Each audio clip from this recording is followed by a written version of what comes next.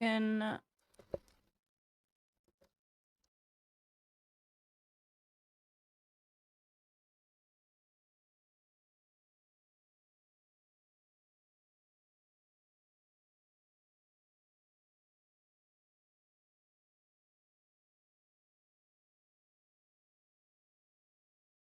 Still don't got an invite, by the way. Okay, I'll send you another one.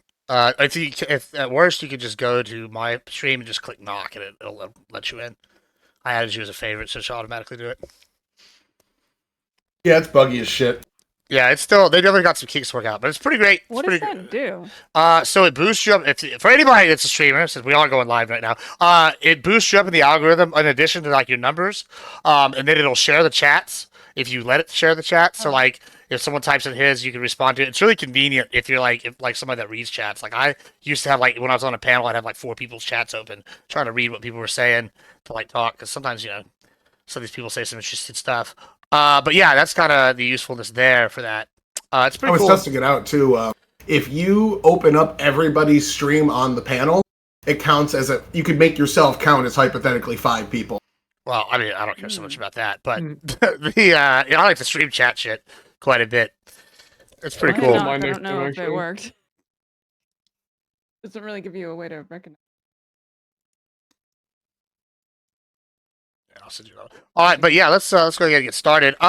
So yeah, I actually want to give credit to Wick because he inspired me for this panel this week when I was watching him and Visora have their one-on-one chat, and I was very interesting to me because I have been saying that I thought the reason the Dems lost for a while, a big portion of it was pretty much everything opposite of what she said, which I was like, I think the manipulation was bad. I think that the like acting like too uppity or too like condescending to people and all this was a major issue. It was a big reason why the Dems lost. However, it didn't seem like that was her take. And I wanted to see, and so it inspired me to ask the rest of not me, but my friends that are lefties here, what they thought their reasoning was, and really dive into it. So I got my friends here together today, and I guess we'll start with Tyler here. Tell us who you are, what you do, and give me your intro and what you think. Oh, average debate enjoyer. I'm here to debate and fuck, and I ain't got no condoms. I don't know, I just think the Democratic Party's kind of in shambles right now. They're taking the few wins that they have, like Signalgate and certain things of that nature, Garcia, the Maryland man, and all this, and they're running way too far with it. They're turning that dead horse into IKEA meatballs, and pretty much anything else is just the party flailing and the worst people in the party gaining traction. AOC is the top-ranked Democrat right now, and she represents a lot of things that most voters hate. And I got a ton of polling data to show that, so I'm going to get into all that. Fantastic. Thank you so much. Nina. Yes, I was really interested to have this conversation because I think right now the Democratic Party is trying to find where its identity, I guess. Like, I think that a lot of ideas are coming out right now, but we're not really together on anything. So we're kind of in a transition zone. I know that's kind of a boring answer, but that's why I'm excited to have a conversation with everyone else here to see kind of what your guys' thoughts are on this. It seems like there are a lot of good positions. I actually would take the AOC position. That I think that she's doing a really good job getting out there. I think that Bernie's doing a really good job by like kind of boosting up her profile because he's kind of waning. She's being then brought up with all of that. Not only that, but she's also getting obviously experience doing all this stuff. And I think that like it's kind of like weird mentorship, right? Or not weird, but like a mentorship. And I think that's really important to be doing more. That's something why I support like having like maybe like age limits because it promotes stuff like that. Because Bernie knows he's not gonna be able to do this forever. So promoting voices like that I think is really important. But in terms of just like the whole party, I don't think that we really kind of know where we're at right now. So we're trying a bunch of different things, and I think that's a really good thing because clearly we saw that what we were doing before absolutely was not working, and we got Trump because of it. So definitely excited to see what's going to happen. Fantastic. Hope to hear more. Shenandoah. Yep. Hello. My name's Chairman Shenandoah. I stream on Twitch, and like fucking every single time I'm on a debate panel, I'm a huge dork, and I always fucking pre-write my opening statements, so I'm just gonna get into it. In today's America, perception beats policy, and the Republican Party understands this far better than Democrats do. Even when Democrats are right on the issues, they're losing the information war because they no longer control the media outlets that direct the narrative. From Fox News to TikTok, right-wing voices dominate the platforms where voters form impressions regardless of facts. The result? A public that distrusts material progress, misinterprets democratic policy, and remains indifferent or confused about key issues like trans rights or race. Add to that weak, uninspiring leadership at the top of the ticket, and it's no surprise Democrats underperform against what are, in my opinion, objectively terrible candidates. If Democrats want to win again, they need to stop assuming policy speaks for itself and start fighting, especially for the narrative. Thank you. Thank you so much, Soy Pill. Yeah, hi, I'm the Soy Pill. I make video essays. I pretty much narrowed it down to two main things. One, I think that Joe Biden dropping out and Kamala Harris being replaced or replacing him was one of the biggest issues. She was quite unpopular in the primary. She did not have a lot of time to present herself. And, she said that she would deviate not at all from Joe Biden's policies, which means that you're now the incumbent fighting against every negative thing that has happened in the last 4 years. Unfortunately, the things that she would change, child tax credits, home buyers tax credits, abortion policies, just even if they are popular policies, were not marketed well. And I kind of agree with Shenandoah. This is a media issue where it doesn't matter how good your policies are if you don't reach out. They were playing incredibly safe. They were vetting all of these different podcasters, influencers to an absurd degree, to the point where the only people that they could get on were very, very, very highly vetted, narrow people that no one really watched, like the Call Her Daddy or whatever it was. And as a result, the DNC right now is reaching out to more influencers and kind of caring a lot less about the fact that, hey, maybe we shouldn't vet people to this extreme degree because it matters how many people we talk to and we can't play 2016 civility politics. And finally, I think that they played it too safe in the sense that the biggest upswing of their polling was when they were attacking Trump, calling them weird and calling out all their ridiculous policies. And voters just did not understand how bad Trump would be for the country. You can see this with people Googling tariffs after tariffs get implemented. You can see it with every other policy that Trump's implementing that no one really understood the implications of because the Kamala campaign failed to explore just how bad it would be. I think they just had a terrible, terrible messaging problem combined with a not so great candidate. All right. Thank you so much, Mr. Wick. So, I think the question can be taken in a couple different ways. There's the question of why did we lose this election, meaning the 2024 election, and that's fair to discuss. But I think the more interesting question is why have Dems been losing ground in general? And I think there are two different answers here. They're related, obviously, but I do think that they're different. I think one of the problems that Democrats and the left in general has had over the last few years and why they have lost people starting, again, lifelong Democrats, starting from 2016 that have been abandoning the party, has because they have become the not fun party, the anti-fun party. They are the ones that will scold you, right? If you say a no word. They're the ones that will take you to task if you have offended someone's sensibilities and things like that. And look, I understand that sometimes you have to be a little bit of a scold, but at the same time, what you have done is a lot of people in the Democratic Party, we let the craziest among us snatch the microphone and lead the charge. And you have people saying unhinged shit that weren't in any real positions of leadership and power, but they were taken as the voice of the Democrats. And the right did a very good job of painting all Democrats with that crazy broad brush. And we just didn't push back enough, and we didn't fight back enough against that part. People need to see us policing our own more. People need to see us standing up against the excesses of the left side. One of my fears going into this is that we're going to learn the wrong lessons, and we're going to think, like I think two of the people who've said before me, like, oh, we just need to fight more. We just need to go more unhinged. We just need to do more unhinged shit. And I think that's a recipe for disaster. What gives me hope is that I am watching the right fall into many of the same traps that the Dems did back in 2016 to the present. With the rise of the quote unquote woke right and the little civil war that they're having within now, I am seeing that the right is beginning to dabble with a lot of the same tools that the more extreme Dems used that led to their electoral defeat, or was one of the major factors that led to their electoral defeat. And we'll see how that plays out. Long-winded answer, I know, but here you go. That's my answer. Well, thank you so much. And Mr. Burns. I missed the questions. The question just why the Democrats lost. And then kind of like the state of the party going forward. What do we think's going on? How do we feel about it? That's pretty broad. But as for why the Democrats lost, I mean, we should have had a primary. I think this is something that should be forced now, whether we have an incumbent or not. We should have a forced primary. If it means that our current incumbent is put under pressure, good. Maybe you should sharpen them a little bit. I think that it also is an opportunity to not only show the presidential candidate, but also other potential candidates for when there's going to be somebody else running in 4 years.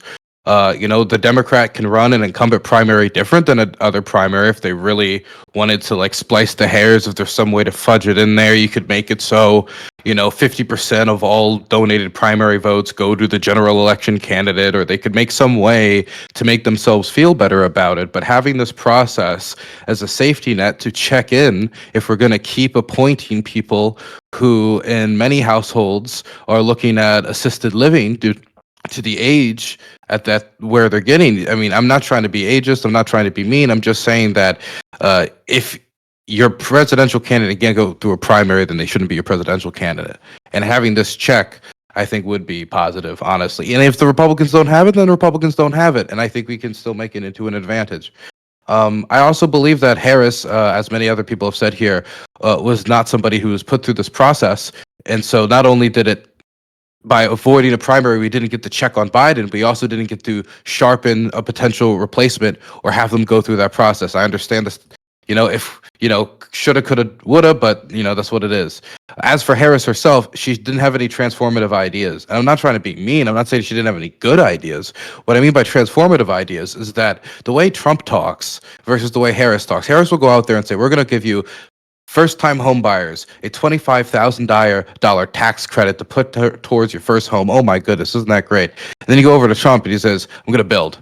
We're going to build. It's going to be cheap. It's going to be cheap. It's going to be cheap, easy, build. We're going to build. It's going to be cheap. And this easy delivery is a lot less policy wonky, and it's something that's also like birdshot. It hits everybody because build cheap, that helps everybody. If you're the construction worker, it helps you. If you're the person getting the house, it helps you. If the person profiting off the building, helps you. When you listen to Harris, $25,000 down payment for first-time home buyers. If you are going to be a renter in 5 years, well, then that doesn't help you. If you're somebody who's buying their second home, well, that also doesn't help you. And so the policy wonkery leading forward on the message, I understand it might be good for you and me to go, ooh and ah, look how policy wonk this is, how this is going to fit the GDP that way or this way. But most people don't listen to campaigns that way.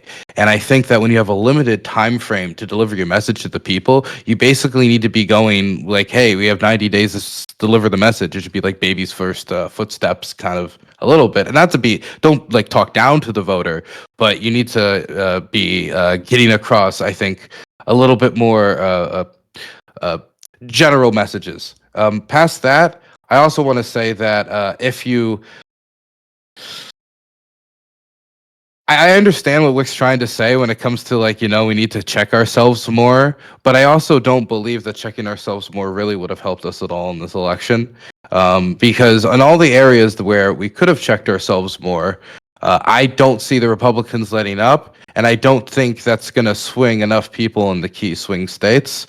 I mean, it might swing general vibes on the internet, but I don't know how much that's going to communicate to key states like Iowa or these other states. So I want to know, when you say, check our own more, are we talking about psychos on the internet, or are we talking about the people in the Harris campaign, and how does that communicate the votes? Because it's one thing to say if we checked ourselves more, maybe that would make vibe a little bit better, or it would get a few of the crazies out. But Hassan was kicked out of the DNC convention. Okay, he was booted out by the DNC. Vosh was kept away with a 10-foot pole. Other people, any plop streamer that could have said anything problematic in history about Israel, or anybody who could have said something that would have been like in a really controversial music video from Mr. Kanye West or something, all those types of people were kept away. And so is it just going to be like us checking like gender stuff more? Are we talking about like, oh, well, if we're a little less crazy on the gender, or are we a little less crazy on the trans stuff? Because I don't think the Republicans are going to let up until we're out there disavowing, saying, you know what, we're going to ban puberty blockers. You know what, we're going to ban X, Y, and Z. And if we don't get affirmative bans X, Y, and Z, Walsh is going to go out there and lie about the millions and millions of kids getting gender reassignment surgery. Whether we say it's going to be 5 kids, 10 kids, 11 kids, no kids, he's going to say it's millions of kids anyway, until we are completely disavowing trans people as part of a demonic movement and punishing trans kids. So I understand, like, if somebody's going out there and say something crazy, but the Democrats, I think, dealt with most of like keeping the like crazies away, at least from Harris. So I mean, I don't know. Well, I guess I'll just answer the question. But I think that, like, when I say police our own, what I mean is that it isn't so much the people who are saying, oh, we have this policy position, we're pushing for this policy position. I'm talking about the people who, every time Trump spoke, was like, he's Hitler! He's fucking Hitler! Look at him! He's Hitler! He's doing the Hitler shit! And we've been saying this since 2016. What is he doing right now? People, like, okay, we don't believe you anymore, right? The boy who cried wolf is a apt analogy for what happened. There was an actual wolf. Look, Trump was actually bad, but because we had been calling every single person a Nazi for 8 or more years, it became hard for people to believe us when we saw an actual wolf at the door. When we saw an actual wolf out there. You think it was that and not 5 years of lying about Joe Biden's decaying brain? Wick, I actually have an honest question for you. Nobody has. That's the actual trust issue with the Democratic Party. That like nobody believes the Democrats. Derailment of what we were talking about. It's the messaging. Really on topic. It's silly. I listen to you guys all say messaging is the problem. It's silly. You cannot message away an 80-20 issue like people don't want trans women in women's spaces. Like, this has been rejected by the people, and here you say, "Oh, we just need to message better," and they'll suddenly accept that men's and dresses are women. I just don't think Americans give a fuck, honestly. This is the leftism that's poisoning the party that you guys are backing up. No, wait, no, I'm a grillism. No, you didn't listen to what I said. I said don't give a fuck. I didn't even say, hey, check your pronoun. I said don't give a fuck. I'm a griller, okay? So when we're talking about this issue, it's one thing to, like, say the American people have this view on the issue. It's another thing to say the American people are voting because of this issue. These are two different things. And when you poll people on these issues, they might give those answers. But you also poll people like, hey, do you think these issues are too politicized? Are we talking too much about trans people? Are we talking too much about trans and people say overwhelmingly yes. Overwhelmingly. Jump in on there, Dylan. I have like polls in my trans issues are like 22 out of 22 on Gallup's list. This is a problem. See what he did? See what he was able to do? We were having an actual productive discussion, and he was trans, and suddenly you all jumped. About nothing. You guys are all wrong. You're saying messaging. Messaging can fix the party. All we have to do is messaging. Hold on. Messaging was 5 years of lying about Biden tape. Hold on, pause. You cannot message your way out of lies. Hold on, Tyler. All right, I'm gonna go to Shenandoah, but then I'll speak to that. But I do want to say, like, I think that some of what he's saying kind of is true as like an outsider. I'm obviously not a Dem, right? But it does seem like there was some polling that indicated what that them message Trump put out was a big one. I feel like there is a large segment of people that are like moderates that like see themselves as religious, and I think that like that kind of hurts. But I mean, I don't know if it's a derailment. I do think that Wick kind of said something earlier as well. Is it seems like there's the extremism, and then like people want to double down on that versus like, kind of what he advocated for. There just seemed to be a kind of a discourse between the people even here. I would even say versus moderation. yeah, versus moderation. But I would say even then, like what Tyler's saying kind of falls in that camp. He's saying it's too extreme. We need to go more moderate. I don't know. Let's go to Shenandoah here. Yeah, sure. So, I mean, I'll just say my position. I'm actually fairly moderate within the Democratic Party itself. Like, I would probably say I'm more on the right-ish wing of the Democratic Party. And I often call myself a liberal and not a leftist for that reason, because I don't really entirely feel like I totally mesh with that. I believe that the Democrats should fight and be more militant, but I don't think that necessarily entails that they have to go all the way to the left or something like that. I think, like, being tough and, like, being willing to actually stand up for yourself and have some integrity would actually help some fucking Democrats win, even if those Democrats are, like, relatively milquetoast in terms of their political views. And I think that's the kind of leadership we need in the party right now. That's what I would like to see. And as I understand it, a lot of Democrats agree with me. There's, if I recall correctly, some poll taken shortly after Trump won, where the majority of Democrats said that they wanted Democrats to fight more and become more moderate. And that's kind of my feeling as well, to be honest with you.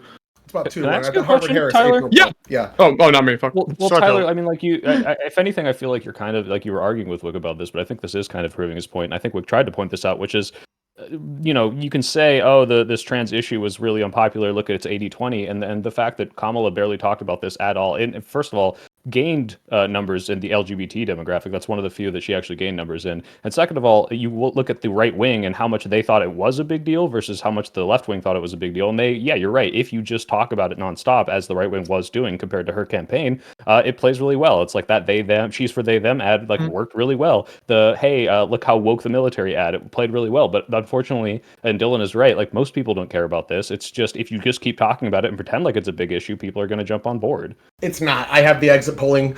About 80% of the vote took this into consideration when they voted. On top of that, I can show you the polling. People are for liberal That doesn't values. contradict what I said. Yeah, people did put this into their voting. It's a top 10 issue this cycle, more so than abortion was. If you look at the top 10 because issues, of the messaging, right? yeah. So what the Democrats need to focus on, what Shenandoah was saying, is different topics. Healthcare prices. Healthcare prices are their number one well. This is how Democrats get votes. This is how Obama won. This is how all of the new Democrat old school parties won. When Joe Biden was on stage against 12 progressives, the guy with dementia beat 12 progressives and won. The last person and only person to beat Trump was an old school beer drinking Democrat, not somebody that surrendered their party over to academia and completely shot the working class voter in the foot.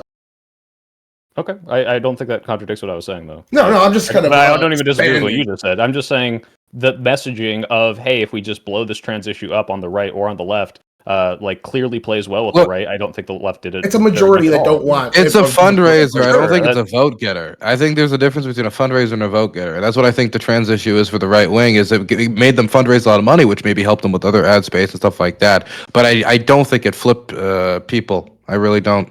Yeah, I actually do want to say that this is at least just my poll, and it might just contradict yours. I know that sometimes polls come out weird, but at least according to Gallup, trans issues were like the least important issue according to most Americans. They ranked 22 out of 22 things that they The considered. economy, right? Exit That was- Yeah, the economy was by far number one. Is that an by exit miles. poll or was it an issue poll? I think it was an issue poll, but I'm going I with the exit poll. have to Right look after at it people again. vote, they answer the exit polls and say, "This is why I voted." I have one specifically in my document about that, and then I have 3 different polls. One of them showing it's a 79 to 18 issue. Even most Democrats don't want trans women in women's spaces. I just don't think people care that much. Look, I'm like, interested in honestly. trans polls as much as the next let guy, me- but let me- I don't let me- think They might not care that much about this issue, but if you have 18 other issues that you see them lying to you about, and they all start to add up, your integrity goes down as a party. Lying to you about. So hold on, Yes, like Joe Biden's age. Let me expand a little bit. The Joe Biden's age too. I Proven. want to add like a couple others. I know that I've talked to some people that voted Republican this time that were like old school Democrats, and they basically said they felt like they had to vote Republican because they were like white males, and they basically are super ultra left on everything else. Right? They're like gay white guys, and they're all like, "Hey, I voted Republican because we felt like there's no place for us in the party as white men." I feel like that's kind of another extremist kind of thing that seems to be something that's pushed some people out along with the trans. Now I don't know what kind of margin, but do y'all see anything along those lines as well, or no?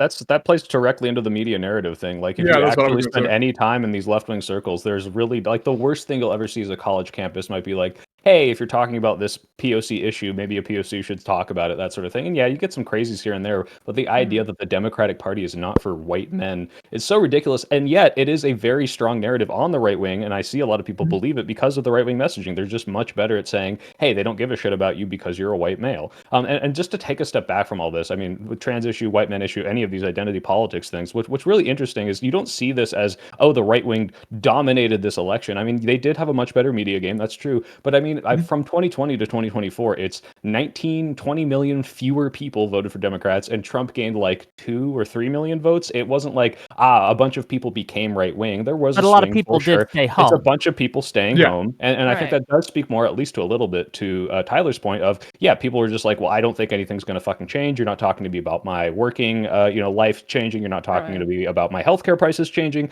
You're talking about, at least at some point, doing nothing different. And then maybe, like Dylan said, doing a few things that might help very specific people in this very specific situation.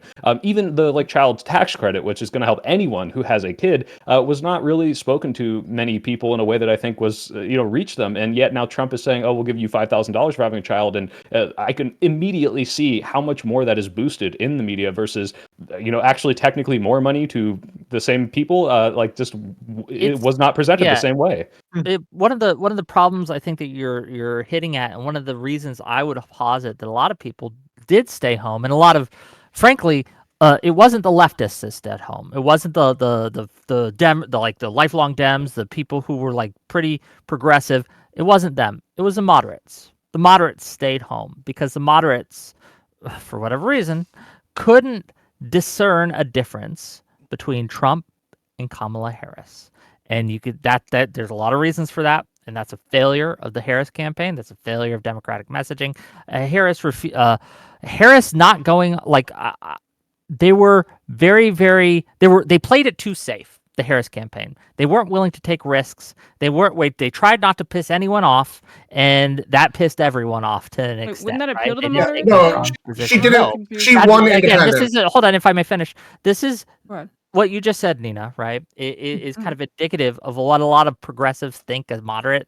Like, they appealed to the moderate voice in a way that a young progressive thinks a moderate thinks, right? It's like asking someone who's 80 years old to appeal to the kids. They're not going to do it correctly. It's not going to come off as authentic. It's going to be pretty bad. It's going to be pretty poorly done. Right, but And in that's my what the experience, I Democratic feel Party like has done with moderates appealing to the tend moderates. to be like more voting along party lines. I don't know. Is that actually statistically true? I don't know the numbers on that. That just doesn't No, seem like that would make she sense. won. She won independence. Moderates got off the fence. That's why, for the first time in 100 years, we see more registered Republicans than Democrats. Moderates made their choice, and they made their choice for Trump in a large way. Well, moderates mostly stayed No, home. moderate Democrats, right? Moderate Democrats, Oh, mostly okay. on the Yeah. center left. I thought you were talking Yeah. about moderate Mostly stayed home. independence. My bad. That misunderstanding. No. Yeah. Yeah, I do think why a lot of moderates stayed home is just as Soypil said in his opening statement, she did not distance herself sufficiently from Biden, and a lot of people also just didn't feel like, hey, this is going to be a really great change. A lot of Democrats were also kind of disappointed with the Biden administration. Some were happy, but it's like the fucking R neoliberal guy, who you fucking never get to talk to except on the internet. Most people were like, at best. And I also just think that Kamala, unfortunately, she just didn't really have that chutzpah of a strong leader. As a lot of people have said, she's played it too safe. They shut down the weird thing that Walt did, and it's that should have been fucking drilled into hell. You know what I mean? That was strong. That worked. I have the weird thing. citations that refute this thing about the Wait, hold on. When moderate. you say the weird thing, were you talking about that guy's weird? When they were talking about Vance, Yeah, or when they were Oh, yeah. referring to Vance and stuff, right? okay, We're going off of vibes. Yeah. I'm going off of data here, guys. I'm looking at all this shit here. The Democratic Party right now in 4 polls is under 30% approval rating. If the election were held today, Trump would still win. Trump would still win an election right now with the economy in the shitter. What does that have to do with what Shenandoah just said? That's telling you. Well, the how do party- you? I It would depend I who didn't the disagree with candidate him. is. I'm It's trying not to going get to be my I Mr. still think Democrat that leadership in the runs. Democrats are weak. Well, and let's be clear. I think that Soypil said something Yeah, earlier they did, that's just true.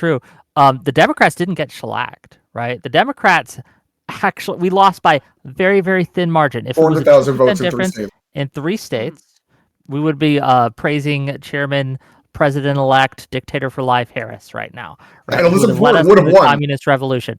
But he like so this idea that like people really loved Trump there are people who really love Trump, right? Don't get me wrong, right? But like the American public were like, yeah, I guess it's Trump this time.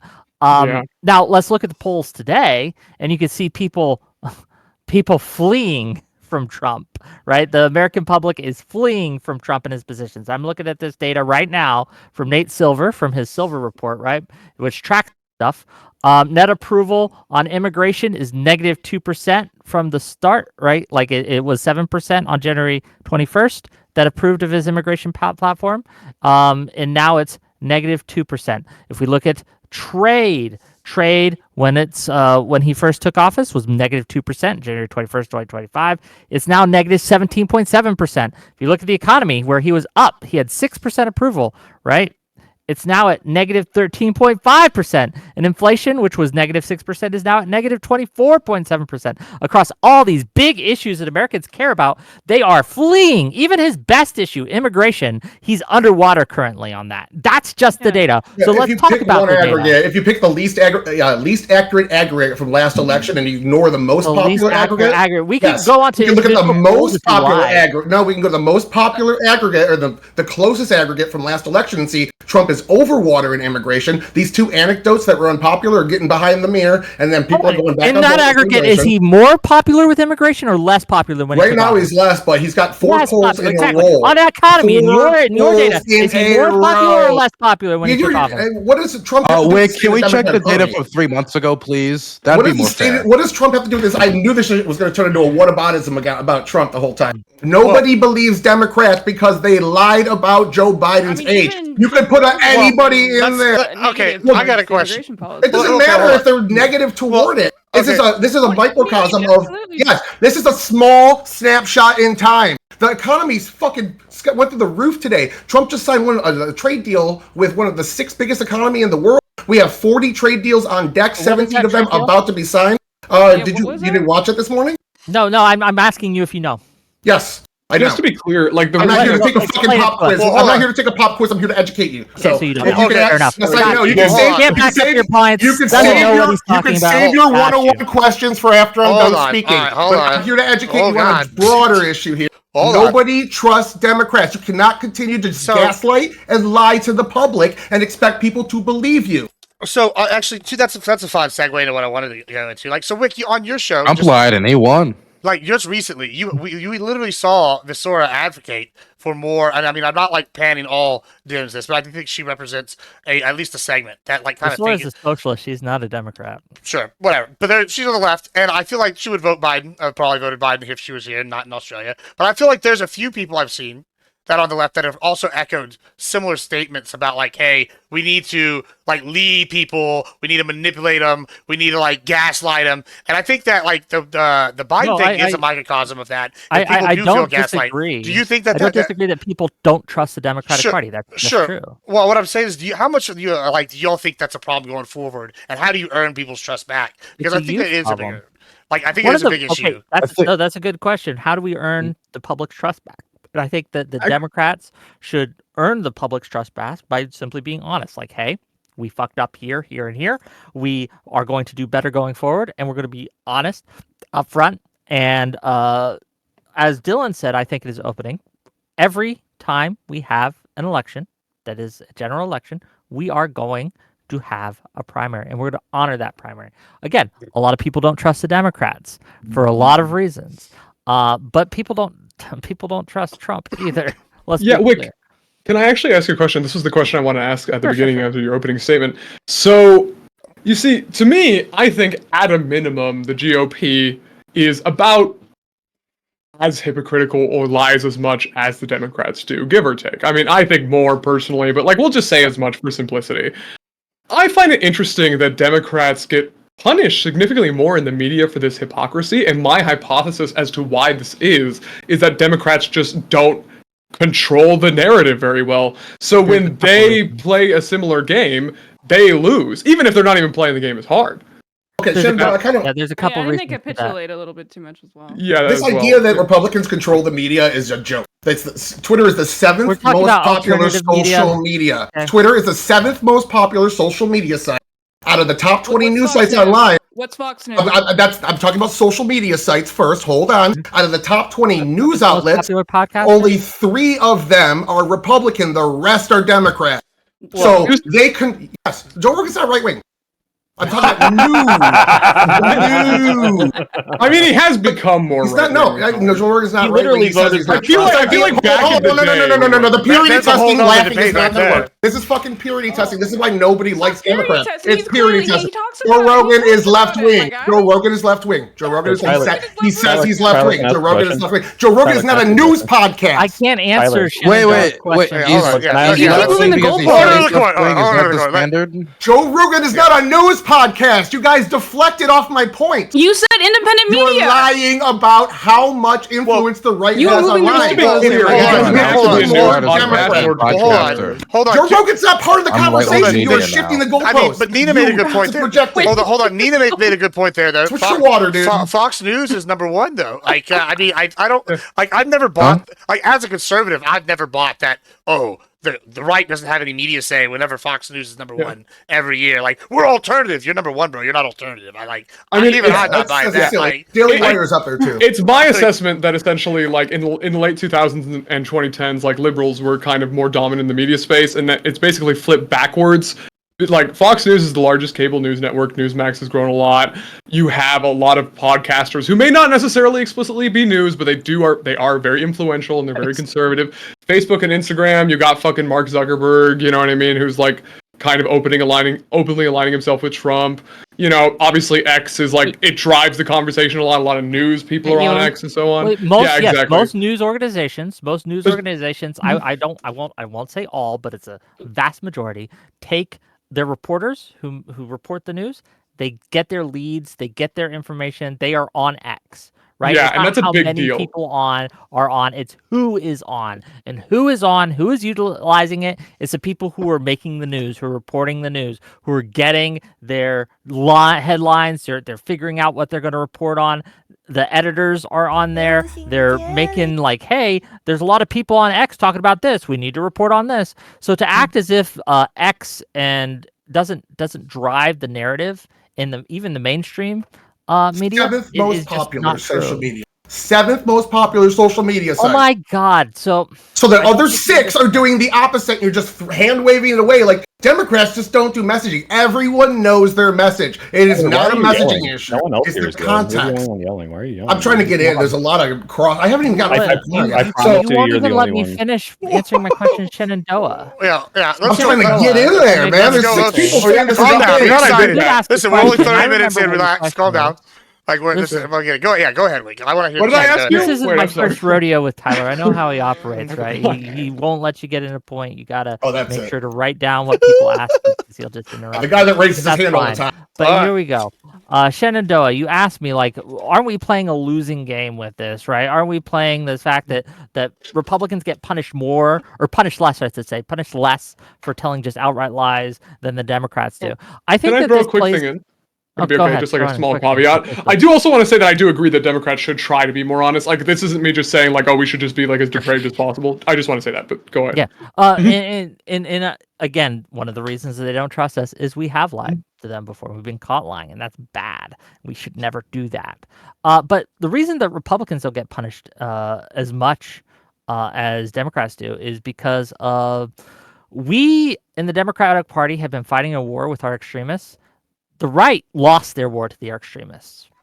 The fact that they don't get punished for their outright lies is evidence that they lost that war to their extremists, because the extremists is like the watchword of the extremists is it's okay when I do it, right? They'll punish the Republicans' lie or the Democrats' lies all day, or the enemy's lies all day, but it's okay when they do it. They're doing it for the cause. They're doing it for the right reasons, right? They're lying for, for whatever they support when it comes to the MAGA movement, the MAGA, making America great again, protecting the white race, what have you, right?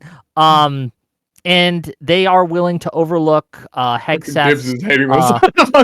They're willing to overlook This is a lie. Hegseth's It's okay. Hegseth's just brazen mishandling of classified information, right? And then they're willing to overlook Gabbard and Ratcliffe lying about it under oath, right?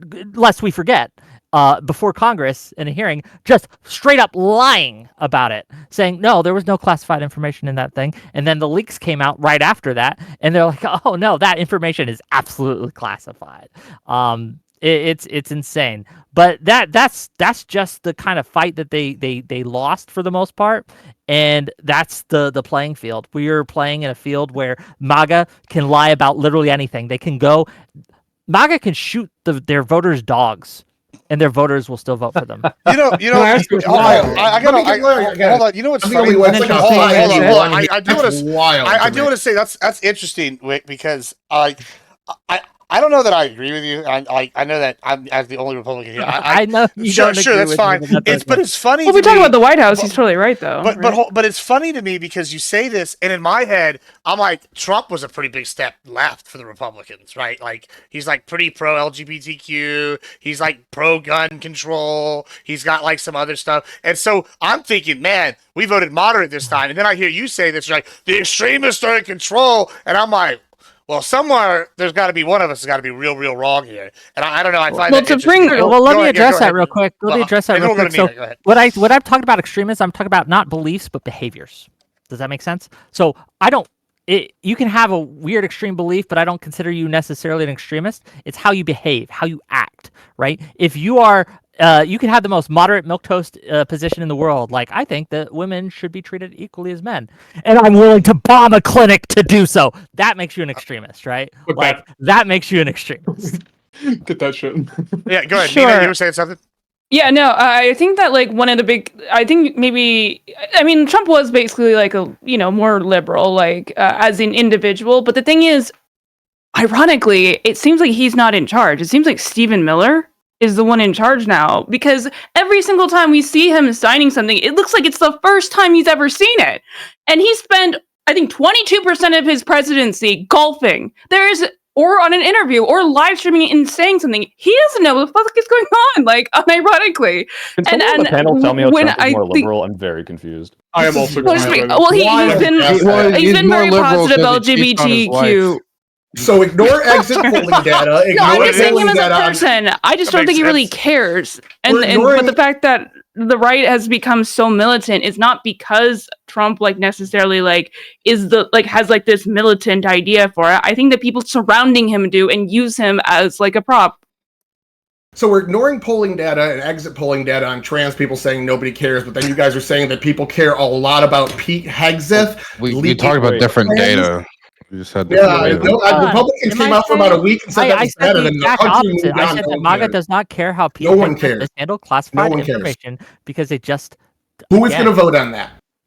They might not vote on it, but if you don't. Then why the fuck are you bringing it up? We're talking about the Democratic Party here. It's silly. We're talking about Trump's administration. We're talking about the Democratic Party. Did you not know the panel? An example. Wick, I'm trying to talk. You cut me off again. Wick, I'm talking. You cut me off again. Wick, I'm talking. You cut me off again. Wick, I'm talking. You cut me off again. All right, don't any new people. All right. This isn't your panel. I know you love debating on those. Shut the fuck up for a minute. Calm down. You're angry. Relax. Deep breath. All right, shh. Go. I'm good. I wanted to get to something Dylan said too in his opening. It was really interesting. Hold on. Okay. What were you saying? This isn't going to be a hateful thing. Dylan actually made a really solid point in the beginning. So, all right, go ahead. Say your piece real quick, and then. Oh damn! It worries me that we agree, but we'll see. Oh, I'm a fucking left winger. I'm not a sycophant for fucking stupid leftist shit. So Harris had a ton of transformative ideas. It was her entire career. It was a smart on crime policy that she wrote an entire book about. She helped pass Prop 47 in California. Her fucking office did a bunch of shit behind the scenes to get it passed. All sorts of things. She was in the one of the leaders of this movement that we saw that was in cities decriminalizing certain things, letting people that go out with no bail for holding somebody at gunpoint the same day, which is how it currently still is in New York and California. So she an AG? What do you? Yes, she was the. She doesn't make laws. What do you mean? I didn't say she made the law. You got to keep up. I'm not going to repeat myself. I'm going to keep going here. Right, so what Dylan was saying here. She's not okay. In the 2024 primary, she ran on all this thing. She got 4% of the vote. The problem with Harris wasn't she didn't have transformative ideas. It's the fact that she didn't denounce all of her transformative ideas from the past. She just said, I'm going to do what Biden did. So she had this giant backlog I just Honestly- went through 3 examples for you. No. What did I she have not a denounce? this No, is a no, different. Yeah, go ahead. Smart on Sorry. crime policy. I thought it was. Yeah, I go would ahead. respond to it. Yeah, go ahead, Oh, Dylan. okay, go ahead, Dylan. So Smart on crime policy. honestly, Let's start with that. I'm gonna respond to it with a different critique of Harris. So this isn't even a defense of Harris. I have of the belief that people still by the time the vote was being counted did not know much about Harris. She was not given a prominent position in the administration. Nobody knew what she did for 4 years, besides that she had something to do with the border, which is not going to give her a particularly good representation in this environment. And so while there was reporting on her time as AG, and she did talk about her time, like, she's the prosecutor running against a felon, people would hear like little snippets and tidbits. I don't think the average voter knew much about that. And so I think that's part of the reason why she lost, is because that became her just being a representation of the status quo. Well, Trump then became once again an agent of change. So I really don't 100%. think that They record used- had much They to do with used her her losing. record against Trump. That's Trump's entire campaign. I live No, in no, this state. I know, watch I these know. commercials. I'm not saying that the Trump didn't do that. I'm just saying it didn't end up being, I think, the deciding factor. If I could also build on that, I also Go ahead, think Sean. honestly that just people just do not remember this stuff. People forgot a lot from Trump. Yeah, I barely alone. remember it, man. Yeah, let alone fucking Kamala's AG term. Like, it's just Remember the I Muslim honestly man? yeah, I mean, a lot of people forgot about a lot Yeah. of things about Trump, and I think polling data often reflects that, where it's like, oh, Hey guys, yeah, everybody's dude. voting based on the Roy Cohen scandal. Everybody knows Roy Cohen. Everybody. Yeah, exactly. Here's the Yeah, thing about Shannon- politics. Shannon- It's the art of Yeah. the present. Like, it's the eternal present. Like, Mhm. it's impossible to predict who's going to win in 2026 or 2028, because Of course, I they're don't play the they're going game. to judge it by the month before the election. What happens Yeah. within that month, or maybe two, Exactly. it's Yeah. that's going to be what drives most of the Yeah. voters. That's I not was to gonna say that I- build off what you said, Shenandoah. It's like, Yeah, go ahead. on one hand, it's what exactly happens like within the first couple months before. So because what Dylan said, Kamala becomes the new candidate, and it's like, okay, wait, hold on, who is this? Let's like remember everything. The right wing is able to drive the narrative on that by making people give a shit about the one time she said maybe she would provide a prisoner who also is an illegal immigrant with health care, which I don't think anyone should give a shit about, but My that is favorite a Trump thing that policy. people did care. Yeah, exactly. That's the thing people cared about for some fucking reason, because they were able to blow it up. But also, I think you could see this reflected in the 2022 midterms versus 2024, how riled up people were when Roe v. Wade got overturned and abortion rights were kind of slipping away. And even though that was progressing and getting worse in 2024, people did not, it wasn't as blown up in the same way. It was just one of several things in a platform, rather than, hey, holy shit, this is happening, everyone go out and vote 2022. So I think this is also, people just have short-term memory, and that's why driving the media narrative is so important. You have to blast The this in their short-term face. memory just keeps getting shorter. Let me ask a question real quick. Soy Pill. So, okay, I want you to listen how you describe that. I will never forget this moment till the day I die. Thanks, And Soy Pill. And it was during the debate with Kamala, and I was in Wick's chat. We're over here, and he said that he's like, "Oh, they're trying to give illegal aliens in prison transgender surgeries," and we all laughed, like, just, ha ha. This is some crazy Trump shit. Then we Google it, and that's what it says. And then you just now described it, and you chose to give them health care. And I feel like that's part of what maybe I think some of the people in the middle are saying. They're like, "Oh, this seems like dishonest." You're like, "Oh, it's healthcare." Well, okay. In one part, like, yeah, it is. But on the other hand, it's pretty extreme. Like, my taxpayers are paying. Like, taxpayers are paying for like an extreme policy of some mind. Like, you don't see how it's like somewhat dishonest in like some people's minds. Sort of. I mean, I understand why you could view that as that way. I wasn't trying to present it dishonestly, but No, I mean, I don't think you were. That's not what I'm saying. Sure, I'm honest if you do that way. Yeah, no. I don't think you're accusing me, but I see what you're saying, and I think the problem is you look at, let's say this was like a person. Let's take the extreme right wing example. It's like, a legal immigrant prisoner said they wanted to become a snake, and they asked for these scale tattoos all over their body, and it's like, yeah, okay, I can see how someone would see that and say, like, why is my tax dollars paying for this aesthetic surgery? I think what the problem is that, like, no matter how ridiculous it is, if it's a trans person getting surgery, if it's this person saying, I want scaly snake tattoos, this is like a person in prison, and it's like at most like affecting little to no one, versus you could be spending this time hammering in the fact how Trump is openly saying he wants to raise all prices on foreign goods by 10 to 20% across the board, which is going to be hurting like so many more people. And the fact that they were able to drive that home and say, look at this ridiculous policy, and you can think that's ridiculous, that's totally fair. If you're like, hey, I don't think I should give trans surgeries to this illegal immigrant, okay, okay, sure, maybe that's your position, but this is such an irrelevant point, and the fact that people cared so much about it was because of the media being able to blow that up, because that does sound ridiculous. And when you see she did say, like, yeah, I would give them healthcare if it's part of healthcare, then they're like, oh, I guess she supports that. Who gives a shit, though? Yeah, She this said does she wanted play to to the change. She double is standard. bragging about changing the policy in California to make it that way. That's Sure, what the Yeah, ACLU bragging about saying we can In give that same healthcare to debate, illegals. If you remember, in that same debate, Trump also said they're eating the cats, they're eating the dogs, right? It just made like Say that. That's the why fact it was that we kind of. chose to focus on one and not the other. Well, And that's what I'm one is the saying, one, Wick. They're both one we crazy remember statements. and one we don't. No, we remembered both, but the thing is, one What was are like the- crazy because like, oh, Trump says crazy shit. I can't believe he said that nationally. Sure. And then he said the second one, we're like, oh, that's two crazy ones. Look at this crazy bastard. And then all of a sudden, oh shit, this one's true. Yeah, You know, and how like- many people didn't vote for Trump because they found out he lied about that? Like zero, probably. It wasn't. At the end of the day, though, like who's going to trust the Democratic Party that had a 35% approval rating on the economy, saying the economy is great by every metric? Voters are just stupid. Who's going to trust them when they start giving an economic message? I'm Yeah, talking I to think nobody. But they were right. I think that's true. That. Oh, did I? Oh no, no. No, you're still here. You're Yeah, just- the Oh, no, yeah. you're okay. But voters are all he's stupid. figuring out his stuff. I on a Tiger, productive note, I think that Go ahead, Dina. That you're was a good kind of exit. hitting on something that. Yeah, that's good. Yeah, he's like frozen. He just fucking faded That's gonna be a away. good thumbnail. Fucking Yeah. Wakanda forever. Gone. Yeah. That's I think funny. about it that way. Yeah. Maybe you did like the auto update or whatever. Fucking hit it. Fucking hit his power button with his foot. You don't think that voters are all too stupid to understand is actually the Yeah, on a message productive note, unironically, yes, I do think that we need to stop being like too You're back, like Wick. thinking like voters are smart. They're just random people. They're dipshits. They don't know anything. Like I'm not saying everyone's like that, but let's make a message messaging.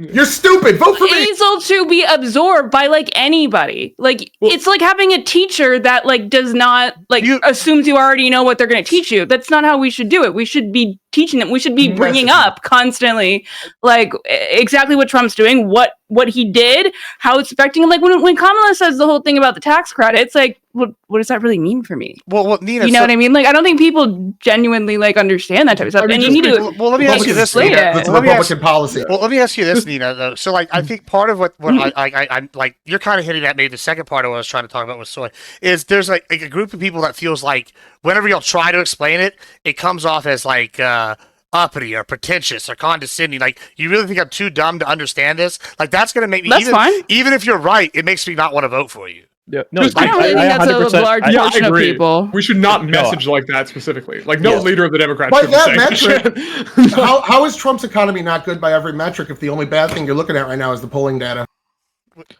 Well, it's What? good in What? every metric. what Wick was bringing up. He because went all through the good polling things data. are, Hold on. Point by Trump point. economy, Hold on, and our bad economy things are It's a little bit Biden off economy. what we were just We talking had a about. Okay. negative 3% he's back. growth in the GDP last Did you quarter. look at the last month of GDP? Like the Negative fucking numbers. skyrocketing. Okay, I we don't want have a to. skyrocketing We're not stock talking about the market right GDP right now. I mean, that's I think fine. we should probably not measure GDP by month. Maybe by quarter makes more sense. now. or Oh by yeah, that's different more. Yeah, metric. nice. So what about That's the how you two usually quarters do that it. That's shrunk literally under how you Biden do in it. 20 July 2024? The hold two on. quarters back to back it shrunk under Biden. But That hold was a on. good economy by every metric.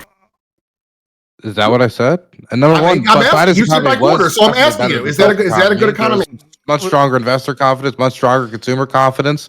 We had much more stable GDP growth. The GDP was growing until we had the shrinkage after the tariffs were implemented. Now, we could say what we want about the economy up to that point. There were still things that were weak about the economy when it comes to high credit card debt. There was still the problem with the housing crisis.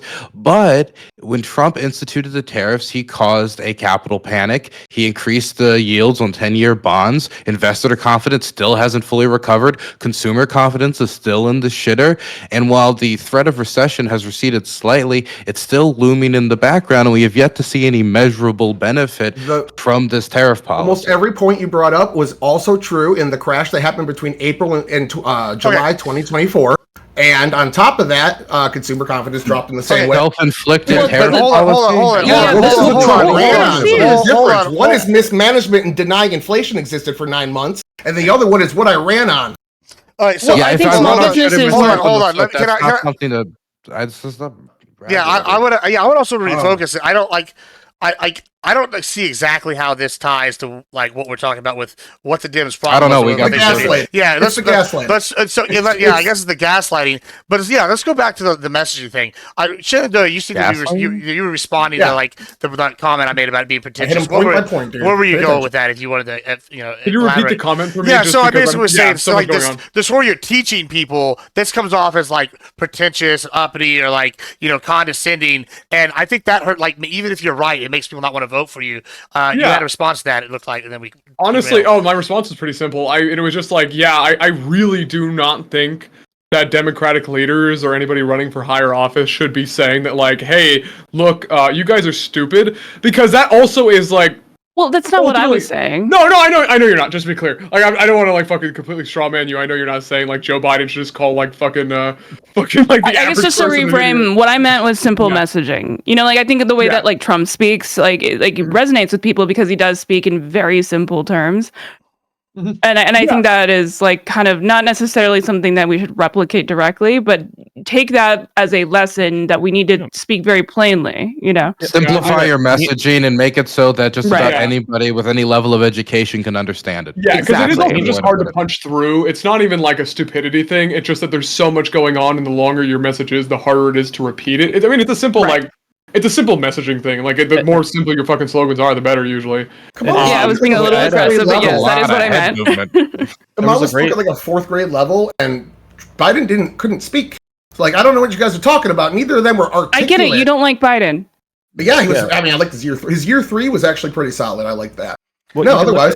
But I think a good example of this is Nina. I don't know if you mentioned this yet, but when Pete Buttigieg recently went on this podcast and explained, it was very, very blunt. It was not condescending, and I agree with your point, Gibbs. That like no matter how well the economy has recovered, no matter how much better we're doing than other people based on inflation metrics recovering from COVID, if you just say, "Hey, I know you're struggling, but actually these numbers are good," that's horrible messaging. It's not. It doesn't matter. It doesn't matter if those numbers are true. People who feel the struggle, even if it is completely vibe space, even if their prices might be going up, but their wages are going up, like some people are facing some sort of hardship based on certain numbers, and some people are just like, it seems worse. And regardless, you can't just tell those people you're stupid. I agree, and that's why I think when Pete Buttigieg goes up and is like, hey, this is how a tariff works, this is why you're going to be paying more, like it's a very basic kind of thing, and that's what we need more of it. And yeah, Nina, you're right, you don't need to go up and just say, I don't know what the fuck, the Kamala crime, Trump safety, or whatever that stupid fucking slogan is, although that does work with his base, but you still need to be able to say, hey, I'm going to explain this to you plainly. And that's why I think Kamala Harris needed to go more like these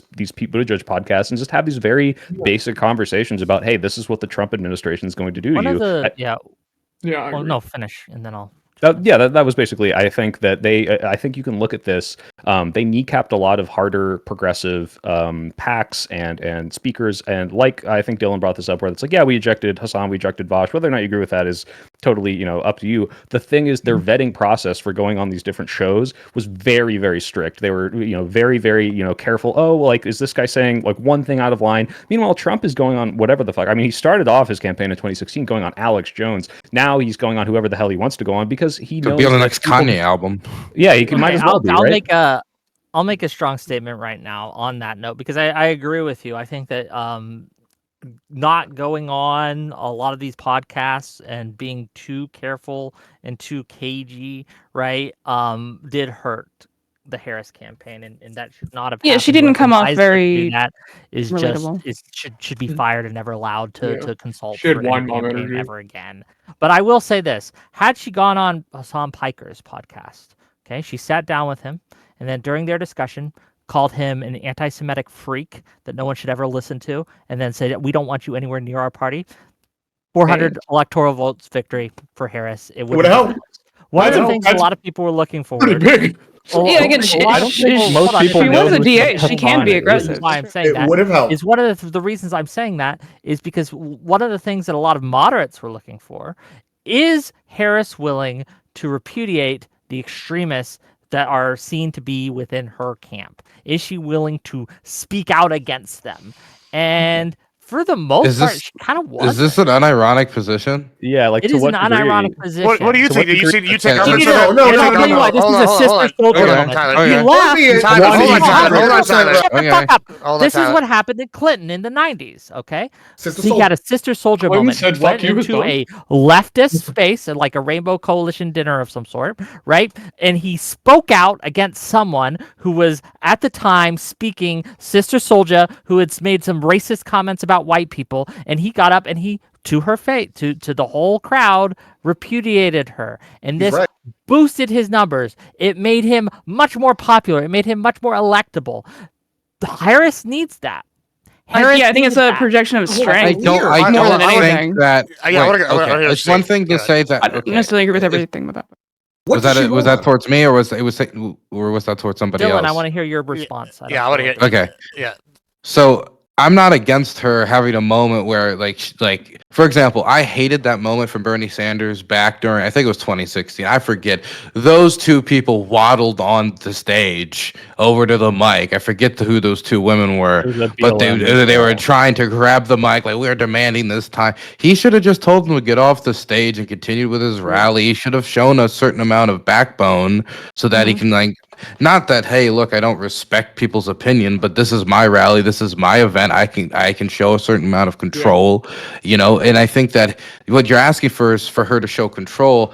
I don't know if it's really helps to go onto another man's platform who happens to be the top political streamer on Twitch when the Harris's campaign's goal is to help, like, try to boost voter turnout. They want to boost youth turnout. Hassan's popular with young people. I don't think in my mind that we're going to gain enough votes to make it worth it, or certainly anything that would We actually wouldn't have lost a gain the, single even if you goddamn vote. even if you gained Even if votes, you did. even if you gain votes, you're going to get, like, what, 20,000 votes from the people who don't like it's, you're not going to change the outcome of the election. is 100% I don't even think you're going to gain votes. This I is honestly the don't. Who problem, is like, the say we only hates did 20,000 votes, Hassan- We only needed a few. in a Wick, few but states. Wick, who's the Most hate people don't know who Hassan Hassan is. Yeah, I like, agree. outside of, I like, agree with other- Yeah, it's the Palestinian protesters that were in Columbia, Harvard, committing hate crimes against Jews, and the colleges that are now currently suing the Trump administration to push back against civil rights legislation. That's what the voters were paying attention to and hate. 78% of the voters in a March poll said they want Israel to stay in Gaza until they completely finish off and remove Hamas. 78% of the country. What other issues are 80-20 like this besides trans issues? Well, It's like, But why I is would- it? I would- hold on. Why is it Harris's job? But that doesn't translate to it being Harris's Well- job to go to these protests and, like, condemn these people. That's Yes. not to say it wouldn't be politically Look, I'm beneficial. not saying I just going don't Same think way it's that Trump has to negative. condone whites or have I'm to go out and saying condemn white going supremacy. to Not a like- not like- representative of a group that are seen as aligned with the Dems, even though they're not. Like, let's be clear, Hassan Piker did not promote Harris to his he wasn't advocating for them to help elect Harris or anything like that. He didn't do a damn thing, right? A damn thing to get Democrats elected, right? Mike from PA, his little orbiter buddy, actively advocated people not vote for Harris, right? And Harris didn't say one word bad against them. She just didn't scream death to Israel enough for them. Well- But here's the thing, like, the reason I'm advocating for this is I think that we need, as Democrats, to show that we're willing to stand up against what people feel are the extremes of our coalition and our party. People are tired. They're tired of this extremist movement. And I guarantee you that if she had done something like that, it didn't have to be exactly that. It doesn't have to be exactly Hassan Piker. It could be another representative. Pick one. Doesn't matter. Pick someone popular who can be painted as an extremist and throw them to the wolves. Sacrifice them Hassan. on the altar. Mehdi Hassan Pick, would- like, how about we pick, like, an actual? Wait, okay.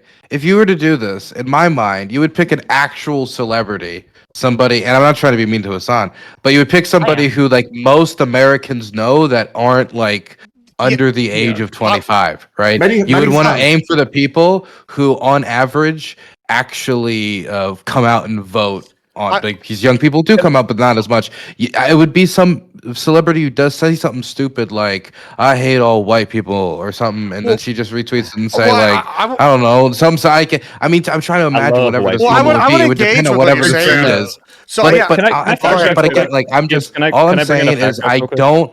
I Yeah, don't go to think you, yeah. that condemning anybody's favorite Twitch streamer or anybody's least favorite Twitch streamer would have changed the outcome of the election.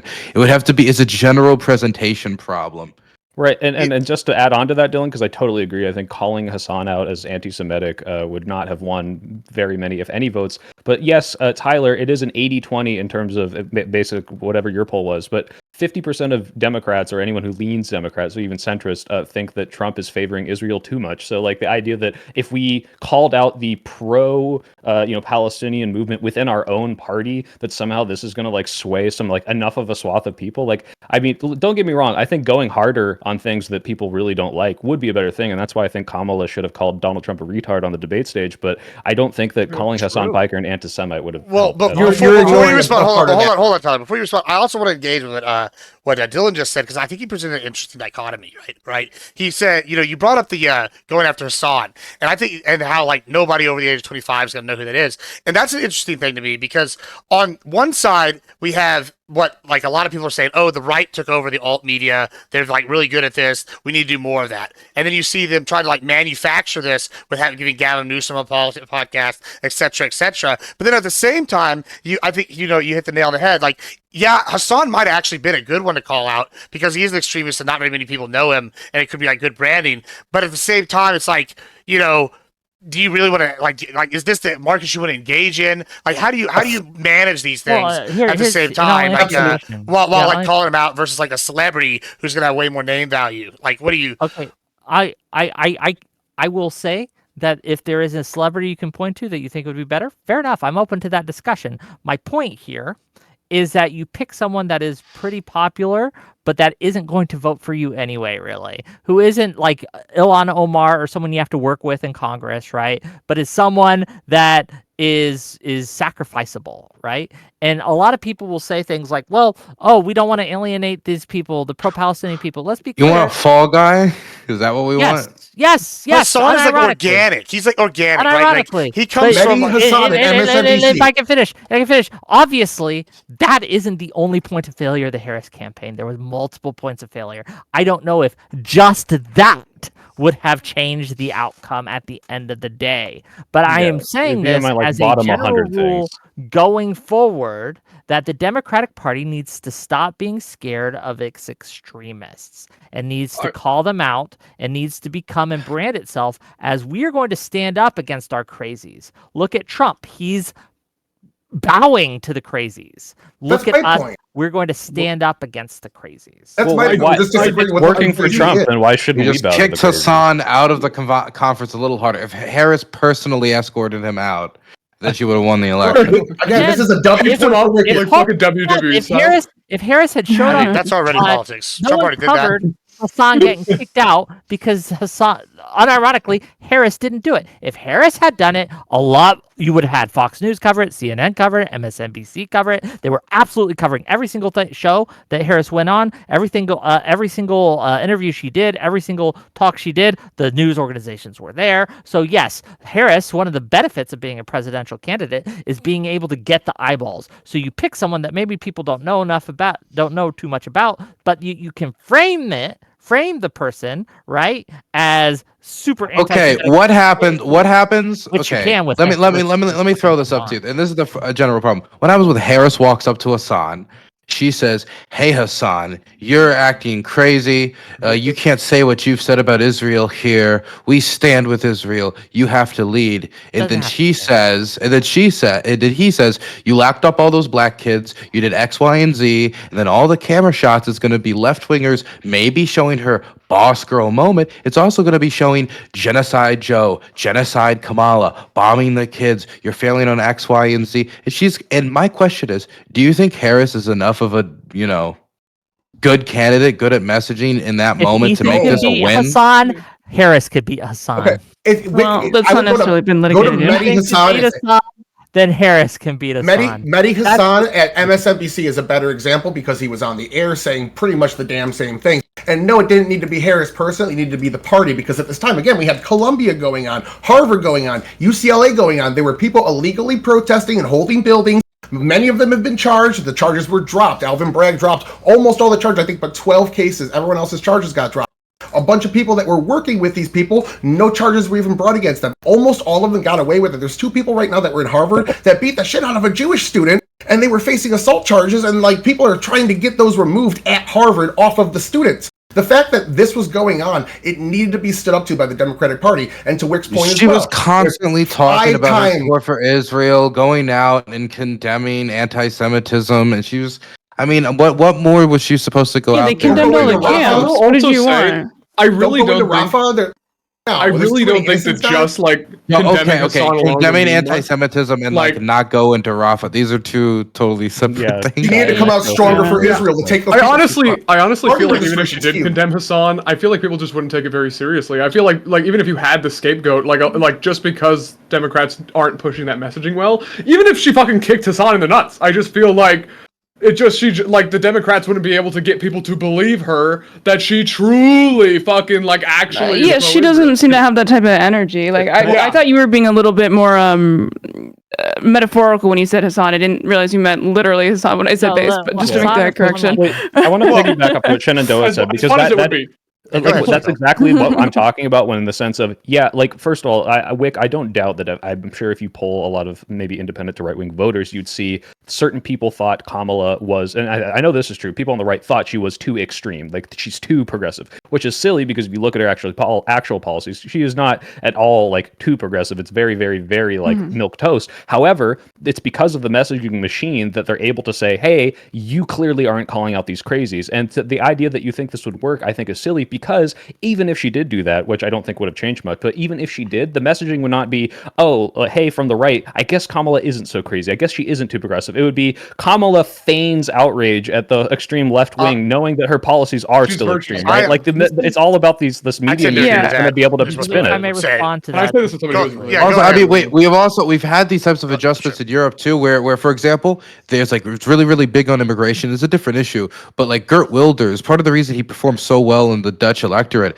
isn't because Geert Wilders was like some election mastermind. Is because once the entire electorate shifted to the right on immigration, and the general consensus was, I guess, the right were right on immigration. Well, if you're voting on immigration and the right are right on are the ones who are right on immigration, you go to the king of it. You go to the person who has always been talking about immigration, who's always been talking about this issue. So if the Democrats come out and say, you know what, actually, trans women aren't women, trans men aren't men. We don't care about this anymore. Pass whatever laws you want. You make them have to do this on ID and we completely jump on the Matt Walsh train. All that's going to happen is like, oh, so the Republicans are right. Well, then they should be the one making policy on this. I don't think it's going to lead to Democrats. Right, I no, don't know no, where- that's that's what Gavin the Newsom thing. did. What Gavin Newsom did, and is Gavin Yeah. Newsom No, going no, well no. with moderates? Yeah, Is and Gavin actually, Newsom yeah, going I well agree with with Dems? No, Well, no, Gavin no, Newsom no, no, came no, no. out and had a less than No woke one stance trusts on trans Gavin sports, right? Newsom. You guys Right, are going exactly, far that's what left, I'm far saying. right here. The You middle know, ground, who is 70% Elizabeth popularity. 70% Strength and popularity integrity for matter more. liberal values Oh. for trans people. Let people live how they want to live. 70% popularity. Saying that they need to be in the same spaces as women when they're in privately, that went too far. They needed to reel it back. And when they, Right. And Hold on. would And they do Gavin that Newsom- pretty much Hold so. on. Tyler, you want Democrats to not be hypocrites and have values, but you also want them to switch every single position to what is like the median popular idea. No, just And that's I what you call it. honestly think That's that like interesting. displaying Temperature strength is check really here. important, just especially a on less salient temperature ideas. check. That's an interesting Who take. thinks that the Democrats, whoever is the face of the Democrats, whoever it may be, AOC, Josh Shapiro, whoever becomes kind of like the de facto leader of the charge for 2028, Sure. for 2026, etc. Me. Who thinks that they should call out the extremists on the Democratic side? Really? Hold on, you don't It call them depends out. who they It are. depends. I Who mean, they are. all of them. For I every think issue. this is the problem. Okay, we've hit on it. This is a problem. The fact that all the hands here didn't shoot the fuck up is an issue. And I think that one of the issues that we have are Democrats are seen to play footsie with extremists. Well, do you And it mean makes it to? really hard? If I can finish, and then I can let Go you ahead. finish. Like, it becomes really hard for people to like when we say, "Well, we're not that extreme." When someone asks a basic question like that, like, "Hey, are you willing to stand up against your extremists?" and people are like, it really doesn't sell the message that we're willing to like that we aren't an extremist party. It's a problem. Well, first off, I'm not running for president. We're gonna go And to Nina second off, after when you that. say extremists, right? I don't know what that means. Are we talking about Right. people who have politically unpopular positions? Or are you asking me, am I going to stand toe and toe with somebody who wants to bomb some sort of political event? Of course, I'm not Right. going to stand toe and toe with some bomber. kinda If why that's I your was question, like, it's a "Yeah, it really wild depends." question. But if you're asking me, like, am I going to Yeah. stand with somebody who wants to completely abolish the death penalty in all instances because he believes it's a sin against man or something, and therefore, then yeah, I'll stand toe and toe with that person because that's a value I generally agree with, whether makes me extreme or not extreme. Maybe I'll stand toe and toe with somebody who like we should stand on our values and principles, because if we just look like flimsy flip floppers who are cheap and we just go where the polling goes, then when the American people turn a certain way on an issue that's good, it's in our favor, it's within our values, we won't be there to receive them. Let's Mhm. go to Nina here real quick. I know you're trying to get Yeah, in. no, that's basically what my question was going to be as well. It's like, what do you mean by extremists? Like, obviously, if people have more to the left views, like, Like, I'll give you I an example. don't. Can I piggyback off of that? Like, okay, so for Well, example, like, go ahead. sorry. Oh, sorry, I didn't want to cut you off completely. I didn't know you had more to say. Oh, I was was gonna just say, like, was going with what Dylan said. So yeah, you can go ahead. no, that was fair. Actually, I just wanted, like, for fun, I was just gonna ask Wick, like, am I an extremist? Because, like, I'm somebody who, like, very don't know you often is. enough. That's fair. Like, I was just gonna say, like, I'm very often, like, very militantly anti-Trump. Like, I think what he does is fucking horrible, and I'm like very, very open that, like, honestly, I think it's treason and they should be fucking put on trial. Like, I'm fucking awful about that. But also at the same time, like, for a Democrat, like, I'm kind of centrist in the Democratic Party, like center right. Like, I'm not really like a socialist, you know? I think that when I say extremists, I'm talking about Hassan and people like Hassan. I'm talking about Mike from PA and people like Mike from PA. I'm talking about that kind of wing of party who thinks it who have advocate the people who are Okay. firebombing Teslas, I should Well, say. okay, People okay. who are shooting at Trump, Well, right? can I Can we ask name you? can we name an right, actual extremist that advocating or making matters? Wait, jokes about Wick, this is that, important. And I want to Wick, come back this to is that in really a second. important. Yeah, go You ahead. have to name an extremist that's important. Like, for instance, Luigi. That's a extremist that killed somebody who, did an instance of what people could describe as actual terrorism. Nobody knows who Mike from Couch is, okay? Nobody cares. What people care about would be an actual political extremist, like a bomber or a manifesto writer or some thought leader who said something crazy like all white people are the devil. That is like, for example, Luis Farrakhan, or something where you could point to some extreme, even though Luis Farrakhan is not somebody I would call like a leftist extremist. But my point is, you're supposed to be able to point to somebody who I think people know, and Mike from like these streamers, nobody gives a fuck about. Well, Yeah, it'd be also really be, like, weird if somewhat for the Democratic Kamala constituency. Harris. This is a Hold out microcosm. Mike That's from the PA. issue. Hold on, Anyone hold that on, says hold racism on. equals power plus prejudice as an extremist. Well, I also want to touch on what he just said here. I want to present you with an alternate scenario, right? Because I think part of the Democrats' Party, like from an outsider perspective, is it feels like everything's manufactured. Like I see Gavin Newsom's podcast, and it seems to me like it's very like manufactured, right? But then you mentioned Hassan, who I think that he's I'll get to. Like I think he's basically just a speaking point for like the Dems, like right, like it's like one person removed. That's what it feels like. And I mean, maybe it's because he was the governor. That might be like some grace on that. But like with Hassan, he's very like organic. Like I believe Hassan believes what he thinks, right? Like if you watch like a Tim Pool, right? I believe Tim Pool is probably getting, if he got paid for Russia, he's probably believes what he's thinking. Or if I watch Joe Rogan, he probably believes what he's thinking. It's like an organic thing. And Why'd you say if? It's definitely true. Sure.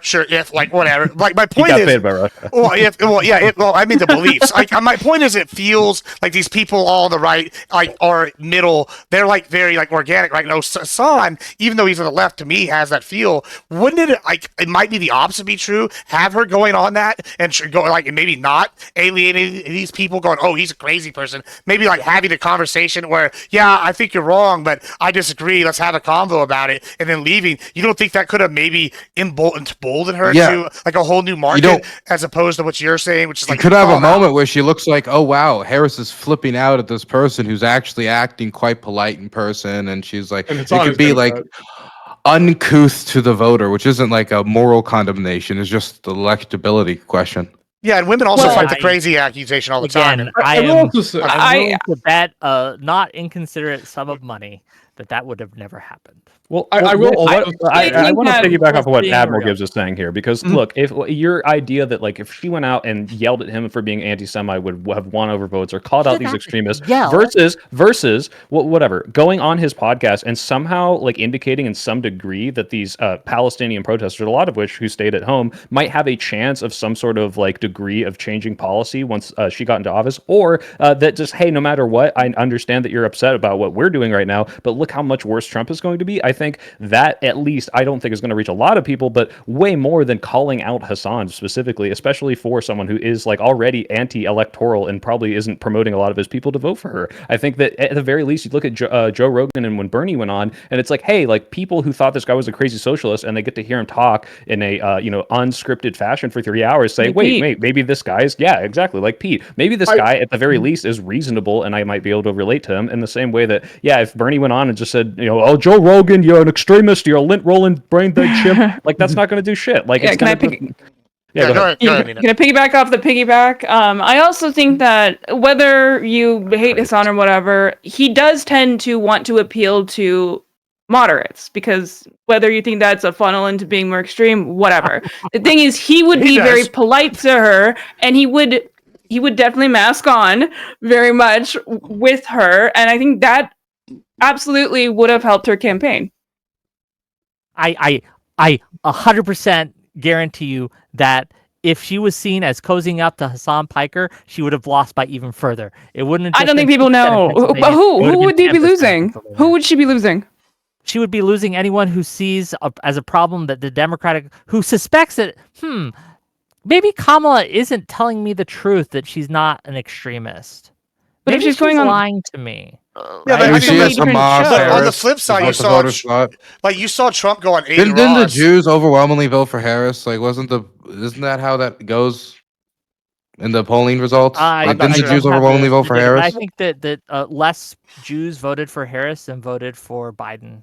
She lost. That's Well, almost that's every just kind of demographic the except entire- LGBT. yeah. Y'all Yeah, brought up literally. you brought up the polls though again, right? Y'all keep bringing up the polls. Tyler especially has done this. Has brought up the polls in a few minutes. I think like a big criticism from the right was the polls are all wrong, right? And like I felt like how much do y'all think biased polling has played in this? I'll give you an anecdotal example. I got a call here in San Antonio, and I was getting called, and they were asking me the questions. I answered all the questions, and then at the end, they're like, "Well, what is your ethnicity?" I'm like Hispanic. They're like, what party did you vote for?" I was like Republican. They're like, and what do you identify as? Like, I was like white Hispanic. They're like, oh, okay. Well, we already have too many white Hispanic Republican voters in this area. And I'm like, in this area, I'm probably all of them, like, because it's San Antonio. And so I'm like hearing this, and I feel like maybe these are like polls where there's, variables wrapped out. They're not good polls. How much do you think individual, like, polling, like, the polling wasn't accurate? What do you think happened here? Like, why were they? Because y'all seem to rely on the polls a lot more than the Republicans do. Polling was great. No, wait, what's wrong with the polling? Oh, first of all, speaking of polls, the Jews voted overwhelmingly for Kamala. It was like really high. So I think going out and calling out anti-Semitism was number. not It was what only she in lacked. what we was talking about was only anecdotally within New York and Pennsylvania. Generally, it wasn't nationwide. Yeah, but in Pennsylvania, terms the of state that was keystone to us winning. Yes, Yeah, but it that's wasn't the problem. nationwide. It wasn't And here's nationwide. the thing, again, there's a few things that are at play here. No one single issue was going to change this because it was a multivariate problem where multiple points of failure, where none of it was going to, you can't just fix one, you can't just plug one hole because there's leaks all over. It was like Swiss cheese of problems. Oh, don't start with this the associate's degree losses shit with me, coming in, Wick. right? It's everything's fucking multivariate. But what I'm trying to say here is that one of the problems that Harris has, and the Democrats still have, is that they are seen as a party that has that plays footsies with extremists, that doesn't police its own, that allows the With who? crazies to take the mic. With right? who, Wick? With moderates, with moderates, not. And I I get what you're saying, Wick. but I get what you're saying. But what I'm asking is, she should also condemn President Sunday. Well, you know what? President Sunday, Hassan has millions of viewers. Let's be clear. Right, Sunday has tens of viewers. Okay, but no, what I'm getting at, Wick, is why do they believe that? Why do they believe that? What did Kamala do that indicates that she is siding with extremists. And Can you name an extremist group she called out within the Democratic Party? do you answer my question, which is what did she do to indicate that she's siding with them? That she is too not extreme? calling out the extremist groups in the Democratic Party. Like who? Hassan? Like Hassan Piker. So Like, I- people she who could've are- said Wait. I need to stick on this. I need to Yeah, that's stick on why I this. voted Rick, for Trump. do you think that if I ask the average Republican voter, they will say, I think Kamala Harris is extreme because she did not call out my favorite Twitch streamer, She's Hassan going to Piker, say- who I know who What that she will is. say- I know who that what is, she and will it's say- because she didn't call him out. No, what they will say is, I think that Kamala Harris is lying about being a moderate. I think that she has Okay. extreme views. I think she has extreme Right. views when it Uh-huh. comes to Jewish people, with extreme views Okay. like the Columbia protesters, Right. extreme views like all these people. What Hassan is Okay. a symbol. He's Sure. a stand-in. It doesn't have to be Hassan. It could be someone else. It could be pick a celebrity that's So bigger. this is Fair why enough, I'm but asking, it though, has to is be because it's someone who's Wick- representative of a group, and they won't use the term Hassan. You guys keep Wick- retreating to this. Why to don't the don't term. just- No. okay, Wait, here- wait, here's Dylan, If please. you Dylan, just I have to wait, respond to okay. this. Dylan, please. Okay. It's Oh, they hit you with the bad faith, Wick? The problem is not she didn't call it Hassan specifically, or she did not call out these people that Hassan represents. The problem is that the media is able to drive this narrative that she is extreme because she sides with these things. And then when you look at what she says and what she does, this is just not materially represented. So why at all would calling out these people have changed anyone's mind if they can just lie about it again? That's the whole I point. got that. Because it would have made the lie harder to sell. They're When they- just lying gonna about say it. blatant They're gonna reality lie now. about you That anyways. That matters. There's a reason why some lies take hold and stick, and others do not. It Yeah, becomes cats and dogs. credible. That sucked. That was literally just completely false. Incredible. And that drove votes. I don't see what you think is going to happen. This is Hold on. How many votes? Wait, do you think that she should have thrown trans people just completely under the bus, been like, all trans Have people I are said- fucking have I said crazy? trans people No, once I'm ago? using it as an example. Obviously, I don't think this is your opinion. I'm just asking you. If you're talking about capitulating to them just lying about your position, Hold should on. they have done that or what? Opposite of saying, Because I just think it's an unwinnable battle. I think it's an absolutely unwinnable battle. That lie by showing an example of you being willing to call out and fight extremism on your side. right. And we said, He was okay, not what able to do extremists? And that, then you said so she Hassan had no Piker or defense the against Columbia that protesters. Let's Tyler. And then go. we showed that she was not being anti-Semitic, and actually Jews overwhelmingly supported her. So, I don't think the data Less supports Jews supported her than supported Biden. She Unless lost. everyone that except vote. LGBT. She Let's, got less and none votes of- than he did, let's- bro. Did she What do you lose mean? them at a higher rate yeah, than the rest let's- of them? Percentage. Let's go to- Percentage. I'm not talking total. I'm talking percentage. All right, Tyler, go ahead. All right, just because I didn't want to yell over anybody here. Wick is again pretty right here. So if you look at this, what Soypill's talking about is the size of the parties and what the parties look like. But since the year 2022, the Republicans have had the party advantage, according to GIBB, which again was in my citation document. You all could have read. And at one year, they were up I did 3 read it. points. Yeah, 2023, they were up 3 points. This shows that their policies were unpopular. Not the messaging they were doing in the last 3 months. Not Kamala Harris, who had 160 plus bills in her years in the Senate, who was the number 3 and the number 1 most progressive senator the 2 years she was in the Senate, who had a big track record. And again, she was painted during the election as this, who had a big track record of running on Smart on Crime, wrote an entire book about it, led her time as the DA about it, push as a senator for it, push equity policy. An extremist isn't a single person here. An extremist is extremist views. Anyone that says racism is power plus prejudice is an extremist. That is the anti-white movement people are talking about that was embraced by the party. It's not the party itself. It's these academic movements. Anti-white movement people are Yes. talking about? Yes. I mean, we What? talked about it a little bit earlier. I didn't hear about that during the election. I heard a lot I about the definitely economy. didn't No, it came up in the panel a little bit ago. Someone brought it up. Right, but who's the people voting on this? You might are have not not been here yet. Democrats who sit out. The people voting on this are the people who apparently think this is a huge issue. That I mean, I haven't heard anyone say that since 2018. And as much as I disagree with that concept, it's this is not what Kamala is running on. And it's did she have to come out and say that? Oh, actually, black people can be racist. Do you think that was what made it so that she didn't win because she didn't No. call out people in academia? No, that's what I'm saying. It's who cares? I was Who giving you cares? one example. And the answer to who cares is apparently people on the right who get these information bubbles and they're like, Mm-hmm. oh yeah, Kamala Harris is anti-white male. And what Adam Gibb happens said is- he has friends that thought Yeah, that. Which I and think what is happens ridiculous. is both Not sides because get a they're chance to stupid. speak, and then the people that don't agree with either yet listen to both sides, and they say, you know what? Trump is closer to reality than Kamala Harris on these issues. And maybe she's not talking about him now, but she has a long career that she's just stopped talking about him 6 months ago. So Yeah, I guess Sorry, I was just gonna say, like, I guess what's just so frustrating to me is like, fucking Republican congressmen could say some of the most wild shit I've ever heard in my entire life that I would get banned off Twitch if I tried to repeat it here. But like just some random Twitch streamer or TikToker like says insane shit that even maybe I disagree with, and that gets blamed on the entire party. And I really do think the reason for that is just like the media environment is busted. I was gonna ask you at the beginning, Wick, is like, okay, you said that the reason that the Republicans don't get called out on much for their lying is because they have fully embraced their extremists. Yes. I mean, like, okay, this is a somewhat sarcastic question, but it actually has a point. Is like, do you then think that like the fucking Democrats should just embrace their extremists too? I don't think that. I don't think that's a good idea. But it sounds like if that's the reason and not the media environment, then like the thing to do for Democrats to get themselves elected is to just drop the act and be fucking extreme. But I think it's the information environment. We need like an NPR style Proud Boy movement. Yeah. I can answer you. The Pride Boys. The Pride Boys. The Pride Boys. Right, so we got multiple issues at play here, right? One of the reasons a lot of MAGA and a lot of people embraced MAGAism was a response to what they felt was, and again, we can argue whether this is true or not, what they felt was the rising extremism that was taking over the left.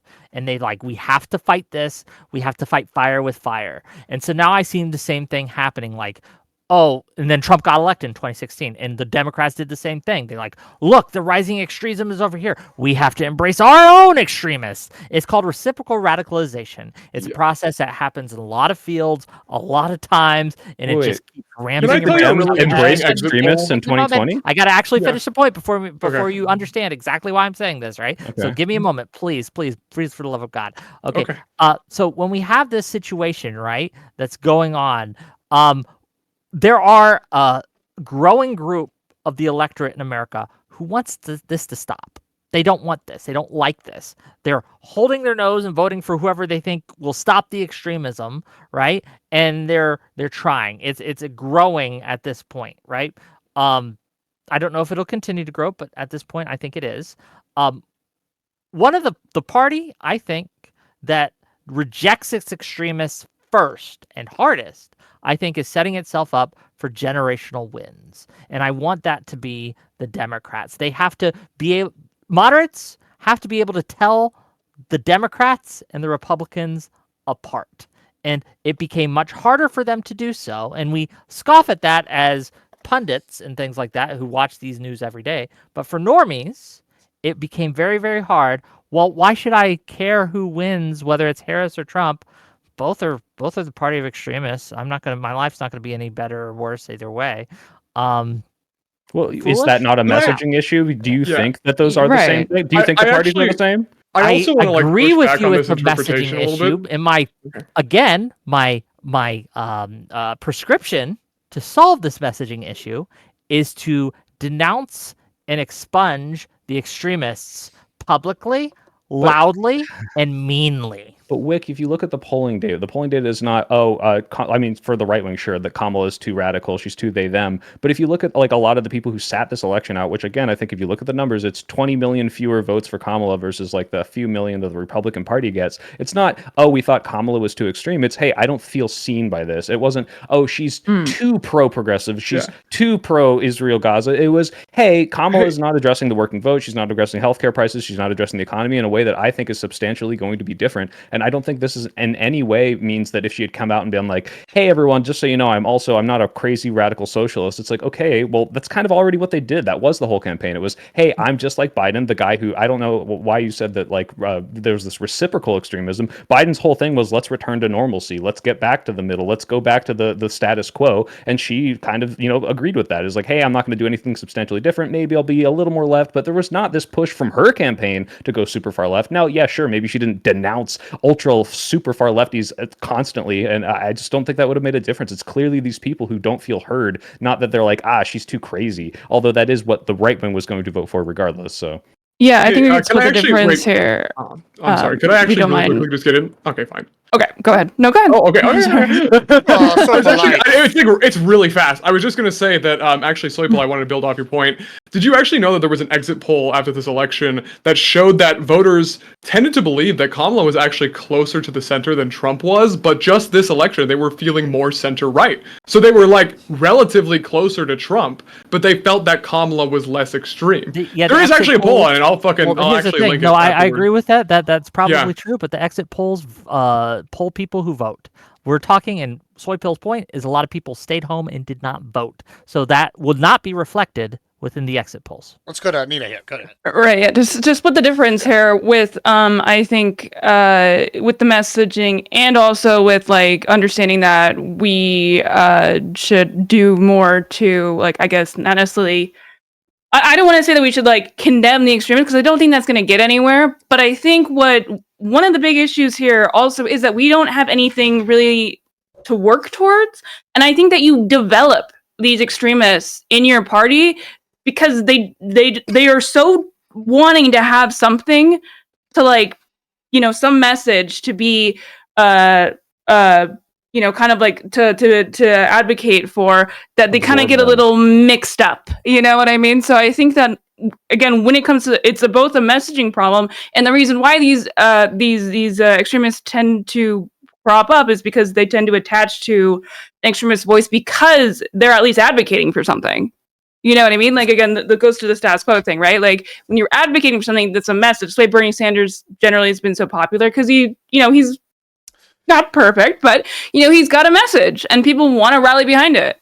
That's what I meant earlier, by the way, when I was comparing like Newsom to those other ones, right? Newsom seems like he's gonna just parrot your like middle America, your like middle ground, And no one likes talking Newsom. points, right? Newsom's But like not versus like Hassan or whatever, he's going out there and he's saying, "These are my crazy stances. I stand by them." Right? Like I think that's kind of the point that I was making earlier with what you put it a little more eloquently. Kirsten Sinema's the same way as Newsom. They blow with the political wind. You could always tell where the party's going based on what they're campaigning on for their current campaign. And Kirsten Sinema was big on border security this time around. Right, exactly. That's what I was worried about earlier. That's what I was saying earlier, is that, like, I think actually having some stable positions is legitimately important for Democrats. You guys want to get into that issue? Because that was Biden's largest unforced error. We were gaslight about it for 3 years. AOC went on the news multiple times. Sounds like you want to look into it. Says it was a right-wing lie. And then 9 months before the election, a bill that would only reverse the changes that Biden made through executive order came out. And all he had to do was reverse his own executive orders to fix it, which he ended up doing anyways. I don't know. Like Biden on immigration, he actually deported a lot of people. Like most of them were at the border. ICE deportations, especially with the Title 42 deportations. I think it was Title 42. I could be wrong on the numbers. ICE deportations are the giantest worm into a pond, and you just took a big bite of it. By the way, that's another issue. She brought it up. She brought it up. I just doubled down on it. I did not. It's just it was the number one election issue according to 2 exit polls. I understand, but I don't think that like. I heard much about immigration until they shipped them. So they shipped them about places. a year before the election. That's when a lot of people started really pounding that. Yeah, well, there was a 3-point gap between people that side with Republicans and people that side with Democrats, and Democrats knew they were in for an ass whooping in the election. They completely shifted their narrative. Joe Biden ran on asylees surging the border, and one of the first things he did in office was lower the criteria you need to apply for asylum. We saw when Obama did that in 2009 through an order that he gave to the DHS, that fraud went up almost 10 times what it was at the moment. It was allowing fraud. Trump closed that loophole. Biden reopened that loophole and then said we need a new bill that would put catch and release into law. And if you don't pass this new bill, there's nothing we can do. Trump comes in and does it without the bill or any more money. So, honest question, I'm missing the relevancy. Well, this brings back to like I can make it really relevant, right? This comes back to the cats and dogs thing, right? I know that once again that was pretty hyperbolic, right? Like they weren't actually eating cats and dogs, but outright lie, whatever. But it does bring attention to this issue, and all of a sudden now all these Republicans are talking about, hey, they actually changed the app system for asylum seekers. We should look into this, yada yada. And now it's a talking point. I don't feel like Kamala ever had. Like, even though it was a bad moment, it ended up kind of like you could spin it into a win. Versus, like, I don't know that Kamala ever had that I like because I don't know. Like he's like straight from the hip. Like I don't know. Is that the problem? Like we don't have. Is everybody too formal now in the internet age of the internet, the age of the like 30-second TikTok? Like I don't know. What do y'all's thoughts here? Well, no, I think that plays totally into what I'm saying, which is like, yeah, Yeah, it doesn't same. matter if you, just let them get away with this lie or whatever. If you're going to then let them shape the narrative on what your immigration policy is, like, what they should have been doing, and I mean, Tyler, you can argue about the effectiveness of that bill or whatever. They should have been hammering in that, hey, Trump, like, we tried to do something about this, and Trump canceled it. And I think the Republican narrative on that could have easily been, hey, we want this canceled. We think this will just, sway voters a little bit, but Trump's going to be the real solution. But they didn't. They just said, actually, no, that's totally made up. And no one ever pressed them on it. No one ever like tripled down on these questions in the media. Like, hey, you got this border bill killed, didn't you? Why did you do that? They just are really, really bad at shaping this. And it's like they're allowed, the Republicans, I'm sorry, they're just fucking better at media spinning and getting away with all this stuff. And like Democrats suck at it. No, I agree. And What the bill was Biden's executive orders that he put into place in February in 2021. I will link you the exact executive order. No, I know what you're talking about. He got rid of the Remain in Mexico, And right? 3 years and 2 months later, he asked Congress to write a bill to close the loophole that his executive order opened and tried to shift the burden to the GOP after 2-3 years of saying there was no border crisis. I can give you Democrats going on the news, multiple of them, surrogates of the Biden administration going on the news, multiple of them. All sorts of people saying there is no border crisis. It's right-wing racism. And then as soon as it became a problem, hell yeah, there's a border crisis, and Donald Trump's the reason why. It's gaslighting. So just to be clear, Biden was willing to like. Biden was willing to give up something that he started, like conditional on the cooperation of Republicans, and what? I mean that sounds like just regular negotiation. Did you guys know that? I had to tell you that. No, I knew that. Yeah. Biden didn't say that. Nobody in the administration said that. They didn't say we're undoing our policy. They just silently did it. Once the bill didn't pass, he went back and unreverted his own executive order. But I'm just curious how this matters. Like, I'm being serious. I just don't understand because It's my understanding of what you just told me is like Biden passed something and then he said to Republicans, "Hey, I'll do like a horse trade with you on a bill. Like, if you guys help." Biden ran on something. Like that's just regular politics. Passed something. It was extremely unpopular. And then the Republicans said, "No, we're not going to horse trade on this thing that would help." Yeah. So let me try to reiterate. I think maybe your point's getting lost a little here, Tyler. Let me try to So what I think he's trying to say is okay. Here's the facts. Right. There's certain set of facts. That's the undisputed facts. And then it was presented to the public a certain way that seemed were like just straight up gaslighting. Basically, they were just being lied to, and people like saw through it because the facts were pretty basic. Like you didn't have to be a political scientist to understand. Okay, he did this, then he reversed it. This is clearly his fault, kind of thing. But the messaging was like suddenly it was somebody else's fault, right? And it seems dishonest. Like it seemed like a mass overall gaslighting, to maybe. And I think a lot of moderates. I want to jump in here, guys. That's the point I think he's trying to make. I understand that, Tyler. The idea of like, well, you caused this problem. How do we get out of it? And like maybe you could. I think there's merit to saying, oh, did they not acknowledge it, right? Like to the degree it was a crisis. Yeah, there's millions of people there, but like to the degree that the Republicans were presenting this as like, yeah, there's tens of thousands, if not millions, of illegal immigrants coming in. They're all committing crime. This is the worst thing ever. Our cities are on fire. Like this is the narrative from the right, and that's why this was such a big issue with people. To the degree to which it actually affected people, I think is much less so. And specifically, it's silly because if you look and if Biden comes out and says, hey, this was a mistake. This executive order, the Remain in Mexico policy, we tried to get rid of it because it was causing this conflict and stuff in Mexico, and we thought maybe this was inhumane, but it caused this big surge at the border.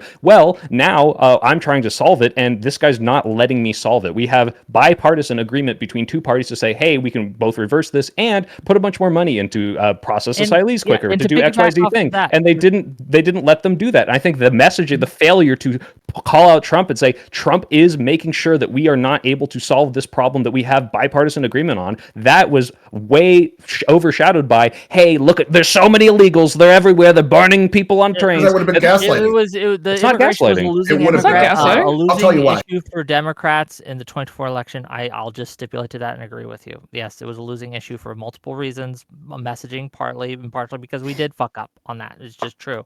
But here's the deal. I think that when it comes to the public's perception, because remember the topic is why are Democrats losing, right? One of the reasons the Democrats lost and are losing is because they were seen as gaslighting, as you guys were saying, as I think Gibbs was saying.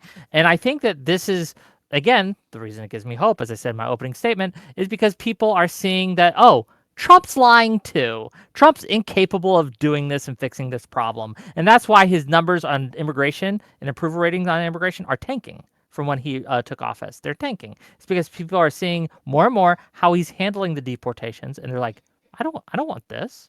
I don't want anything to do with this. This is crazy. And I think that people are fleeing from this. Now, again, he could reverse course. There's still time for him to reverse course. Will he? That's the question. If he wanted, like, for example, the stipend program that he recently if he had started with that, I think he'd still be up 20 points on immigration, right? But because he decided to send people to the foreign torture prison with no due process, people were like, no, we don't want that, right? That's not something we want. And I think that, like, the same problem that Democrats had in the last election, the Republicans are going to have in the coming elections. And it's going to be worse because here's the deal. Trump can't govern. He's proven incapable. He cannot fix any of the problems. Look at Wick, India, I agree with Pakistan. you. He had GA Vance to disarm that, to diffuse that, to try to get that toned down. Didn't work at all. Wick, what you're saying is true, and the idea of this, like, oh, Trump is polling numbers are dropping, and the reason that's happening right now is, one, I think when the material conditions start affecting people and they see, oh, tariffs make my life worse. Oh, my family is getting deported. Yeah, or I get fired by Doge, all these hundreds of thousands of layoffs. They're like, wait, this fucking sucks. So it doesn't matter, how much he lies if they believe him. But as soon as they see that it's not true, it doesn't matter because now it's like, oh, okay, like I'm materially affected by this. But two, I think the media has actually at least tried and is doing a better job of saying, hey, look, this guy's getting deported without due process. This is fucking insane. And that is causing, you see in these like Republican town halls, people are like, hey, I don't think this should be happening. When are you going to go bring that guy back? Like that is part of the messaging problem. But so that is kind of like a two factor thing where, yeah, material conditions are going to matter. And I think people just weren't happy with, during the Biden years, partially because of COVID, but for other reasons. And if the same things happens with Trump and we're able to stick to the messaging, that's actually going to be how we win that election. So I wasn't calling soy pill a gaslight. I just want to clarify because I didn't get cut off there. I wasn't calling soy pill a gaslight. I was saying that the narrative he was prescribing. No, you were calling me that. The narrative you were prescribing. You and Shenandoah are wonderful gentlemen. I would never say anything. Called you a bitch too. I hear. I said that the narrative you were prescribing them to use would have been gaslighting, and we'd have to. The Senate bill had poison pills in it. They had things like stanchifying catch and release into law, allowing Republicans to stop getting rid of it when they took power. So stay in Mexico would have been illegal. They would have forced catch and release on the president. There was also a provision in there that the emergency powers to close the border, there was about a non-emergency version of it that Biden was going to do. They agreed, I think, about 5,000 people a day coming over, they were going to do it. That was a power the president had the entire time. This bill would have taken that power away from the president, but only after 18 months after this bill's passed. So basically, once Biden left office, this power was stripped away from the president. It also had money for Palestine in it and all sorts of other shit. The House at the time passed H.R. 2. This is the House's counteroffer. And usually how this goes is the House gets a bill, the Senate gets a bill, and they negotiate. Mike Johnson was held out of negotiations, and the Senate said they weren't even going to look at H.R. 2. You just have to pass that. Mike Johnson said this is dead on arrival because they would not let us have input on it. So they poison-pilled that bill intentionally just to have a narrative against Trump, and nobody believed it. Do you think that the average person knew about that? Not all the details. All they get to see at the end is, well, this immigration. So do you think that impacted the election? I want to. Yeah, you seriously think that impacted the election? Yes. I want to come back kind of what to the number one issue on exit polls. Well, soy pill was just saying. I don't know how exactly. You kind of got lost there, but like, okay. So on one hand, we have like the Dem leadership seems to be just dying, right? Like in the polling right now. Obviously, well, like Chuck Schumer's like 17%, and then we look at some of these things, like all this thing with the immigration and yada yada. Like, how do you see it going forward? Because I know y'all like, oh, we're losing the Republicans are like losing their moderates, but I think with like things like the Garcia thing, for example, right? He's kind of pandering to his base because he thinks the moderates aren't going to be that involved in the midterms. The guy that got deported? Abrego Garcia, the El Salvador guy. Right, yeah. You said he's pandering to his base. Trump is pandering. Trump doing that is him. Pandering to his base, right? So like, if this is my Abrego Garcia is campaigning in the El Salvador. Yeah, he's going. Yeah, he's for Trump. Yeah, he's like, yeah, but no. So I'm like saying my bird's eye view. This is kind of what I'm seeing, right? So it seems like he's pandering to his base, and like all the people that are like, yeah, that's what I voted for. Those also are probably in my mind the same people that'll show up midterms. Versus with Dems right now, it seems even though y'all are like pointing to these things, there doesn't seem like there's a plan. Like even in my here, we all been kind of like amongst yourselves figuring that out and debating. It doesn't seem like there's a plan, and y'all's current leadership is at like 17%. Like Schumer's awful. So like because they don't have a plan. Because there's no plan, and who's going to lead? Like, what do y'all see? What do y'all see going forward? Yeah, what do y'all see as the light? Where are y'all going? Here's the deal: we need. What a are these plan. predictions? That's absolutely true. One of the things that people are mad, Democrats are mad at the Democrats right now, is because they don't seem to have any effective. Like they keep trying to decide what they want to do, but they need to pick a lane. They need to pick a strategy, and they need to run with it. Well, right? That's kind of what I said in my opening, right? Like, I think that they're trying a lot of different approaches. Like, I've been seeing a lot of like people in the Democrats like that I've never heard of before that are going on like a bunch of different shows and stuff like that, like trying to get their message out there. And I think that we're working on seeing what's going to work, because I think that's one of the issues, that Dylan brought up at the beginning with like not having the primary means that we didn't know what worked and what didn't work, right? Like we didn't have enough time to kind of figure out which messaging resonated with people and stuff like that. Like that's kind of the point, right, of having a primary. So I think that we're kind of doing that right now, but I understand the frustration, of course. But now's the time to be clear. To be doing this, to have this fight when we don't have elections coming up right around the corner. We have to make sure to figure out as a party what we want to do. I know what I would advocate for. I think that one of the biggest problems that Democrats have is they lack genuineness. Like people see them as that's kind of what I was saying. I mean, yeah, I think come up a little too polished. Not even kidding. It's a big part. Someone who's been focus grouped to death. We need people to go out and I'm saying this slightly hyperbolically, but only slightly. They need to start going out and calling people retards.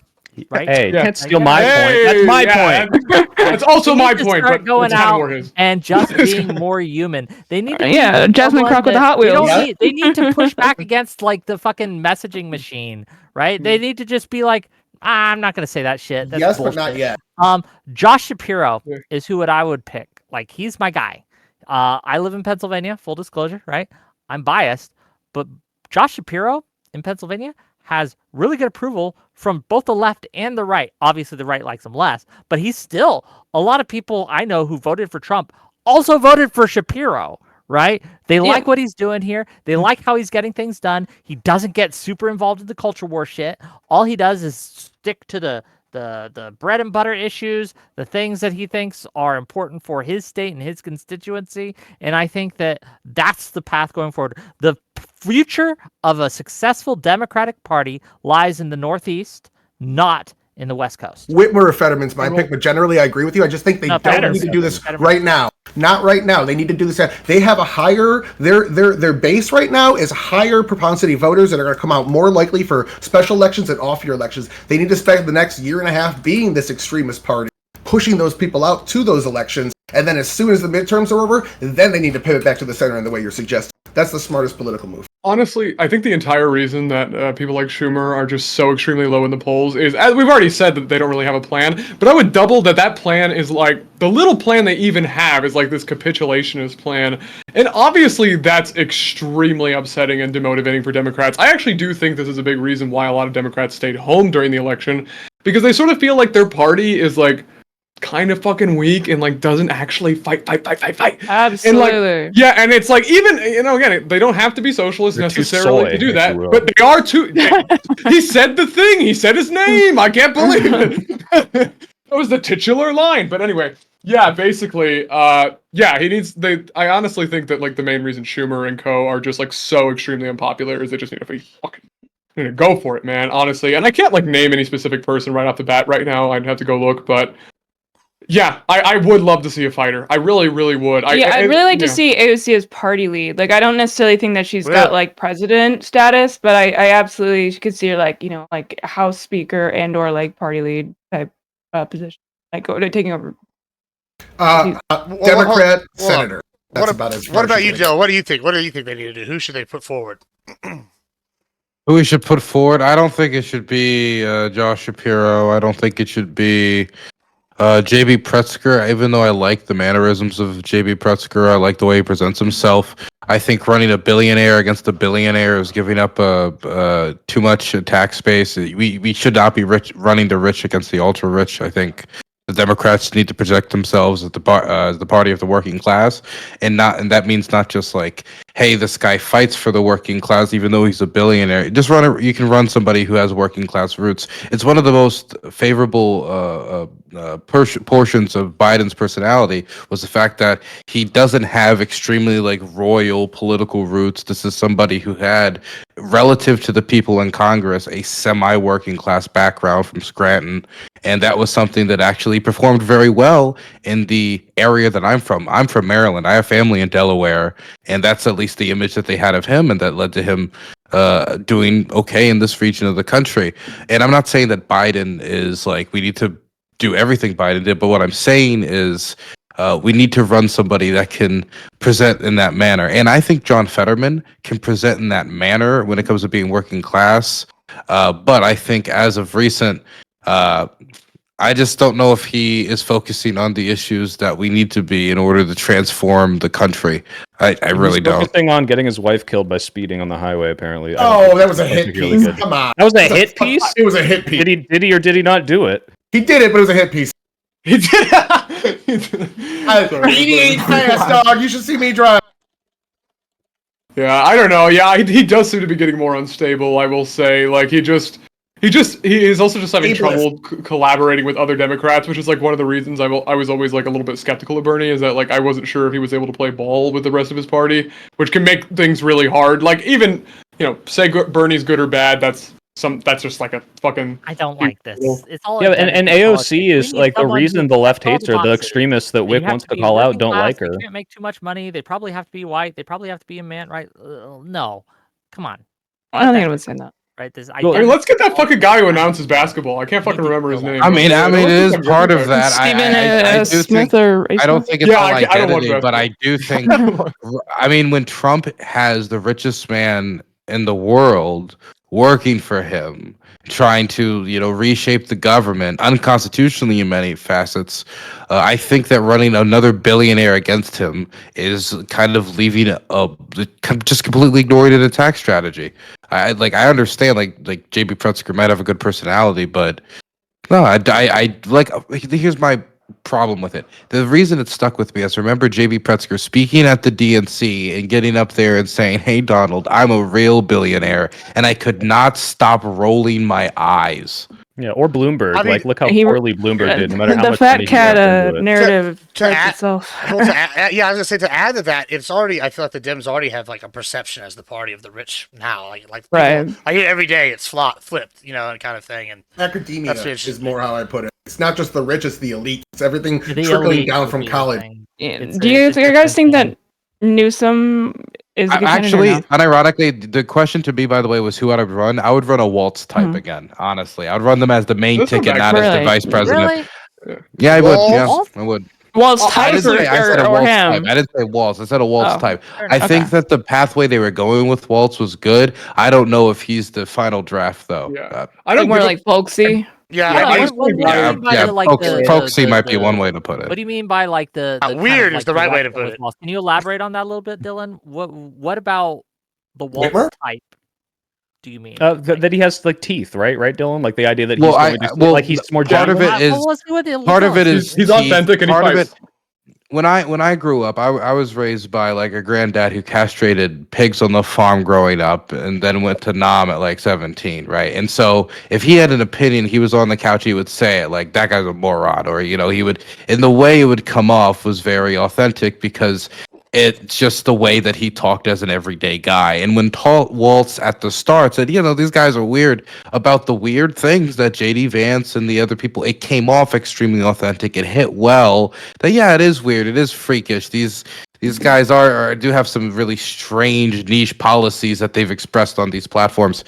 And I think that communicated well, and I think that the fact that and people can laugh at it all they want, they call it unauthentic, but him running around in camo with a shotgun, say, "Look, I hunt, look, I fish," I do think that was I think that was communicated well, generally enough. Yeah. It's not gonna be his job isn't to win the fucking the Boogaloo Boys. His job is to win the Elmer Fudd type who's like, I like a gun, but I don't necessarily think red flag laws are the worst thing in the world. That's the type of guy that he can win over. Let's not pretend we're gonna win over the militiamen. And He needs so to win over I'm not saying the man Waltz. in I'm not saying drag Waltz was demographic. perfect in this. What The I'm sissy saying is man that in these are qualities that they obviously thought about when they chose Waltz, and if they keep going in that direction, I think they could run a good main ticket person. Beer drinking Democrat. Hold on. Is what I said. This is where it comes back to the manufactured thing, right? That, and I think you just did the thing, because like when I heard Wall say weird, and then I was like, who? Then I looked into him.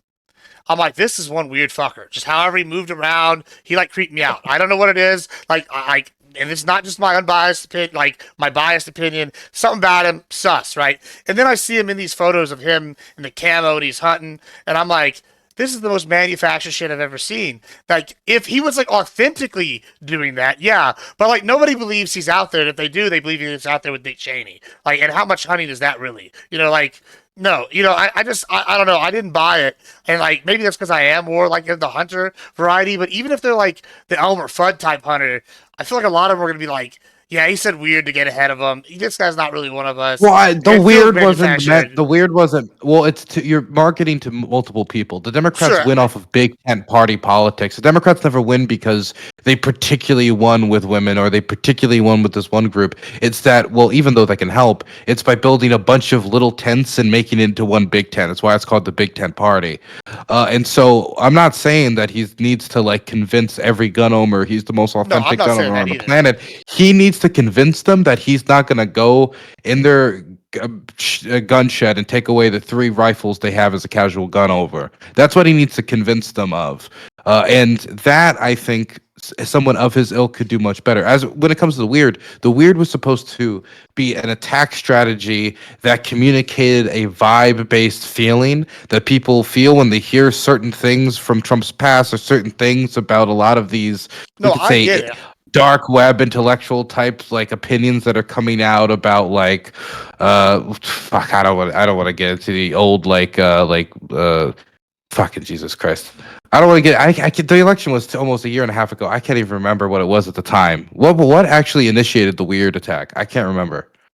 I think it. JD honestly, Vance the couch. Good The dolphin question. fucking, It was yeah, JD the Vance Vance couch. couch. Yeah, that was the. It was the AP falsely reporting that was in the first copy of his book and then retracting it a week later. And to be fair, I think the weird thing was to a degree manufactured. Obviously, he had to go through and figure out, hey, what am I allowed to call these people without it being too much for the Democratic Party? There was absolutely a panel discussion about that. I'm sure that happened. But I don't think that means it's not authentic because he did feel that way and it did resonate with a lot of people. And that is actually when they were polling the best, when people thought, oh, what the fuck? We have a non-muzzled change candidate that is now going to come out and say things. And then it's all of a sudden, by the time the VP debate rolls around, it's, oh, actually me and you agree on a lot, JD Vance, and I know I called you the party of weird extremists who's going to take away all our rights, but I think we can find middle ground, and it's fucking sucked. And everyone was like, oh, you're just a status quo like limp dick soy boy, like this isn't great. So it was the already got same the thing with right- Shut Up Man. It was exactly the same. It was fucking great. Fetterman's Yeah. already got those credentials, though. Not only is he one of the most popular Democrats right now, but he was one of the only Democrats willing to vote on H.R. 2, which was the Republican version of the Senate bill that came out. He was the only Democrat willing to vote for the Laken Riley Act. He reaches across the aisle on a lot of these issues. On top of that, he's a big labor guy, and the South is full of laborers. There's a 2022 Bloomberg study that shows labor voters, a fucking core vote for 1960 Democrats is like voting 3-1 right now for Republicans. If they can peel those back, and Fetterman can do that, he's the right guy.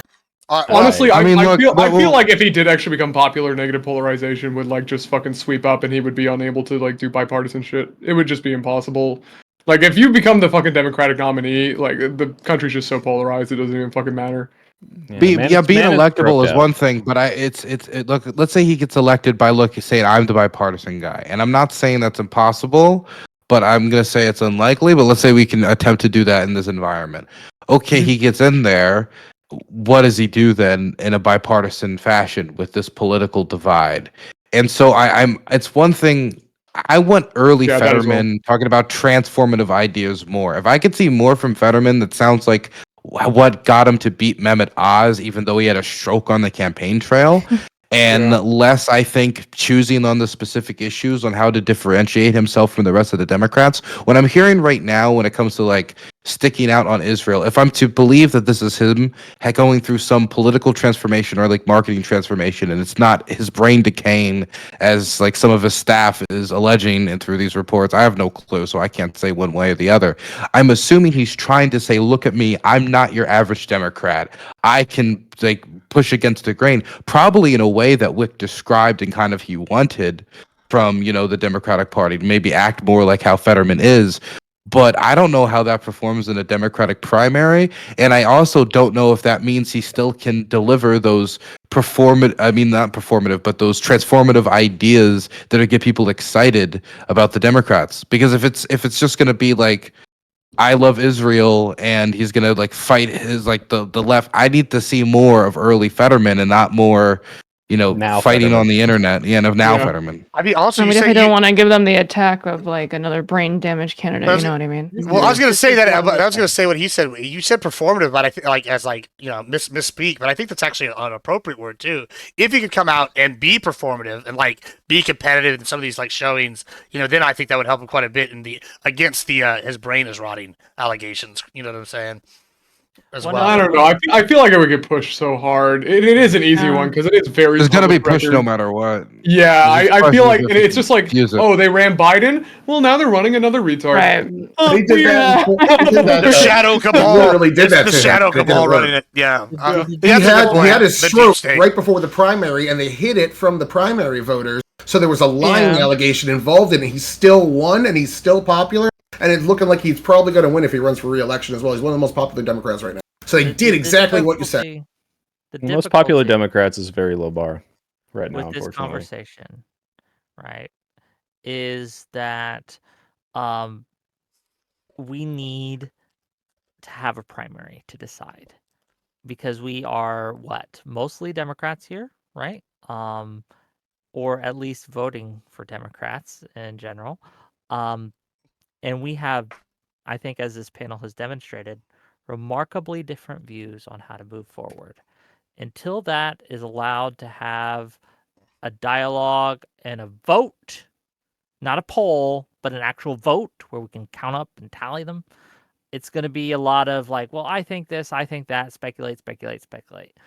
Again, I think that my advocacy here for a Josh Shapiro type, it doesn't have to be him specifically, but I think it should be him specifically. That might change based on what happens in the next 3 years, the next 4 years. And I think that we need to, one of the things that I'm advocating for today is a principle. And that principle is condemn extremism, police your own, appeal to the other side.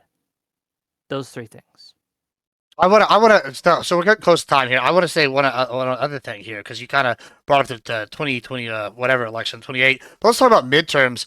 This is kind of interesting with what Soypill just said with how unpopular the Dems are. How do we see the results of the Dems playing out? Like I mentioned, Trump's pandering his base. I think his base comes out and vote. Is this a situation where the Dems are not going to come out and vote because they're so dissatisfied with their party, or what are y'all thinking here? Or is it a thing where they come out and vote droves and replace people in like primaries and for those? What are y'all's thoughts? Any kind of wild guess? I think I'm that, expecting a blue unfortunately, wave personally. Yeah, if I say this is unfortunate because it won't require us to learn any lessons. I think we need to, but I think that the way Right. that Trump is governing right now, we could run Biden again and he'd win. Probably. That's probably true. It's just that's how bad Trump is doing. Trump is still up 12 points on the economy from Biden. So Joe, what do you think about that? Do you agree with that It statement? They could doesn't run matter. Biden People again, are unsatisfied. and he would win now. that's what they're unsatisfied with is his economy. They like his border. Especially if you split up border policy and the immigration. Like Fox News does, he has like a 60% border policy right now. It's his immigration that disagrees. Tyler, I think by November, like tariffs are gonna fuck people so hard that I think you literally could put like Biden's corpse in the chair and they would vote for it. Like it's gonna You be could really run bad. President Yeah, we're gonna Sunday have and small vote, businesses that are You could run completely gonna Hassan go out of and business, he'd and they win, spent their okay? life. 70% of the Rob country likes building. tariffs. No matter what, my No, we point here don't. is What? that no matter who we put up against Trump unless things change, unless he reverses course, unless there are some black I'm swan glad we got event, to this. right? Maybe Iran attacks Israel or something, and there's something crazy that happens. It does not matter. Trump's party will fucking lose, and it won't be close. I love this argument, by the way, guys. The trickle down to own Trump. The Democrat Party was in favor of free trade about 20% before the election. Now they're up to 55% once Trump put tariffs in. Something that Barack Obama did and ran on. Something that most Democrats have done besides Bill Clinton, the new Democrat. Other than that, tariffs were a left-wing policy. I can give you the 10 different instances of Bernie Sanders advocating for them the exact same way Trump was, or Joe Biden. Are you Trump's even tariffs to like Bill any other Clinton, Yes, like yes, I am. Obama, Hillary Yeah, they did Clinton wanted hemispheric market. 10% tariff. Okay, if you're making an argument of scale, that's not what you said. So if you want to shift the goalpost there, then yeah, the scale is bigger, but that's I not don't even what know what you're started with. responding to. It's not. Yeah, no, I mean, like, obviously we're talking about Trump tariffs, not the concept of a tariff. I mean, if you can look at like who's more free Okay, trade. well, if you want to break those down, Hold I've done panels on those as well. The specific ones hold we're on, talking Tyler, hold on. No, what were you saying? You look like you were trying to get in there. Who? I thought Dylan was speaking there. Oh, moved fuck. from Mike. Okay. Yeah, Dylan's not gotten. My bad. Dylan's not gotten a lot of time. Did you want to comment there? honestly, it was such a mess that it slips my mind. Give me a second. Man, just- No, you're no, good. be at peace, man. Like, Yeah, just don't even try. Yeah, I mean, on that note, yeah, we could go ahead and wrap up here anyway. It's about that time, perfect timing, because I got another panel here in about 20 minutes going to host. So it's gonna be good times here. It's gonna be why are leaders we choose so. Oh, sus. you know what? I remember what I want to say. This Go will be ahead my, and say it. I and mean, okay. My problem, even if you are okay with tariffs, the rollout of the tariffs, this is the thing that confuses me. If you are the president of the United States, we control about 13 to 16% of China's export. Now, if we were to include our allies, you're talking about 65% of China's export. What he's doing is the problem of many different, I think, egotistical leaders in their position.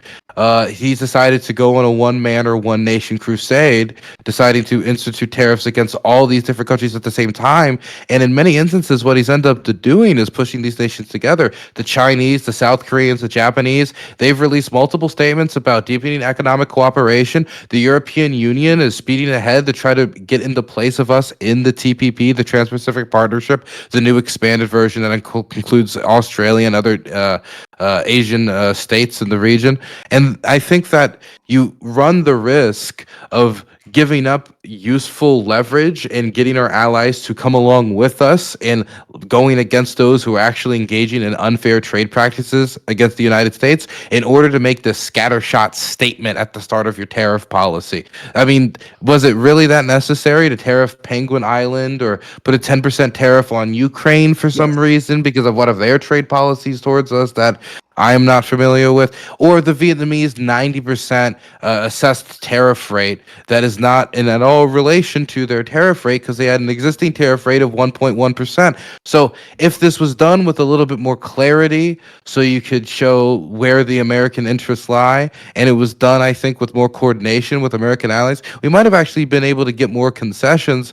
But I think what we're going to end up finding is that there'll be a few states that probably concede a certain amount up front to avoid the whole crisis. But I think the majority of nation states are not going to make big concessions, and I don't think it's going to be worth it. Not because it was impossible that we could use tariffs effectively, but I think the president might actually poison the word tariff as a potential tool for future presidents through his misuse of them, and that's my fear. Well, that's one guess, but at the end of the day, we're starting to see a lot of results. We got 40 deals on the table, 18 coming out within the next 2 weeks. Wait, 40 deals on the table isn't a result. It means you're having a conversation. And that's see with this conversation with the Russians, nothing's signed until it's signed, right? Yeah, you're right, but so what? It's working towards. What I mean, so what? I'm saying we don't have a result yet, so we can't judge it. Yes, I am making a prediction, and we have to wait. I'm making a prediction as well. This is also my prediction as well. Okay. Okay. All right. Cool. Good. Okay. All right. So we got his prediction. Dylan, why don't you go ahead and tell him where to find you, what you do, and we'll just go start closing from there. You can find me in the general Donetsk area. If you want to find my work, you can find it. Don't tell them that. You can find it in you can find it what's your Dylan Burns Latin TV law? on YouTube. Yeah. I'm releasing a documentary this Saturday embedded with Skaval, which are Ukrainian convict units. Basically, they're soldiers from the Ukrainian prison system who have signed contracts for their freedom in exchange for military service, and I talked to them about their experience, the nature of the contracts, what they're going through, finding some of the hardest parts at the front. So people want to go check that out, they can. Also released an article 3 days ago with Offbeat Research, interviewing a deserter from the Ukrainian Armed Forces from the 155, if anybody wants to read that. Oh yeah, that's awesome. That's cool stuff. Well, I'll definitely check it out. Tyler, go ahead. Average debate enjoyer. Again, you can check out my citation document. Everything that's blued out is stuff I mostly got to today. There was a lot I didn't get to as well. I tried to address people. I'm going to leave that off the bottom there. But otherwise, I really think like we kind of agreed generally. We disagreed on specifics. Everyone agreed we need to stand up and push away the extremists. It's just we disagree with what the extremists are. I say it started at gender theory. Other people are saying it started with terrorist support for Palestine. So whatever. We're disagreeing on what the bar is. I'm using polling data and other people are using Fifi. So I think that I kind of took the W and I. Otherwise, come check me out. Thanks for the hype train. And Gibbs' panel coming up after this is a lot more fun. Stick around for that shit. All right. Well, all panels are fun. Thank you so much for your Nina. Go ahead. My bad. All lives matter, Gibbs. Okay. I'm on twitch.tv/Nina, Neeina. I know it's spelled weird. Thank you so much for inviting me on this panel. I think that we had a relatively productive conversation, except our boy over here seemed to want to talk about some unrelated shit. But I just to kind of do like a cap on it, I think that we are a lot in agreement on that the messaging needs to get better. We need to work towards that. And I hope we can have more conversations like this in the future, because I actually was really excited for this. And I wasn't really expecting it to be particularly combative, and it wasn't really. But I'd want to do something like this again if you're ever up to it. Fantastic. Yeah, I'm sure this is a convo that we can come back to. I know a lot of people had opinions and have been messaging me since we're going on, so I'm sure it'll be one that we can come back to in the future for sure. I'm sure that everybody's gonna be talking about it going forward. It's a pretty important convo. Shenandoah. Hi, my name's Chairman Shenandoah. I stream on Twitch, and I'm fucking slowly building up my YouTube. Fucking nice to meet you guys. I was actually really happy to be here. Fucking great company. And I don't know, I'm just gonna restate my point. Media environment's fucked. And Democrat leadership is weak, and I want them to get some fucking balls. And that's it. I mean, fuck it. Yeah, I'm happy with that. Yeah, he wants them to be less soy pills. So let's go to soy pill. Yeah, like I said at the beginning, I think that this is a huge media narrative. Democrats are playing it way too safe. They think it's still 2016, where if they say a bad no word that they're going to get canceled. And to a degree, it's true because we have people that are going to call them out, but they need to stop being scared of it and start acting more like not Donald Trump's policies, but Donald Trump's media messaging, which is I don't give a shit if one particular person calls me out. I'm going to say what resonates with most people. I'm going to be more authentic. And yeah, I agree. We do need a better primary process. We don't need to insert Kamala Harris 3 months before the election. She was not ready for that. And I don't think it worked very well. Agree with Dylan that we need someone a little more, not so toothless. But that's the thing is, as much as I want more healthcare and more progressive policies, it seems to me that we don't necessarily need to be promoting a more Bernie-style campaign. We just need better messaging on those policies, and then we can start talking about whether or not we can pull people over to a Medicare for all. But yeah, we need to address the working class. We need to address healthcare prices. We need to talk about the things that fucking matter, and we're not doing it. Although I will say the DNC has reached out to me and other influencers to try to figure out what the fuck went wrong. So at least they know they fucked up. I'm the Soy Pill. You can find me at the Soy Pill at YouTube. I make video essays. Fantastic. Thank you so much. And Mr. Wick. Wick TV on YouTube, Twitch, Kick. Got some great things coming up. On Monday, I'll be teaming up with Pisco to debate the Misfit Patriot and Sean Farash on whether or not Trump is the greatest threat to the First Amendment, in America at least, that we've seen in a generation. I think he is, and I think I have a very strong case to make. Check us out then. It should be fun. Monday, it'll be later in the night, right? 9 o'clock instead of my normal time. That should be fun. As to the matter at hand, Dems, just stop focus grouping shit. Just be a little more fucking human, okay? Be a little more fucking genuine. I think it'll be okay. We need to push out the extremism, show that we are the party that cares about people and not fucking ideologues, okay? And I think we'll be fine. I love you all. That's me. All right. Well, yeah, that's fantastic. Thank you all for coming. Yeah, I look forward to more conversations in the future. And Bye, everybody. We have another panel here in about 15 minutes, so Goodbye. I'm gonna I'll go see do you something. later. Y'all be good. Bye. Thank y'all. Bye-bye. My homegirl's up there. I'm popping up. All right, yeah. So yeah, we have another panel here in about 15 minutes. We're going down. It's gonna be good stuff. I'll go ahead and get that one up in a moment here. Let me move this over. Here we go. Let's do this. Hope y'all enjoyed that one. I thought that was good. It was something. Let me send out invites to this other one.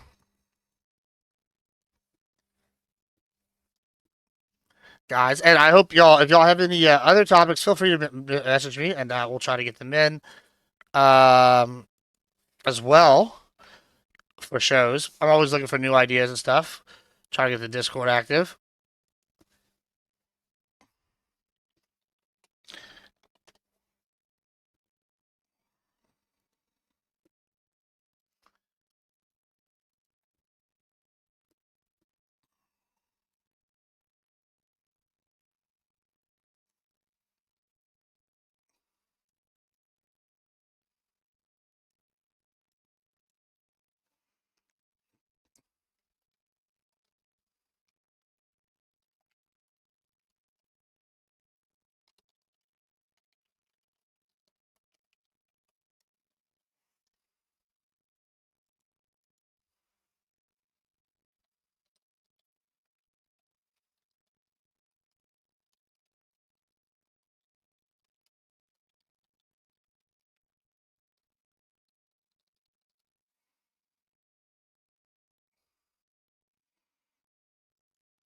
Okay.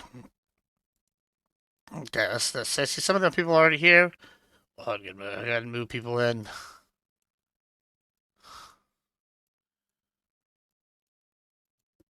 And then from there, she's going to be Hello. looking for somewhere to pay a mortgage on. Hell yeah. I'm so excited Hey, Gibbs. How you doing?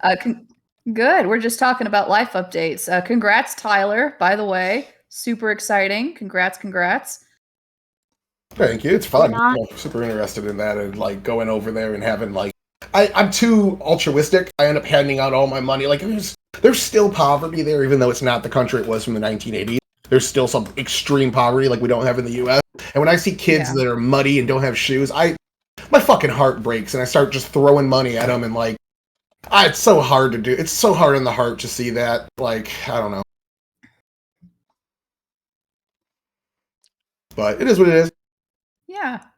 Non-Fron, I don't think we've 7:30. met before, maybe. Yeah, I don't think so. Yeah, I don't think so. But hi, it's nice to meet you. Nice to meet you. Girl, what is up with you? Oh, I hear Jessie Sorry. screaming with rage in the background. Yeah, she's like She is very not desperate pleased. for attention right now. It's okay. Listen, what you got to do, dude, is you got to pick her up, put her on your lap, and you got to go, like Don Corleone style. Do you have a rose by chance in the room to put in your buttonhole and a high back chair, a fire in the background? Can you do a Don Corleone accent? Can you do this? Is it possible? You can't. I have Fuck. failed you That's too bad. and Jesse. It's okay. It's okay. I'll be right back. Give me 1 second. It's not okay. There you go. She's like amped the fuck up right now. Yeah. Oh, I gotta let the puppies in. Hey, non-fun. No dress today. Not yet. I don't know. We'll see. I am hounding you down. This is my new idea for an immigration policy. You are economically minded. I want your input on it, and I'm going to continue to fucking hound you until you give me it. I will have 4 policies I made up from scratch after that. Yeah, Okay, I wasn't. What is going? I don't understand what's happening. I What do you ignore. mean? I just want to be clear. I ignore everyone's DMs. I don't take that personally. I'm an adult. I get it. No. I don't know. Like, here's the thing. Like, I would have to do more reading on immigration. I don't think. I think selling visa is. I think what's part of your plan, right? And that seems to be... No. It was. I want to do an algorithmic amount of visa amounts per year because you were sure. Yeah. Oh, yeah. No, I remember. So yeah. I think finding out a way to tie, the number of immigrants coming over to like how the job market is doing. Yeah, I think that's a I think that's a pretty decent idea. I just have to read more about basically what the how big the impacts of low skill immigration are, because like I'm generally convinced that it's not really that negative, and like it seems to be decent most times, but I'd have to do more reading to confirm. For the that. Raid, appreciate that. Tyler, I know I've said this to you before, man, but I gotta roast you. Your background, man. What the hell is going on with your background? I'm so confused every time Girl, I have look you at seen it. mine? Because it's like I feel half like mine's so conservative, it's half liberal jungle. I don't quite that's understand actually a good point. what's happening Perfect. here. Just like my Mine's just political view. liberal. Okay. Right in the See, damn no. center. I don't yeah, exactly. And like it's on the wrong side of the room. It's very disconcerting, okay? See, Buckaroo, you've got the books off to the right, okay? Very academic. You see you got the notepad there. It's giving grad school. I feel like you have a guitar or something somewhere in the room. Like the vibes are vibing, okay? Even the cat, even that I is do on have a brand, guitar, by okay? the way. I have 3 guitars. No way, really? I have technically clock I have it an so electric bad. guitar and an acoustic bass guitar, and then like the smaller acoustic guitar of my friends. And I technically have an electric Wow. bass guitar, but the neck is warped and it doesn't work. So I gotta go with the hounds real See, quick. I And an clocked the upright vibes bass. so great. Jeez So- Louise, I was so right. Okay, here's my next question. Okay, Mhm. do you have You do. I was right. You have a vintage style thing behind you. It's like some kind of furniture thing. I don't even know what it is. It's like Yeah, a microwave. It was a microwave, and then I have that fridge. Those were both gifts from my brother. He like demanded to get these for me. Okay, Because he was like, "Those are for your life." I started like doing food prep, and he was like, "This is for your leftovers." He was like 10 or 12 or Ah. something. Like, And really then old? Do they work? No, they work. Yeah. They're new. Oh, they just look old. I actually, what I do have that might interest you is actually this 100-year-old camera. Okay. It's right here. It doesn't look like much. Yes. But okay. you can Cool. actually That's very cool. open this up. It's actually stunning. I love it so much. Just like how basic the technology is as well. And then, oh my goodness, you pull that out. That's and so there's the sick. inside. That's cool. I like And that. here, number 2, a Brownie camera, Model B, manufactured by Eastman Kodak, Rochester, New York. U.S. patents 1896, 1909, 1899, and 1916. It's like right there. Okay. Okay. Yeah. And then I have another brownie. I actually have another brownie up here. You do. I do. It's an older one, or a newer one. Sorry, a new one. It's right here. This kind of sucks, but instead of all that, you can just do this, and that's the front. And this is the viewer. Oh gosh. Yeah. It's very vintage. I like it. And this is the button. Okay. This is the... Buckaroo, I feel like you are interested in strange varieties of coffee. Am I right about this? You know what? That's the one where you're wrong. I'm interested in. I am? No, tea. really? I'm interested in tea. I'm just not a coffee drinker. I was when I was a kid, weirdly enough, but I would be if I drank coffee. I let lemurs eat I live in and my coffee out. What? What did you say? You don't know about that shit? The lemurs eat coffee beans and then they ferment them inside their stomach and shit them out, and then they sell that for like. Oh, that is such fucking bullshit. Don't I say am that. not. I am shit. not lying to you. Don't say that shit. There's to a me. really It's super expensive. Leader shit coffee. I don't know. It's so good. Yeah, it's supposedly so really, good. really. It's like the best in the world. It's like super. It's expensive. so. There's another coffee. There's another coffee that's shit out by cats. I haven't heard of that one. Oh, okay. Now you guys are just all pulling my leg. This is so gross. Are you serious? No, it is a coffee. Like, look it up. Cat poop coffee. Literally Google cat poop coffee, and you will find if it. you guys are pulling my leg. I'm trying to remember the name of the cat. It's like a Savat or something. It's like some weird name. Yeah, Yeah, because it has to do with how it like I don't know, fucks with the beans. And it's not like Oh my the cheap shit. god. This can is find it- so disgusting. It's really Holy expensive. shit. Like Oh the my cat God. food coffee. Yeah, they're nice. Your hair looks nice, Tyler. My what? Your hair. Oh, you trying to smash? Oh my god. My fiance's watching. How dare I compliment you? Yeah, you can't She do knows that. your name too. Men get confused. I thought if you you, give compliments, you know, don't you know? and here I thought you just made yourself look pretty for your fiance. I was No. thinking, oh, maybe he got his hair looking nicer so he could go visit her. She said that you are very pretty and you're gorgeous, and she likes when you tie your hair. Oh, thank you. Tell her thank you. She's so sweet. She's watching. She was commenting. Thank you.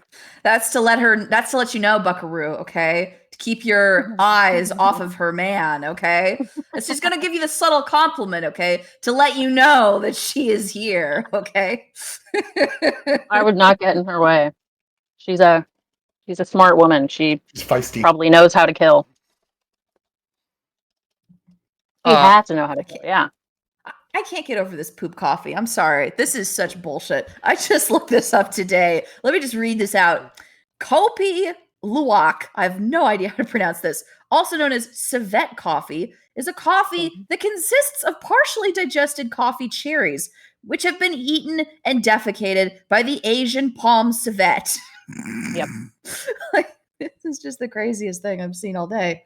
I've What you're never looking heard at- of this before. There are a lot of really cheaper brands that but like the good stuff is like $200 for just like one box of coffee. It's fucking amazing. I don't want the good stuff. Who's drinking poop coffee? It's Who so wants good. that shit? Literally the so- shit. It's I don't like care if it is drinking the shit. I'm not drinking it. Hey, you're okay? the one that brought up weird coffee. I told you I was a weird coffee drinker. I wasn't aware that poop coffee was one of the types of coffee people were bringing up. I thought it was going to be some weird bean grown in the Amazon, okay? I wasn't aware that poop bean was on the menu. All right, well, I said we go ahead and get started. It's about that time. Katya said she'd be a few minutes late here, I think. And we can go ahead and get it kicking off here, though. I want to talk. So I know when I mentioned this topic, I did I think I maybe told that fairly here.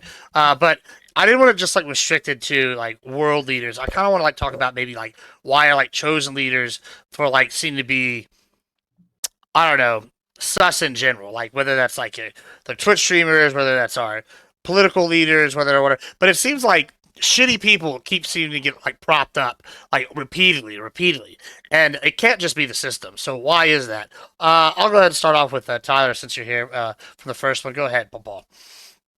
I think it's the perverse incentive system that we have of people going viral, name recognition. I think the Democratic Party is trying to capture the lightning in the bottle that Trump had. And it hasn't worked. We've had celebrities take their hand, and the only other try to take the hand. The only other success story was Ronald Reagan, but he was a governor and whatnot that worked his way up. I guess you could say Al Franken was maybe that, but he didn't really get too high in the ladder before he was forced to step down. I think that it's a lot of people trying to find this replacement in the party that can compete with Trump on a name recognition level. I don't see, because Republicans and right-wingers are so thirsty for somebody famous to like side with them that they'll even go with Kanye after he says Nazi statements, like that it only worked for them is kind of my guess behind it. Buckaroo. I think it is partially the system. I think it's also just the nature of the kinds of people that would be seeking out a position of power or a position where you would be making decisions for other people. So I think those two things combined are why we see just such unqualified people in some of these positions, and unscrupulous, spineless individuals. Because if there's ever a system that was made for spineless individuals, it was politics, national politics. All right, non-fun. Yeah, I mean, I think anytime there's a position where you have, any amount of power, whether it, being an influencer with some amount of power over your audience, or a politician with some amount of power over your base, as well as, national politics, you're gonna attract people who want that power, and a lot of times people want that power to do not good things. I think that's the simplest. I think it's the simplest explanation. I think Jefferson even has a quote about it. Yeah. Okay. Fair Queen. Yeah, I think that I want to try to avoid just repeating what a lot of people have said, because I think there's like the obvious answer that we're all kind of touching on, which is that people that are in positions of power tend to disproportionately represent or display negative traits. Two of those would be narcissism and psychopathy. So if we're looking at people who are CEOs, people who are lawyers, people who are politicians, they are more likely than people from the general population to be narcissistic, and they're more likely to be psychopathic. Like, that's true. And I think it's also true that, like, when you're looking at artists, when you're looking at musicians, when you're looking at writers, when you're looking at people within Hollywood, within the entertainment industry, we tend to see a higher proportion of people with personality disorders. We tend to see people who are more likely to say and to do outrageous things in order to get money for the camera, right? But all of this, I think, is like pretty obvious stuff. I think that we already know this to a degree. I think that what might be interesting to talk about is why we think that assholes are our heroes. I remember there was a time in television, and I don't know if that. Oh, hello, Pentuple. Sorry. Hello, gang. There was a time in television. Hello, Pentuple. Hello. There was a hello. There was a time in television for a while where British asshole was a genre of TV. We all know this person. This person was Simon Cowell, Piers Morgan, Gordon Ramsay. Sometimes the person wasn't British necessarily, or he was British but pretending to be an American, like Dr. House is an example. There were these guys who were complete and utter jerks on television. They would rip people to shreds. They would say some of the most horrific things.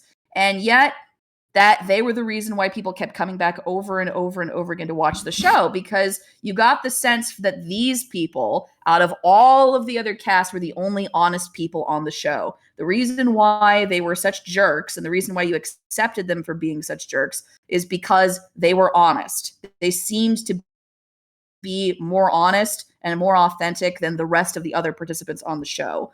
And I think then we can dig into that more as we're talking about it. But I think part of the reason why you see some types of unscrupulous people gain and rise to power, it's because by virtue of the fact that they are assholes, they seem more authentic and therefore they seem more trustworthy, even if we don't necessarily like all of their personality traits. Fantastic. And Pentuple, why are all our leaders? I expanded it, not just political leaders, but like the leaders, the celebrities we choose to uplift, and especially that market takes. Go ahead. You're muted, I think. Why are they all what? Sus. Probably because of like labels and like PR teams and stuff like that. They're basically like super highly paid like representatives of a like larger corporation. So like if all of our artists and stuff were independent artists and like actually owned their own stuff, it probably would be less sus. So it's probably something with that. Whether you like Tom McDonald or not, I actually really respect his like willingness to stay independent. I think that that's something that a lot of artists need to do in music and other industries, probably, if we want to have like because you don't succeed as an independent unless you have that like raw organic base of people that like you. But I think it's really easy for a lot of these labels to put people up at the top because they'll put your album on the Spotify playlists and you'll get out there, you'll get all the they can boost you a lot aside from like the organic natural growth you would get otherwise. So I think it's probably something to do with like Spotify, for example. Like the team behind Taylor Swift gets her album up there, and maybe it's not about Taylor Swift, but like how many artists that wouldn't normally be this big or get this many streams get those streams because they're blasted on the front page of YouTube, they're trending here. It's I think that structure, and it's probably across industries. That's it. That's interesting. I was gonna say that seems more situational though, because like I think you could be the corporate plant, but then you could also be like you have examples. Like I'll use one. This one's kind of a controversial one, right? Like so, if I said SPM, like which is at South Park Mexican, right? That guy, he was as an independent label. He got accused of rape, and then he's in jail. But the guy's incredibly popular, right? His stuff's like people still like use him as whatever. Now, why do people still like that as opposed to if he had been a corporate guy, the corporation probably would have been like, you're done, you can't be associated with this. Instead, we still choose to lift him up, or the Tate brothers, or Trump even. He's been accused of all stuff. Or if you look on the left, you see Destiny. You see, all these other people that are just terrible. And it's repeating Garcia, the guy that's in El Salvador right now. These are the champions. Why is it, though, that people across the board in America seem to keep choosing, these Luigi? These really sus people. Oh, I and, see what you're getting at now. And it's we're all doing this. Republican. That's Dems. the anti-American omni clause. Why it's is just why is one this? small factor of this? I feel. Well, it's the Jerry's that you're talking about is Jerry Springer politics. People that don't want to really look into the details of things, read a couple of headlines, and then go on a WIC panel. Those are the types of people that you tend to get that care about shit like this. Yeah, he is a good one too. Yeah, that's my bad. I should have mentioned. Yeah, well, the Republicans are different. It's a different diagnosis. They're thirsty for not only a representative that's black. That's why you see people that aren't ready for the positions they're being elevated to, Scott. What the fuck is his first name? Scott. Yeah, Tim Scott, he was not ready to run for president, but they wanted to not be called the party of racism anymore, so they're trying to elevate somebody that's not white. They're also trying to cling to any celebrity they can get because they haven't had him in so long. There's a drought on their side. The other side more is the Jerry Springer-esque politics. Yeah, you look at you get offline and look, when Will Smith slapped Chris Rock, his popularity with the general public plummeted. I don't think the whole public's here. I think this is a segment online that's worried more about this. I don't know. I think it's shock jock type behavior. I think it's just an extension of shock jocks. And I would say anything that's going to shock people or, be breaking some sort of societal rules, it's going to get attention. That's just kind of the nature of doing shit that you're not supposed to or saying shit you're not supposed to. But I do think the development of social media has a huge influence on it, obviously. And when you were talking about music, Pentuple, there actually has been a lot of conversation in music specifically about how it's changing even more to meet algorithms versus to be a form of musical expression. And so you have songs that are very clearly made for shorter pieces to be taken out of it. There was a Camila Cabello song at some point, and every 30 seconds or so, it changed significantly to a different song, and you could tell that it was really just made to be consumed in smaller clips, and just happened to be TikTok or all. something. Yeah, exactly. And so on top of that, a lot of people, I think Megan Thee Stallion even references this a bit. Basically everybody. Any woman that wanted to be in the industry had to have a dance with their songs. So think about it. Megan Thee Stallion has had one. Doja Cat has had one. Even Chappell Roan has had one. Basically every star you can almost every major pop star has a dance to their song if they started after a certain time period, because that's a requirement from labels. So there are a lot of ways in which social media is drastically changing. Well, it's also, I think, these artists, they operate within a profit model. They have an obligation to this label to generate the most profit, whereas an independent artist, I was describing, has no profit demand, right? They have a profit incentive, and they're obviously going to want to pursue that and stuff, but it's a label might say, hey, we need you to produce this song. What's the old famous song of the hang on, what's it called? It's you told me to write you a love song. You know that song? It's about the label. It's about the label demanding her to write a love song. Love song. I love that song. It's a great song. I actually but love that the song. point is made in that song. I sang that song at a talent show when I was in 6th grade. I love that song so much. It is a great song. Let me give it to Katya here so she can get it on there. So we were talking about how people we choose to lift sus leaders up across the board, politically, celebrities. Why do we as a people in America keep picking Luigi's and Deshaun Watson. and Deshaun Watson, or George Zimmerman, if we're going on the right, why do we lift these people up repeatedly as icons, Shiloh Hendrix.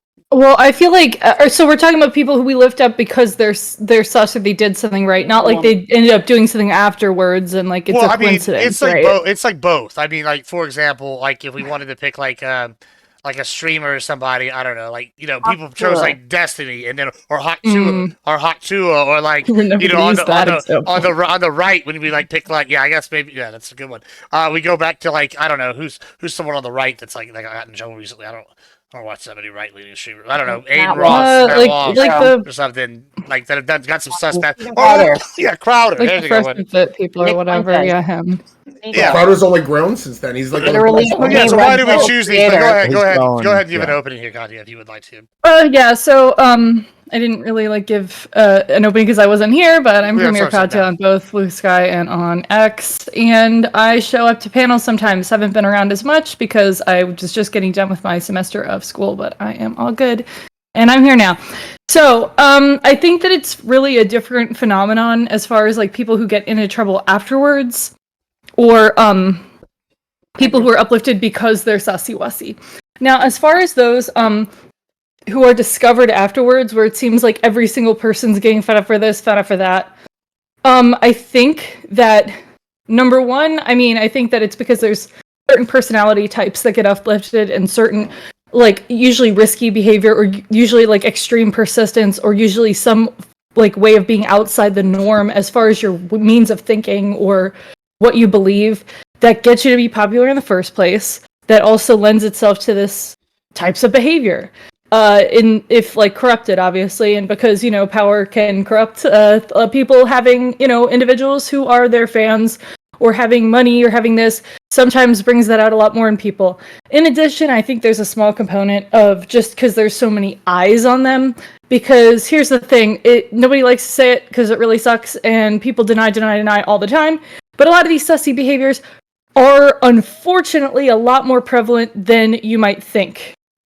If every single person had a camera on them that much, you'd be finding a lot more people out that you wouldn't suspect. Wow. And it's unfortunate.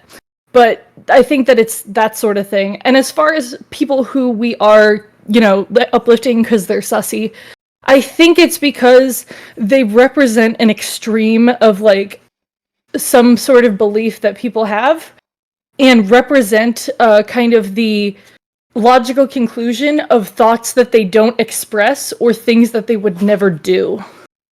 That's my like psychology take. Like, people who are like with Luigi, people who are angry at their health insurance, people who hate their health insurance, people who have been fucked over, right? But they're not going to go do that, right? But they're just like in their back of their head, they're like, damn, I wish, right? Those sorts of people, as well as people who think that they, want to see change, and that's the closest thing that they're seeing to it, even though it's not really doing that at all. Like, I think there's multiple reasons. The reasons can be multitudinous. But yeah, that's my opinion. All right. I think that's a great point on the like almost, I want to say, voyeuristic element for a lot of people where they see somebody else doing something that they, wish they could partake in, or that they feel for some reason or another they can't do themselves. And so they, enjoy seeing people blow up in ways that, everybody thinks, I should just go postal. At some point in their workplace experience, at some workplace, they're thinking like, probably not, I should burn this place down, but like, you're not thinking the kindest things about it. And, so you see somebody who actually gets a chance to like, for example, like bully a CEO, or harm a CEO, then, you might feel positive feelings just because you see somebody else acting out what is like one of your Yeah. deepest. Yeah. Yeah, it feels like a moment of catharsis, right? I mean, like you Yes. can think about this, and this, yeah, and I think that the shock jock analysis, I think like that's true. I think it is true that people like to see things that are shocking, but I also think that it's not merely the fact that they're shocking either. It's the OnlyFans problem, right? Like the market is flooded. Okay, I mean, when we're talking about like shocking and like people being willing to do like outrageous behavior, there are lots of people that are willing to do that. There are lots of people who are willing to do, crazy things, humiliating things, to say horrific things in order to get attention in front of a camera. It's not simply because like you're willing to say things that other people aren't willing to say. It's because I think it's also because you're acting like a spiked baseball bat representing the needs or interests of a group, right? You are the asshole hero that everyone has been waiting for, right? I mean, like the workplace thing blowing up. Like, why do you want to go postal at work? Well, it's because your boss sucks. Yeah, You know what? Because your fucking jackass boss made you clock in when you didn't want to clock in, and he makes everybody clock in, and nobody's able to say anything because they're afraid to get fired. And then you have that one asshole who says it, and you feel so fucking good, right? Like that's why people want. Yeah. Yeah, I will say really quick. Sorry, go. I was exactly that person. I used to like get into arguments with managers sometimes just because I lived with my family and I knew that like everybody else was like generally those people don't represent the majority. Like I kind of want to expand this outside the internet again. When any company besides maybe Nike went political, Starbucks, Hobby Lobby, Chick-fil-A, all of them lost. Almost all of them saw their stock prices tank, Tesla being the most recent one. When people out in the outside world get political, then that's the case. But I think on the internet, there's such a big pie that everyone could have access to. You get 1,000 followers, you can quit your job. If they're watching you consistently, you can quit your job. You can cut out your own little piece. So even if 99% of people are rejecting you, you have your own little cutout where you can kind of survive on your own. That's where Steven Crowder, Hassan, all these people operate, is way outside over here in their tiny bubble because we have this perverse incentive system. But it's also a good thing too. It's pro-free speech. All these opinions get out in the open, and the sunlight's the best sanitization. So we get to see what these people actually think. I didn't know Christian nationalists existed. I didn't know that fucking what are they called? Black Hebrew Israelites or whatever. Sovereign citizens. All these crazy worldviews that are like stupid that are big on the internet only exist because we have these here. We don't police it in the same way. I think that's good. You want these people to come out so we can tell them how wrong and stupid they are, especially the red pill people. You have to keep in mind, I do think short form content does kind of make that incentive worse because everyone is trying to do the most outrageous thing to get you hooked for at least 5 seconds. So their Instagram reel or TikTok is promoted to millions of people. It's Right. And we were talking earlier about the music, and I just remembered an example. It was from around, like, before social media. This was, like, the 90s. Basically, two individuals who they made 2 songs. One was via polling what people wanted the most, and then the second one was the least wanted song that had the least wanted instruments, least wanted genres, least wanted song length, least appealing everything. And you want to know which fucking one everybody remembers? It's the one that's 20 minutes long and has an opera rap about cowboys and has random breaks for ads for Walmart. It's a real song. Look this up. Yeah, look up the least wanted song. Oh my god. Yeah. I do love that. Yeah, I mean, I was going to say, like, a lot of these boundary breaking behaviors you have to keep in mind are also functional and reminding people the behaviors they do find acceptable, and so when you see all of these people acting in these outrageous ways, I do actually think that's a part of what feeds into the tension and the fear that I would say some of the right and far left use to promote their political ideas. Basically, it is just this. Yeah, but okay. So I mean, when y'all say this, right? Like I think so. I think you said this earlier, Tyler. Is like they're like niches, right? They're like small niches, and they like operate on the fringe. I mean, yeah, to some extent, but this like some of the stuff goes national, right? Like for example, like what was the one that you just mentioned, Penn? The kid that stabbed the other guy, right? Like that one goes national, and people chose to make this one, right? The George Floyd thing happened, right? Then we look into it. He's kind of a terrible person, like, and you're like, okay, well, this bad thing happened to a terrible person, but this is the one we're choosing to uplift, not like Darnell, the 12-year-old kid that gets like has this happen to him. We're gonna choose George Floyd, right? And then you have like I don't know, you see these like repeatedly. I mean, it's easier. I'm sure there's ones on the right. It's easier for me to pick ones on the left because I've done this. Like Trump, for example, he's accused of some wild shit, and then everybody still loves Trump, right? Like they're like, yeah, let's go. Like, what is this like obsession? Like, and I like Trump as much as the next guy, right? But I'm not under the assumption this guy's like our best, person we're sending out there. Like it seems repeatedly we like choose like bad people like on purpose across the board here in America as our representatives and as like in streaming like. How many people pick Destiny now that all this shit's come out about it? Still, like, we're gonna die on this hill. You see this with like all sorts of streamers, like Zerka. He does some wild shit. And people are like, yeah, even though he's a pedo, I got that guy's back. Or like Vosh's fucking horses or whatever. This is the that best. people are very willing to overlook like extreme moral faults if you're entertaining enough and if you're fulfilling like some other need or desire that they have. Because I do think again this is a little bit of that like voyeuristic, they want somebody who they can live through because they're not, they can't act like Destiny in their day-to-day life, but they can watch Destiny like yelling at all these other people and feel some sort of relief from it. But on top of that, I think we're just seeing people are not going to like hold a grudge for these big moral issues anywhere near as much as we thought. It's really just that we didn't have as much social interaction with one another. I think people also are just like really into populism here, by and the way. anti-establishment at the moment, and it seems like a lot of the populist anti-establishment people, like it just seems like they're insane people, but their insanity plays into being anti-establishment, right? It's like, look at how crazy fucking wild I am. Yeah. I'm not an elite like the rest of these people. I think those are mutually feed into each other. So Which is so funny because now like you see advertising agencies catch on to these concepts so quickly now.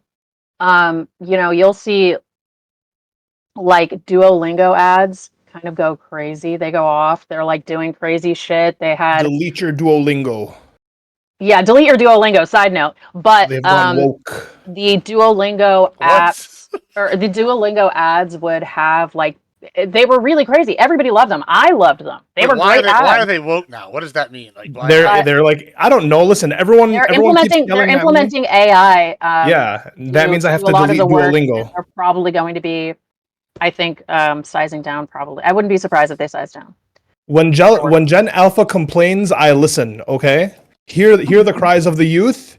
Hear the cries of the youth, for they are the oracles of the future. Okay. True.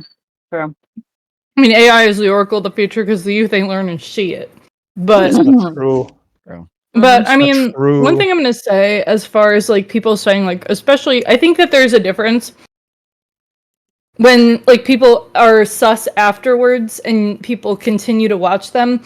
I don't think that's living vicariously through them or because they were before necessarily. I don't think anything's really changed about how they're interacting or how they think about the person as much. I think it's more like, A, people don't like change. And B, there are certain like niches that people fill, and then individuals who are really into that specific niche are like, okay, but who else? Like, I mean, for example, sorry, go ahead.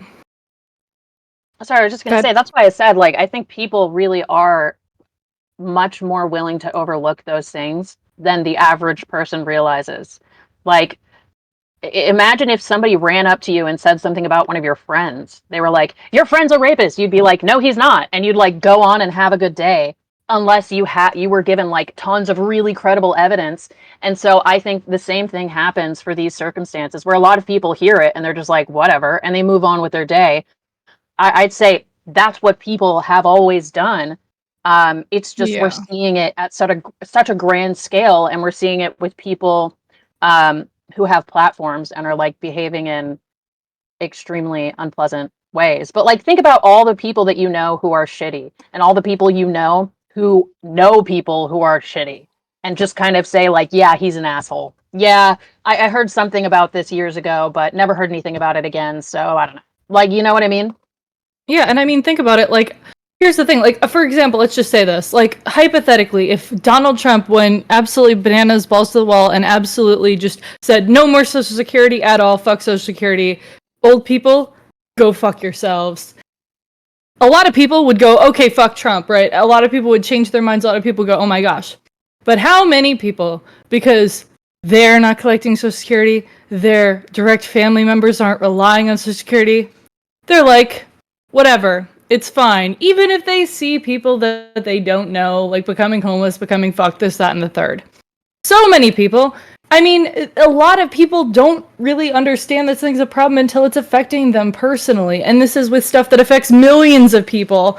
And then it's like, oh my God, why didn't everybody turn around because like fucking something affected 2 people in a community or 2 people who alleged misconduct? It's like, yeah, people are shitty.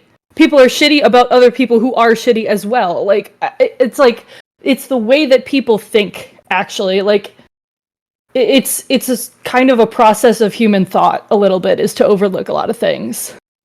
Well, There's Arabs also for Trump the- and Latinos for Trump, remember? That's why I do want to cultivate a better culture. Yeah. We can have. I mean, we can have like better part people. of it is also too, like I know with Destiny, and you could say that Trump is similar too. Okay, he's an asshole, but he's our asshole. Okay, he's the only hope we've got. Okay, sure, he's done all these terrible things. You know, I know that he's terrible. I know that he sucks. You know, but who else do we have? We have no one else who we can trust in. And so there's the idea that there's a scarcity of people that that have the same abilities as like the assholes that you entrust yourselves to. And that's why those people get propped up. It's because it's the Dr. House syndrome, right? It's the, it's the idea. Yeah, well, I mean, like this guy, I mean, Steven, like he even like watches Dr. House like constantly. He looks at clips of it like on there, right? Like it's somebody with a big appetite who screws up just enough to make them relatable, someone powerful who gives your enemies the insults they deserve. Like think about all the renegade million cops characters who break the rules because they have to get shit done, who get shit done because they don't care about the rules. I mean, this is a thing in media, right? Like think about how many television shows have we watched where there's a main character and they're extremely smart, they're extremely talented, they have all of this wonderful talent to give to the world, but they can't quite do it because of the rules, because there's some rule, there's some system, there's some thing that's standing in their way, right? That's what makes them relatable. And so everyone at some point has wanted to have an asshole who has a metaphorical spiked baseball bat to beat up the people that they don't like, you know? Yeah, it's the bad boy with the golden heart, right? It's the bad boy that's on your side, and it helps considering that there are bad guys on the other side, and so people fight fire with fire in that regard, right? I can't relate. I don't rely on another man to do my battling for me. Well, I mean, I'm talking for other people, right? Like you rely on the people that are able to defend you and your side against the people who are, I guess, shitting on you and your side. Yeah, and I think that there's a difference, right? Because between some of these examples that I would like to divide into 2 buckets. Yep. There's one side, the people whose asshole actions have to do with the quote unquote like the good that they're doing, and it has to do with that. And it's like, yeah, he's using bad means, but he's getting there. Oh yeah, it's because he tells it like it is, or he does it like it is. And like people more like Trump, like like what the House example, right? And then on the other side, I'd say you have examples like Destiny, where everybody generally sees it as a distractor. What he did, they're like, uh-oh. They're not like, oh yeah, that's gonna help get us political power. Good thing. It's like, uh-oh. It's like a despite thing versus a because thing. And I think despite and because interact with that very differently. Who's Destiny? I think they're less likely to like. Evidence that he's not. I think so. I think the people like on the Destiny spectrum are less likely to just be like, this thing isn't a big deal, and still kind of prop up the fact that like it is because he's beneficial. Like regardless of what he did, doesn't matter if it affected. It's not going to affect it in any real way because this is the internet. 6 months, it'll be over. Right around time for the next election cycle, whatever it may be. Yeah, I'd say it's different than like with Trump that I've seen a lot, where a lot of the bad stuff, it's like, well, yeah, but this is the art of the deal, or this is how we get to the goal, as opposed to this is detracting from it. There's less of a defense. There's less of a defense, but there's also less of like a focus on the issue. No, so it's just being neutral, I guess. I don't think Trump and Destiny are like close. I think Destiny is a significantly worse human being. And the reason why people like him is because he acts as their id. And as Fairy Queen was saying, he's the guy with the spiked bat that goes in and does that. But I don't think it actually helps anything but your emotional response in that moment. I think it actually hurts. And that's why as soon as the shit happened with consent, all the people at the DNC that were like, yeah, interview me, were like, I don't know that guy. I never wanted to talk to him in the first place. It's toxic to anyone outside of your group. I want to know how you think that he's worse than Trump, considering Trump was like, friends with Epstein, I've like never had more heard Trump hands-on laugh about somebody allegations dying. with. I've never heard Trump like, mock somebody. Trump is the one who turned Well, Epstein. The Trump- FBI Trump banned is him from like Mar-a-Lago. Well, You no, know no, what you I'm don't have Worse to than do Trump this, but, like, too. All wrong. But All I wrong. mean, think of it this way, right? Like, That's have you the guys reason seen like the Epstein's dead. South? Have you seen the Doubt. South Park episode about the stand-in for the Trump like supporter? Like, what was it? It was Cartman's girlfriend, and he like in the story. If you guys watch South Park, right? Like Cartman gets a girlfriend. Everybody makes fun of her for dating Cartman, and the more they make fun of her, the more she digs her heels in, and the more she sticks with Cartman, says that he's a really great guy. You know, and why? Because like when you're dating someone, or even in the case of like when you believe in someone, you invest a lot in that person. Like if you're a Destiny viewer, I mean, I know like when I was a Destiny viewer, even if you never donate any money or buy a membership or do any of the things that people do on streams, you watch hours and hours and hours of this guy talking. You listen to stories about his life. You listen to stories about his relationships. You've invested a lot of yourself, of your time into this guy's history, into this guy's arguments. Same thing goes for Trump. If you're somebody who's a Trump supporter, you've been invested in being a Trump supporter. You've sacrificed things to be a Trump supporter. You've probably sacrificed friends. There are probably people who call you names because you're a Trump supporter. And you're going to go back after investing all of this time, all of this energy in trying to be supportive of this, and to just dump it after that. I mean, that's not how people work. Even if you know that the person you're dating isn't a good person and isn't a good guy, the fact that people constantly are ragging on you all the time that he sucks so much. I mean, this happens in interpersonal situations, right? Like, how could you be friends with him? How could you date that girl? How could you keep him as your boyfriend? Don't you know that he sucks? And the more you tell her that he sucks, the more she digs her heels in and the more she doesn't want to dump him. Like it's a thing that happens. I've noticed that too. Well, it's because That's an interesting thing I want to say though that you mentioned. That's there how was Pentuple the- feels every day. Hold That's on, why he with the- defends Trump so hard. With But the- he does no, it. hold on. Feels There's some two sort of- things. There's two things there that I think Let you me said. meme, Like, what's- Tyler. Let me meme. That's what Hold I on. wanted to- Yeah, I just want to say there's two things FQ you said that were kind of interesting there.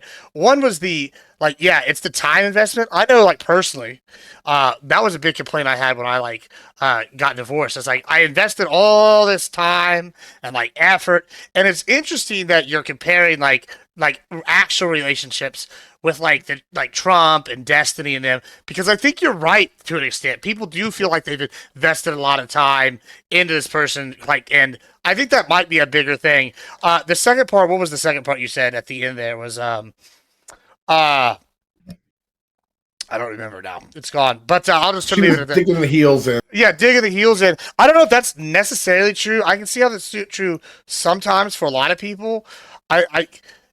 But some of these things, you said if someone came and told you, your best friend was a rapist, you'd be like, oh yeah, I don't believe it. I'd have to see some evidence, and there was no evidence. You'd probably stick by them. However, if you actually found out later they actually were a rapist, you're probably not going to stay by that person as your friend, right? You're going to be like, no, that person's sus. I think there's a line, and I think with some of the stuff, when they're these ethereal figures, in terms of this parasocial thing where they don't that you don't have in real life, they're an alleged rapist or whatever. Well, we're gonna let that slide because no one really knows. That's just their haters coming after them. Versus you find out in IRL, you're gonna be like, oh, I trust that source. I don't know, kind of thing. I think those might be two separate things. Let me jump in. I got it before. Yeah, go one ahead. quick thing. Oh, I go just ahead. want to jump in before Big Pop before I lose it. So there is what I've noticed, and it was him memeing on Pentuple. I am the day walker. I get to talk to Republicans and Democrats honestly because I hold views from both, and I'm sincere. And when you talk to people on both sides that are hyper-partisan, once you acknowledge to them that you're not the hyper-partisan on the other side, that you're a serious individual that wants to have a real conversation with them, and they open up, you find out most hyper-partisans aren't as hyper-partisan as they seem. It's a team sport thing because they're so used to their side being treated unfairly that they feel like they have to keep doubling down because the same people that are making the unfair comments and gaslighting you, like Biden's economy was good by every metric and Trump's was just almost exactly the same as bad by every metric. You're like, bro, The fucking support for free trade for the Democrats went from 20 to 60% overnight when Trump won and said he was going to do tariffs. Things of that nature. And you can see it on the Republican side as well. Republicans all thought the economy was great, and as soon as Biden got into office, their views flipped. Like, that type of shit, I think people are in these teams because they see everyone else besides their team as dishonest. And as soon as you break through that, you find out that they're really just normal people too.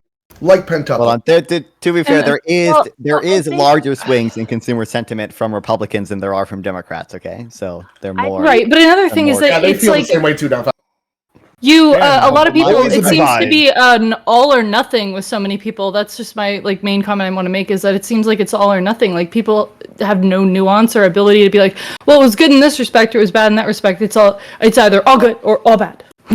So I feel like when you think about it from the psychological perspective, it makes more sense because the reason you end up digging your heels in or breaking up is usually because like this relationship is or isn't providing some sort of emotional need, right? And I would say the majority of the time it's like reminding you of a loved one that was like a part of your development, or it's reminding you of yourself. And so I think for a lot of these people, they see a part of themselves in the person that's being attacked.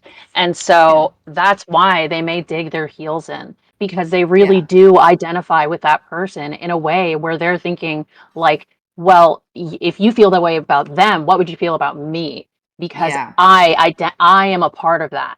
And so when you identify so strongly with a leader of a community that you're a part of, and somebody is coming in and attacking them, especially when you feel like they're breaking the mold and doing something that no one else in that same sphere was willing to do, like Trump, as much as I disagree with him, he was willing to go the next level and do shit no one else has ever been willing to do.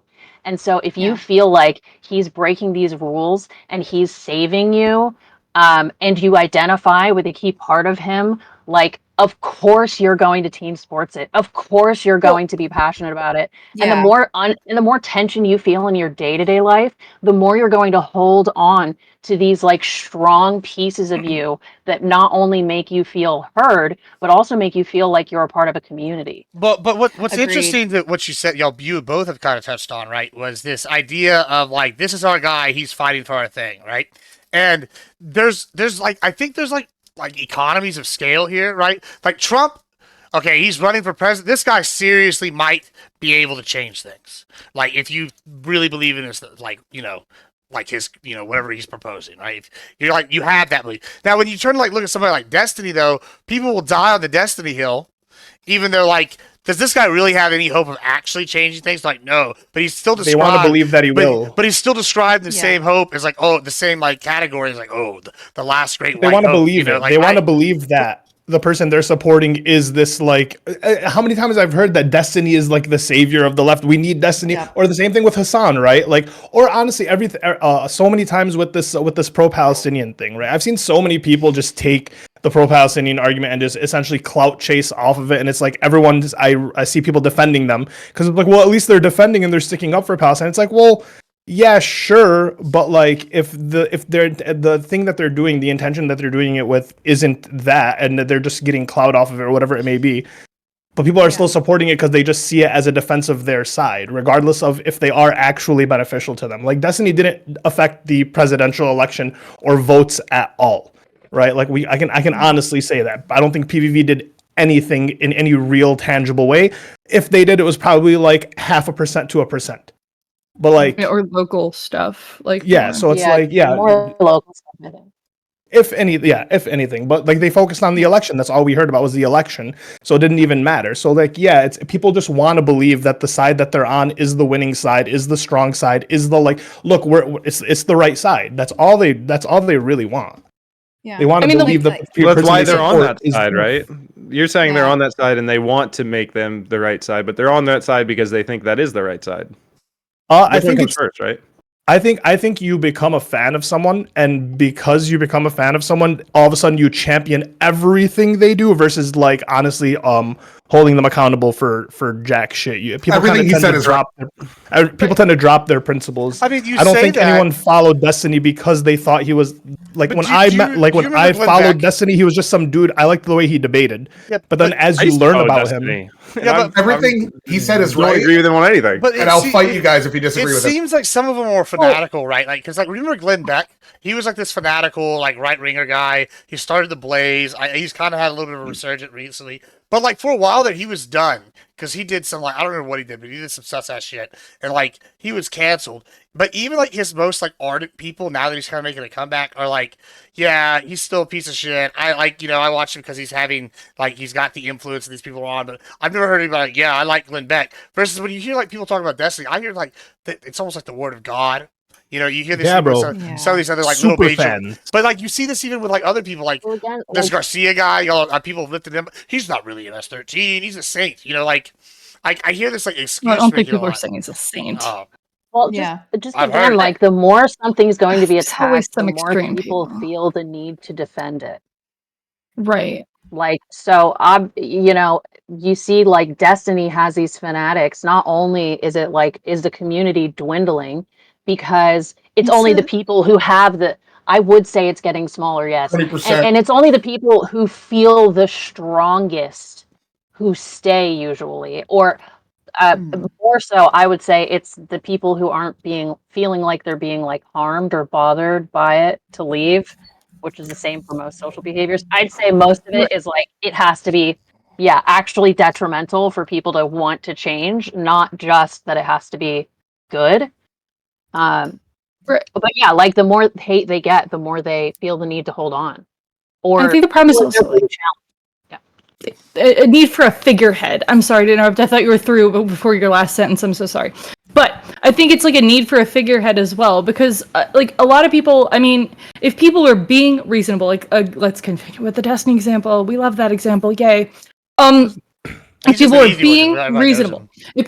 being reasonable, there is a segment of the left, especially among young people, that he represents that we don't often see, which is the type that isn't like throwing an entire pack tour away because of microaggressions, and isn't being absolutely insane, and isn't turning towards anti-electoralism, and isn't saying that voting will do anything.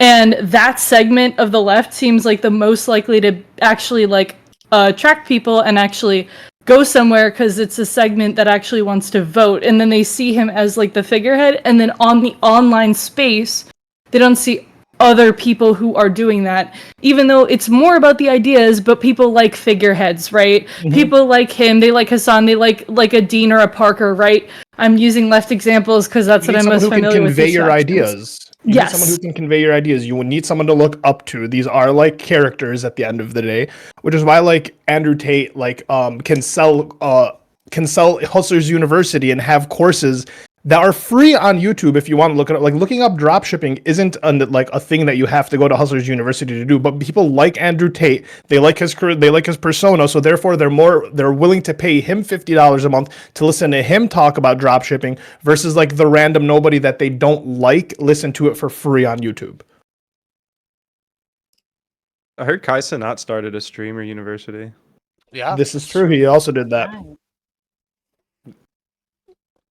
Yeah, I mean, I don't know. I think it's interesting how I've seen this like intersection of like the parasociality and like the politics and like celebrity, because we went from like the 24-hour news cycle to like now it's like then we had all like becoming one. Yeah, then we had infinite. Well, yeah, we had like a thought like social media Gibbs. influencers, friends.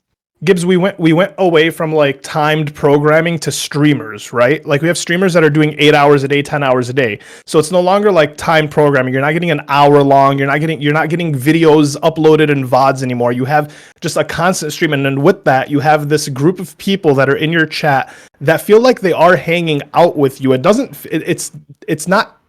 It's so interpersonal, right? Like you're reading what someone says in chat and then you're responding to it. It's like you are hanging out with that person. So you are building a more parasocial relationship, right? And because of that, because you're spending hours, sometimes you're giving them money, right? I've done streams on TikTok.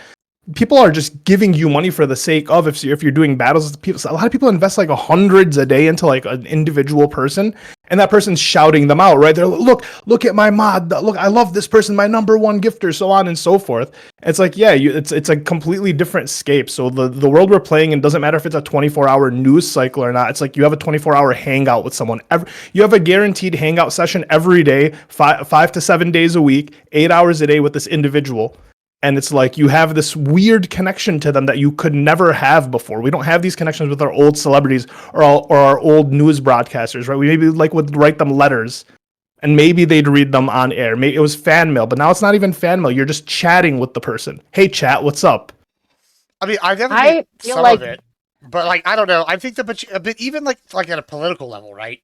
Like you see, like we went from like the 24 hours, or like we went from like the sound bites. Now it's like then it was like 1 minute sound bites. Now we like TikTok. If it's over a certain amount, it's even less. It's like who's structuring them? Like how are they like monetized? I think that's a big part of it. I think that I don't know if it's the algorithm per se. I think there's some kind of like reward like thing that like the American culture as a whole is doing with this. Like we've always kind of maybe been like this. I Like, actually do think our Yeah. lives are going to be very strongly influenced by algorithms. I feel like it's just an inevitability, considering that's like how basically all of us consume media, or almost all of us are consuming media. It's how we're like advertised to. I don't think we're going to be separate from this at any point in the future. But I have to just comment really quickly. I find it interesting. Like every conversation I've had for the past like 2 weeks always touches back on the attention economy lately, which is so interesting. And I have to mention data collection. So we're moving. I kept hearing like over the past few weeks that we America doesn't produce anything anymore, right?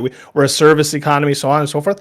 I think we're all producing content one way or another, and that is our like largest output is content, and everyone's trying to get in on it. So when you're saying like there's something in America that's being rewarded by like media or social media or like that, it's not the algorithm. It's the fact that so many people right now can garner so much attention and even money through creating content, small bits of content. Like micro creators are such a large portion of people now. People with like 10,000 to 20,000 followers on any given platform. There's a lot of people doing this, and so it is kind of like an attention economy, and then everyone's kind of be able to like benefit off of it. yeah, I mean, well, waiting. wait, go ahead, Pitapple. Oh, it's not my waiting. I was gonna say like I Not think my that. panel. Oh, I don't know. I'll see who it is, but yeah, I mean, I think that's interesting. You say that if that's what we're doing, like our like I don't know, like that's all we're producing is content. Like I mean, I think that leads to a lot of what Okay. like Trump and them One were of our saying. major things. Yeah, now you sold me on the manufacturing that we need to bring back. If this is all we're making is content, It's not like, all. like because you see this at the end of more, like we but hold- produce more hold on, this- industrial goods than we Hold on, did you in the see this? 70s and You see this at everything, the end of a even lot of Oh my God, empires. guys. Celebrities getting lifted up It's like this. pretty stagnant. I Go on. That's don't not what I mean. know. Wait. No, I don't mean that depending we're on what you literally. look at. I don't wait. I don't mean that literally America's production is content. All right, but it seems that the number one thing that everyone, like all the kids, want to do, they want to become influencers, right? They want to become streamers. They want to become YouTubers, whatever it may be. And for the longest time, our movies are output. Our movies are watched worldwide. We put out most media and content. Video I'm not saying games, that's too. all we put out, but that kind of is our And the, like our. the most popular, And that's the easiest, and that's it the goes easiest thing for furthest. any American to get into is content production. You could get into being a movie producer, like working on a set, doing all these things. It is very easy because the industry is huge. You don't have to be in that even- like. Okay. Go ahead. I don't Video entirely games. Even agree for a while, I think we recently shut it down, but we had an AM radio. I believe it was an American AM radio station that like went really far that you could like listen to just about anywhere. But I do again want to mention data collection. I'm sorry, I have to bring it up now. I think we should keep in mind as well that it's not just that we are creating content or that we're consuming it, but we are also giving like tech companies probably one of the most crucial aspects of like a developing economic system within tech companies. It is data. It is data collection, and it's data collection for AI development specifically. And so I think when we have all of these different social media sites that are trying to keep us on their sites as long as possible, I don't think it's a surprise that we see this response from our culture, where everybody is like, kind of the tension is rising because we are all kind of inundated with information and opinions and just noise at such a high level compared to, working the farm 12 hours a day. Well, Let's go to non. it's Oh, sorry. Let's go to non-fun. Then we'll go to you real quick. I know he was trying to get in. Oh, sorry. And I mean, I don't completely disagree with Ollie. I mean, I think he clarified. I think he's mostly right. I just do also think, by the numbers, we are producing more today than we did in the 70s, than we did in the 80s, than we did in all these other periods. It seems like the decline in manufacturing employment is mostly due to automation and not trade or anything like that. That's just, I mean, you guys know that's my issue. So I wanted to comment on that. But. All right. Yeah. Go ahead, FQ. I was going to say, like, part of this, like, there's an answer to the problem that, like you mentioned before, Gibbs, and it's both a solution that nobody's going to like, but it is the real answer. And that's that we're headed towards techno-feudalism, right? We are headed towards a system like where big tech companies, rather than traditional capitalists or state actors, accumulate power and wealth in ways that kind of resemble feudalism more. So you have platform ownership instead of land ownership. You have surveillance and data extraction, your attention, your behavior, and your data. That's the new rent. Companies extract value from your presence and interactions The attention without clear economy. consent. Like you have a loss of autonomy, like there's monopoly power, you have financialization and rent seeking, instead of investing in production, the firms extract value through fees and data resale and speculative markets. Like there are like, this is like where we are headed towards. We're headed towards a world where, I mean, this is kind of the scary place that we're headed towards. Why do I give a fuck, okay, about what a country's rules or laws happen to be if I am, so wealthy or I am in such control of a platform that I honestly don't have to give a fuck and I can just pay the fine?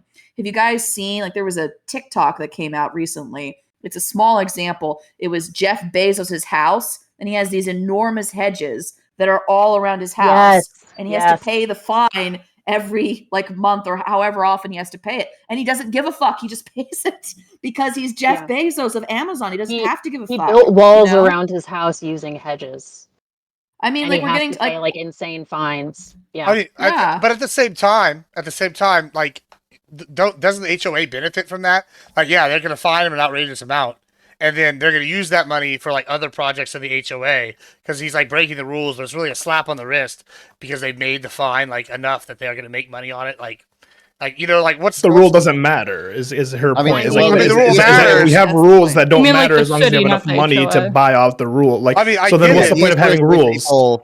Rich people are able to treat fines like a fee, essentially. Where, like you said, they're essentially paying the that's HOA really a to bad thing, as though. well Like from in that it. case, like I mean, it's an HOA. I mean, in that case, no. So in that case, I don't think They aren't I don't think it's particularly that big of a affected deal by that the Jeff rule. Bezos has hedge wall, big hedges or whatever. But I think I think it is concerning that, for example, I don't know, for speeding tickets, like, it doesn't matter at all that if a rich person gets a speeding ticket because they can just, or not that it doesn't matter at all, but they can very easily afford to pay that fine. I think we could have, or like in California when there's like water. Yeah, like there's like low water sources, and then like people are using they're able to pay the fee. They can water their lawn as much as they want, but they can also afford the fee. But there's just not enough water, like in California to go around to do that. So it's like they should be resourceful with it.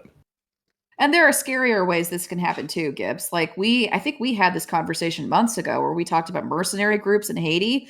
Like, if I'm somebody that like is inordinately wealthy and I can just hire a paramilitary group, or I can hire a mercenary company to go in and to raise, a town or a city or an entire country. For that. And I would be, I have the financial ability to do that. Why do I give a fuck about like what the rule of law happens to be, or about treaties, or about sanctions, or about any of I don't give a shit, right? Because I have enough money that I can simply say fuck you. And that's why I say that it feels like we're headed towards feudalism.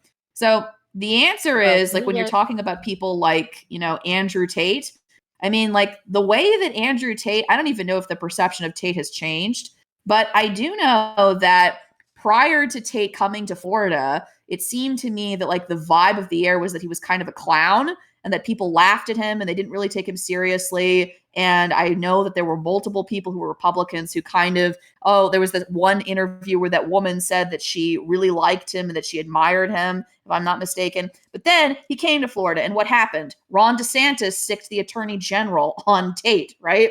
And then like the next upcoming weeks, like Tate was posting tons and tons of things about how he hated Ron DeSantis and then fled the state.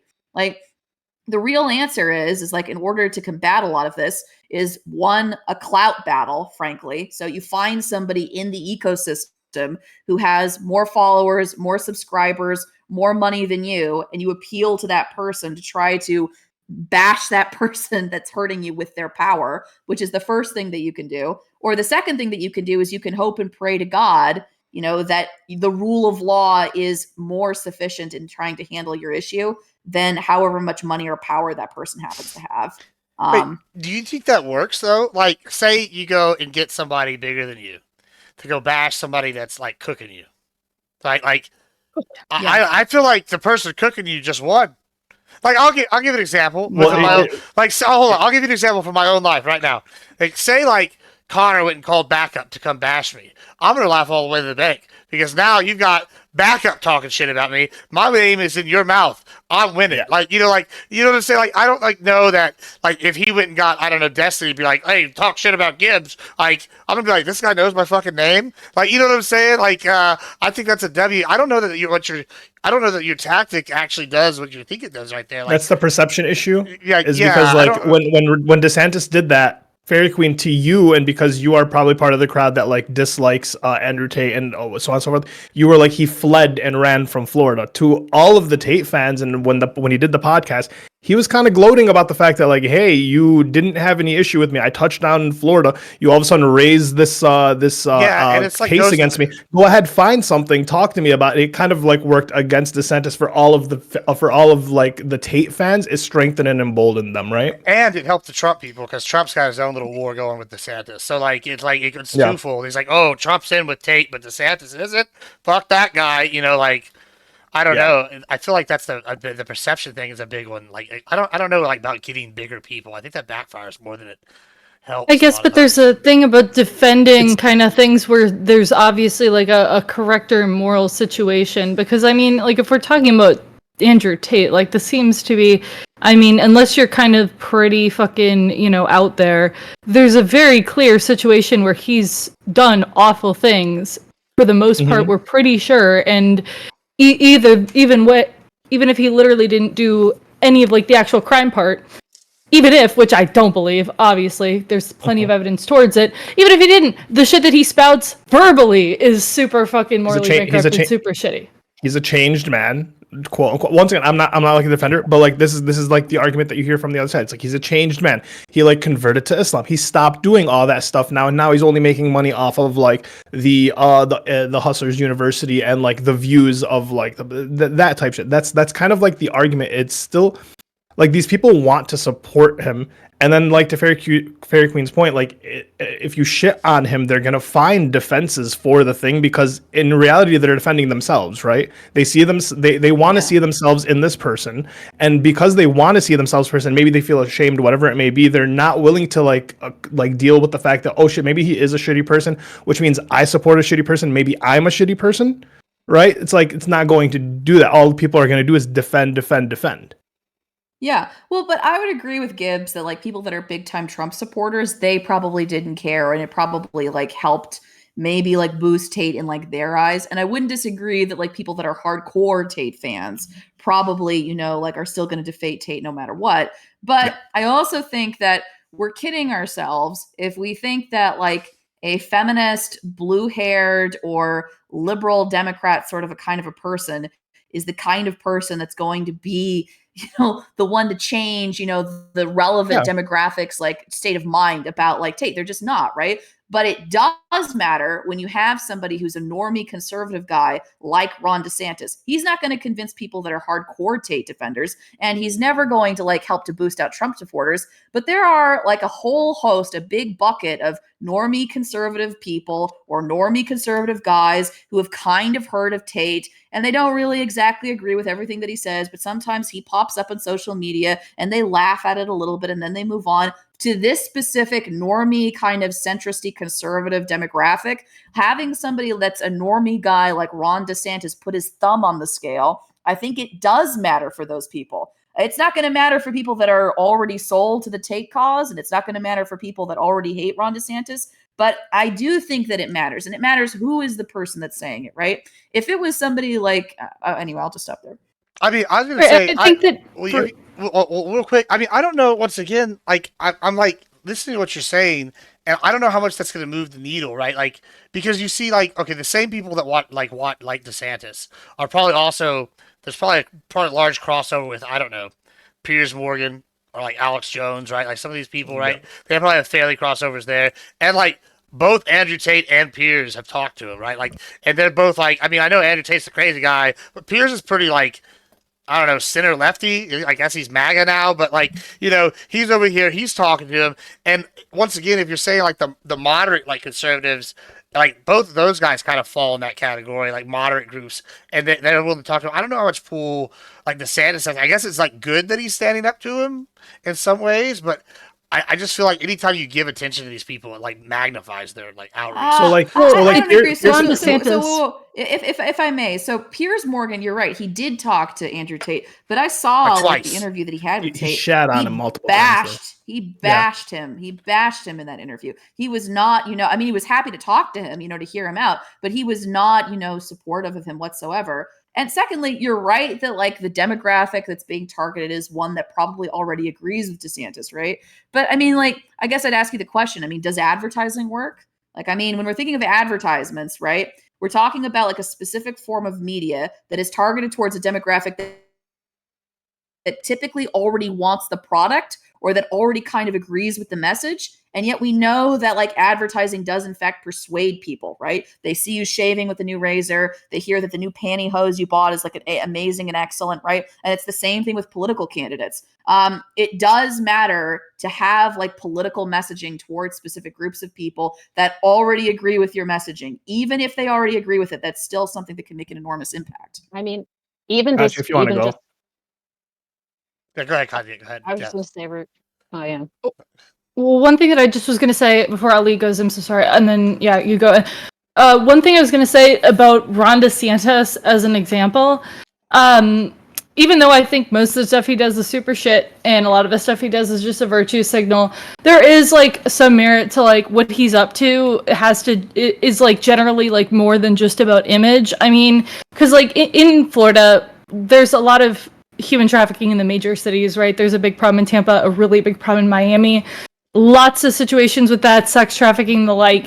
It's a big thing, right, that police departments and stuff like that, they have to crack down upon. So I definitely understand for more of a material reason why if somebody who is alleged of human trafficking, who has like allegedly done these things before in other countries, is like, okay, I'm coming to your state, to a city where you already have a big problem with this.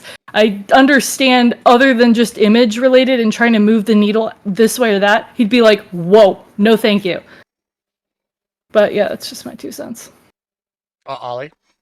Yeah, so I think once again, it is really like the perception thing. So when you say like Ron DeSantis owns Andrew Tate, it's like, doesn't really hit as hard as like when Piers Morgan does hold people accountable. It kind of hits a little bit harder because people hold Piers in like a weird perspective. Like, for example, he just did that thing with Kanye, in which he had an interview with Kanye, and Kanye walked out from the interview, and then he called him out. Piers was like, yeah, that's the thing, right? Is like most of the time people would be like, damn, Kanye just like owned that person by walking off. But because it was Piers, it was a little bit different. So like when Piers calls out Andrew Tate, people listen to Piers Morgan, they respect Piers Morgan, and maybe hold Piers Morgan in a different regard than to like Ron DeSantis. So like it does matter if it's not so much that the person is like bigger, but how much weight does that person hold? Like how much respect does their word hold and their accountability hold?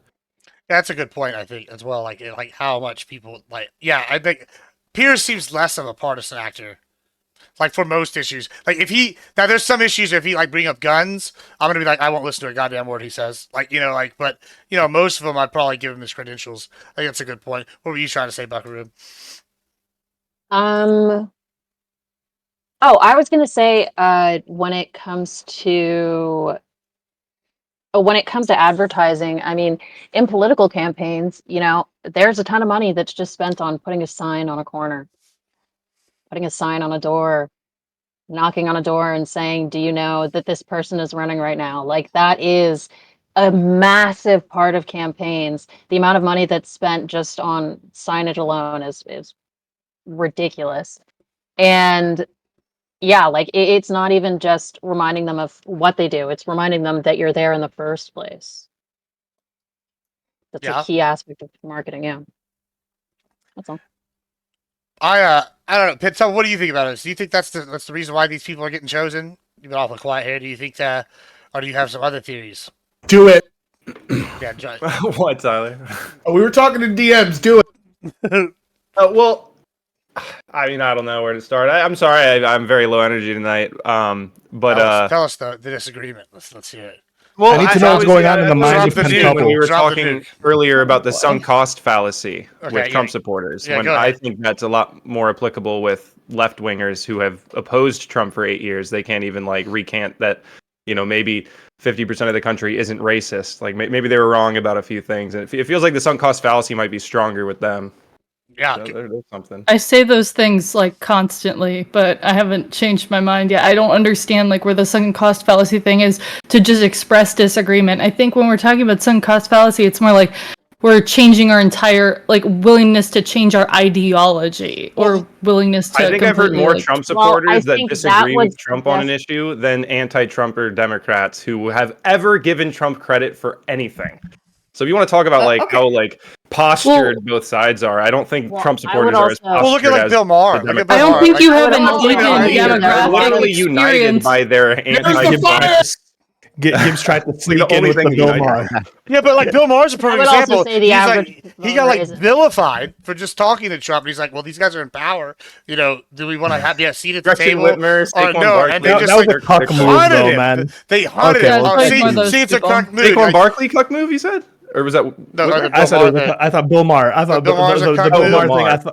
I don't like this idea of like we're gonna shit on each other for X amount of time. I'm gonna go have a dinner, then I'm gonna go tell all my fans. No, it's okay. That other guy was great. I still think Ted Cruz is a little bit weird for hanging out and promoting a guy that said his wife was ugly on on stage. I think that's You gotta fucking get weird. over that. No, I'm super He was straight, like, 'cause look, I'm all of this straight. Those are political work we're fighting gonna do words. is put off because I'm gonna have to posture against like this. Non-Fon's tweet been you meaner made. to me in debates. I've been mean to you. I've been- Multiple your times wife? in debate. I'm just saying, like, you get over. You're like, hey, Nah, we're I got turning off limits. the debate. We're in the backstage now. It was fun. It was for tactics, and see you later, buddy. And that's the end. Like they probably. I just have a very standard similar. of there are standards to the masculinity that I hold fairly true, and someone shit talking my wife on a national stage on national TV is fucking limits, bro. I gotta agree. I would have called her a dog. I gotta be honest. I'm If someone called, great. like, if I was Hey, with somebody, they got sometimes- called a dog, and I'm in a president's Has anyone debate, seen Ted Cruz's wife? I'd be pretty Is she mad. actually ugly? I have no idea. I'd be pretty pissed. I haven't. I'm like, sir, we are not going to talk about my family on Say. stage. Like Maybe it plays a role. I mean, I think the more relevant thing is that it seems like a lot of Republicans were like super anti-Trump initially, but now they're all like wholeheartedly behind That's him. true. Even We made JD made Vance. the right like- of the knee. There's been a slippage for sure, but I don't know, Pentuple. I mean, I think it's probably a couple of things. Like one of them is like I think that for Democrats, like admitting the fact that like they lied about Biden, like being incompetent, I think that's something that's like a sunk cost fallacy. I think there's a lot of egg on like a lot of Democrats' faces for that reason, for supporting Some are Biden for still so denying long. it. And then you found out, and then we all found did you see out the interview together today? collectively and gasped in horror as he like walked on the stage. I mean, that's certainly true. But I also think that there are some things that I hear from Trump supporters, at least right now, that it does feel like the flip side is happening. So the tariffs are an example for that, right? I remember very clearly, like back in November, people were talking constantly about the price of eggs, every single time you went onto a debate channel to hear about the economy and about why Trump would be so great for the economy. People were constantly talking about the increased cost of living, the increased cost of groceries. And now, we're talking about tariffs, and it just seems sort of weird to me that a lot of these Trump supporters who, and I'll be honest with you, like I agreed with them like back in like October and early November, that now it's sort of like we don't care about the increased cost of groceries anymore. We don't care about the fact that like we're not about the increased cost of living that's going to happen because of all of these tariffs. Are there Like, data on whether groceries have gone down recently or not?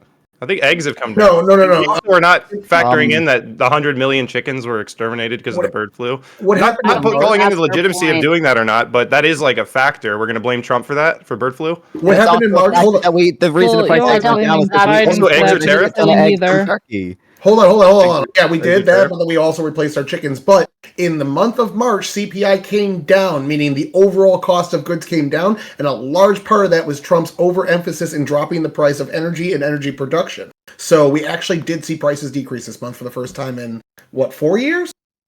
Well, you saw Cool, energy but prices that mainly. doesn't have to do with Wait, tariffs. hold on, price hold on. decreasing I don't doesn't think mean it's- the price hold is on. good. Any of this a part of her point? Because Yeah, I it feel was like yes, it was a. we are skipping prices straight have past come the in- point she made to go, well, point I was- mean, Suggesting the that like price Trump did go back supporters have down. abandoned the Yeah. arguments they were making about But- like but the tariffs work- or about Well, grocery that prices. did happen. You know? When it The was argument is occurring, that because did of tariffs. happen.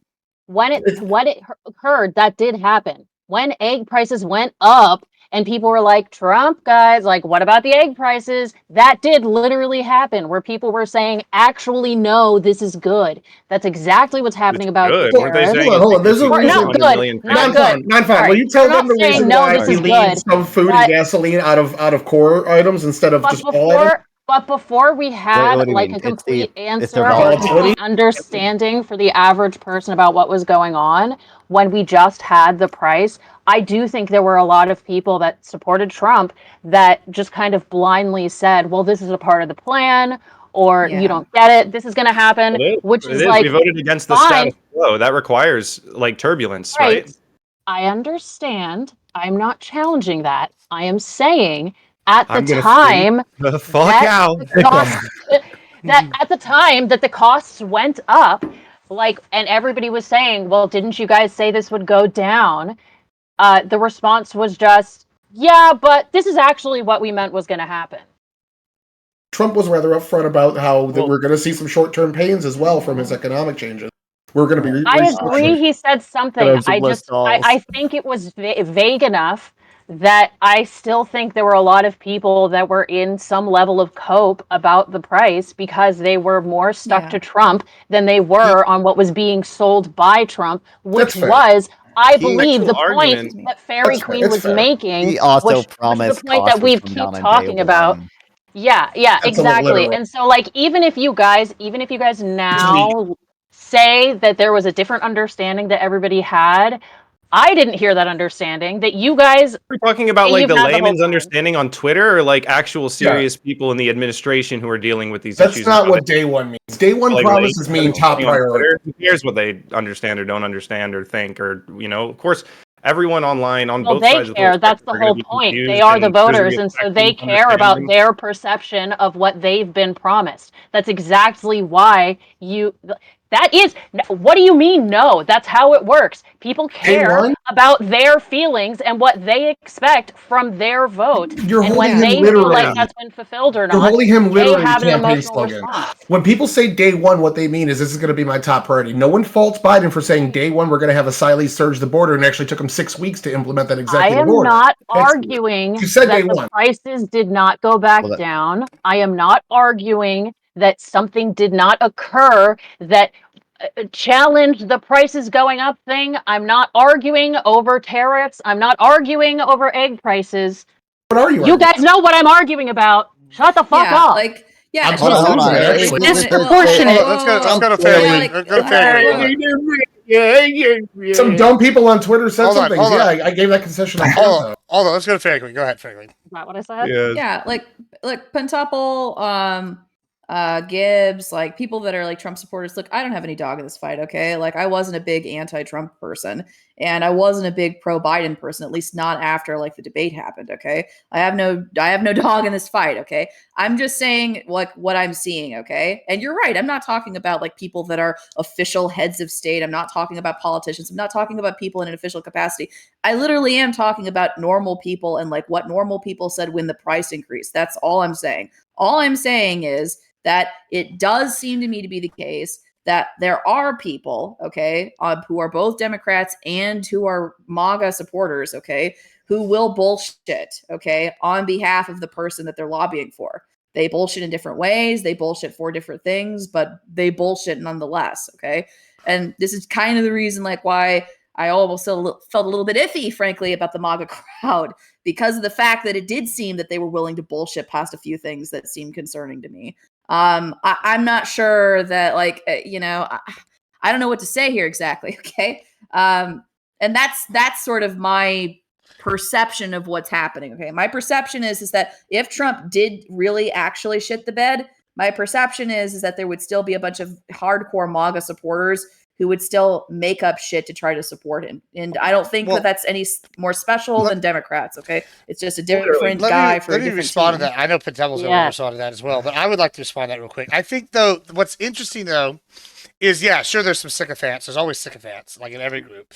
However, like, when we're talking about, like, all the stuff Trump's doing, right, I feel like he did say, and, like, you know, Tyler, he's a little bit left-leaning. You know, he's like a center lefty, but he just brought up that Trump did say, okay, hey, there's going to be some pain at first, short-term, for the long-term gain. He, like, hinted that. He mentioned it. I think whenever he's doing a lot of these policies right now, he's not, like, he doesn't think he needs the middle anymore, right? Because he's in charge, and so he's going, and he's pandering with the policies. That's why he's, like, fighting on the Garcia thing. I think that's why he's fighting on some of this other stuff. And he thinks as long as I keep my main people, I can win at midterms. Because when I go look at the Dems, the people, their leaders are, like, Chuck Schumer with a 17% approval rating, right? Like, I think he thinks he can outbeat them. He's like, the next best person's AOC, who, like, the Republicans are going to scream as soon as they see her, like, have any kind of serious, like, lead in the thing, right? Like, so, like, I think when he's doing this, I don't think it's necessarily that the sycophants and, like, in Trump's camp have, like, more power and they're saying, like, making excuses. I think it's more like pandering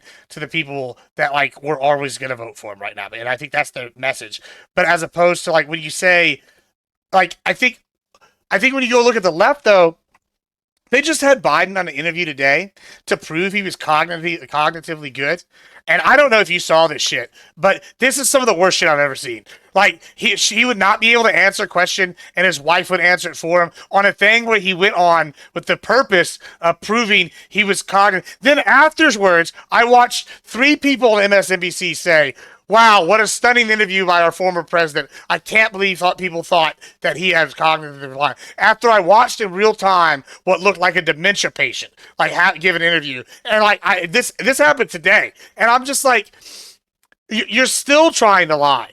Like, I don't know that you, like, at some point you have to, like, look at yourself. Like, I get why the people in power do it, but, like, even now we're on the left, I don't know. I mean, that's my big objection here. I don't think they're the same realm of, like, possibility even, like, or even, like, depth of lying. I I mean, just like, wish people would stop will talking about that. It's the dumbest thing on planet Earth. Like, it's election's over. Who the fuck cares?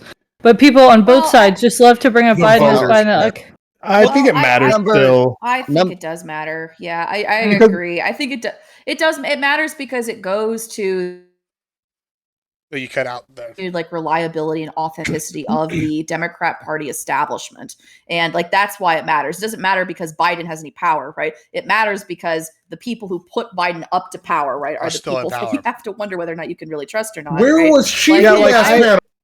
Where the fuck were you last Like, panel? I need you. recently retweeted or liked one of my tweets where it's like, I still to this day hear fucking Democrats complaining about, like, how it's my fault or the pro-Palestinians fault, that the pro-Palestinian side fault, that it's like, no, the election wasn't good. The candidate wasn't good. Stop blaming the voters. Stop gaslighting the people who are voting because your person lost. Take accountability, and it's fine. But no, they'll still like to like grit their teeth. It's because of you. Thanks for costing us. It's like, fuck off, dude. Yeah, it is. And I have the biggest stick up their ass too. I mean, I'm gonna say one. Oh, go ahead.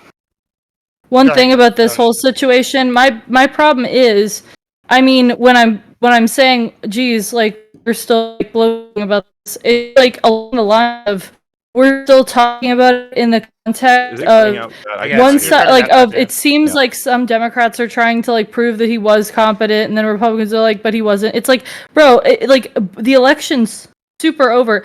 Both sides on this need to just No big deal. Forget stop about it. We didn't try to and pull a switcheroo. Fuck it. stop. We should Well, forget the about January switcheroo was 6th great. too, right? It should have happened earlier. Actually, sorry, they should have guys, done we that a didn't do year anything. We didn't- prior. January No big 6th deal. was years ago. Forget about it. Move on. Yeah, We literally just tried to swap a candidate in without your permission. It was fine. It's over, guys. So one was Just vote for our next constitutional, the guy. other one Vote for- wasn't. There's a difference. Whoa! Yes. The But executive we can have branch this having argument. I mean, dementia is a massive constitutional crisis.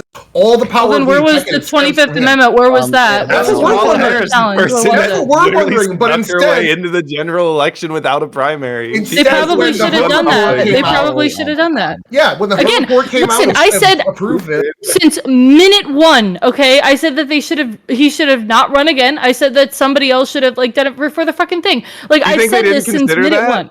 one.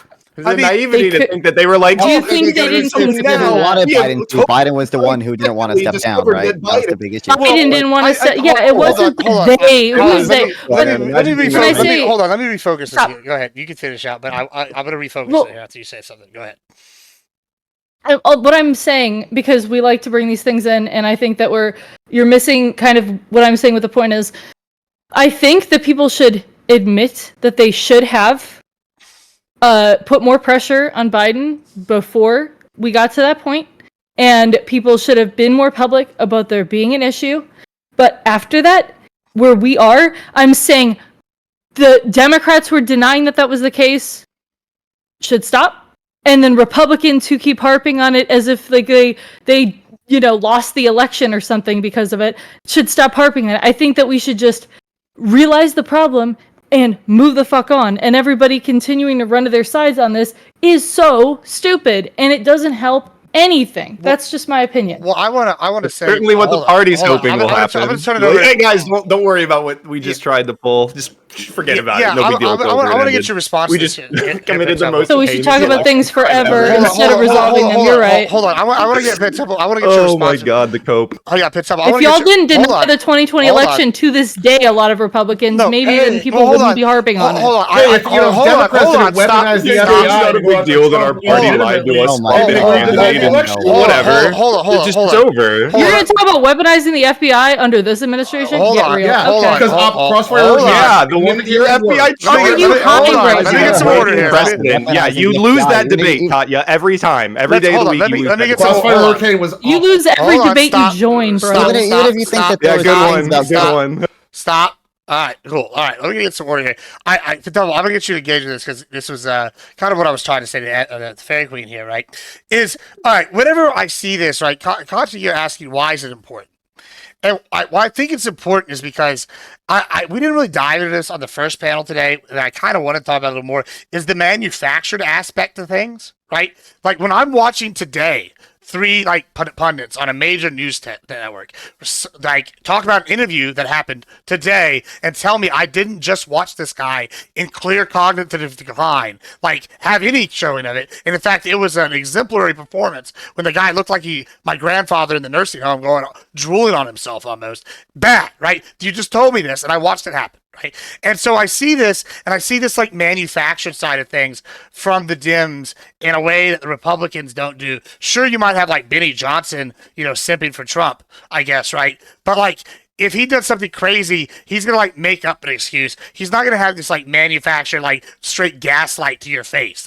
If it is, it's a different. And I think that's kind of what Pentemple's saying when he brings this up. It's they keep manufacturing this. And they're like, oh, we're telling you what to believe. And the same thing we talked about in this first panel today. I was like, there's this aspect of we're smarter than you and you should listen to us. These are our people. Trust them. It's better than whatever they're offering. Do you not see that, Katya? Whenever he talks about these, when Fidel was talking about, the dementia, you're just saying, no, let me just dismiss that. Never talk about it again. I think you're dismissing what I said earlier because I made that point in my statement. I said Democrats need to stop like acting like everything's all fine and everything's fine now, and should be like, yeah, shit wasn't fine. Yeah, we should have put more pressure on him not to run. Yeah, that fucking was terrible.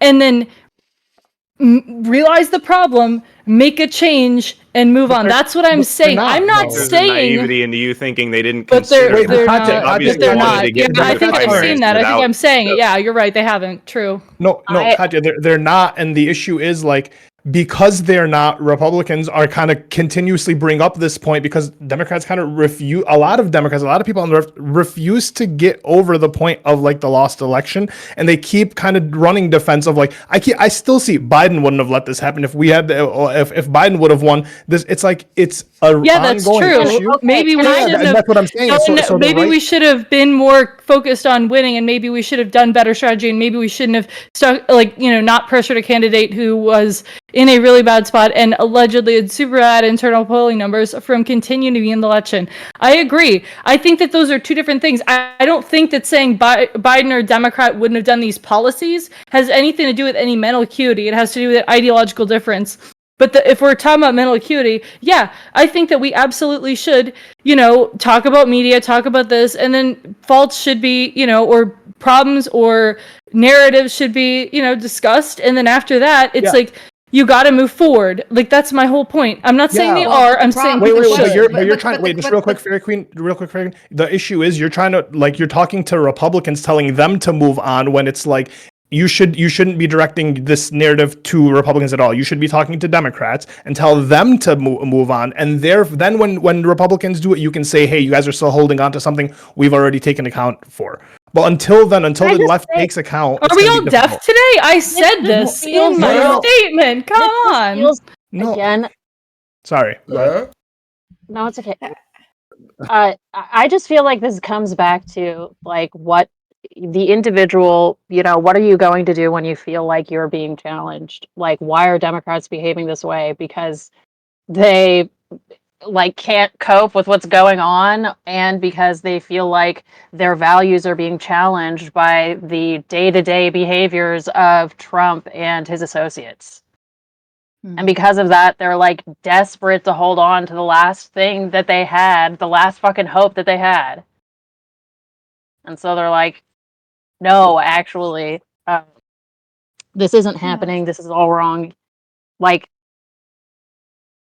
this wouldn't be happening. This wouldn't be so tense if we weren't, again, inundated with information at all times so that we can feed the data collecting machine.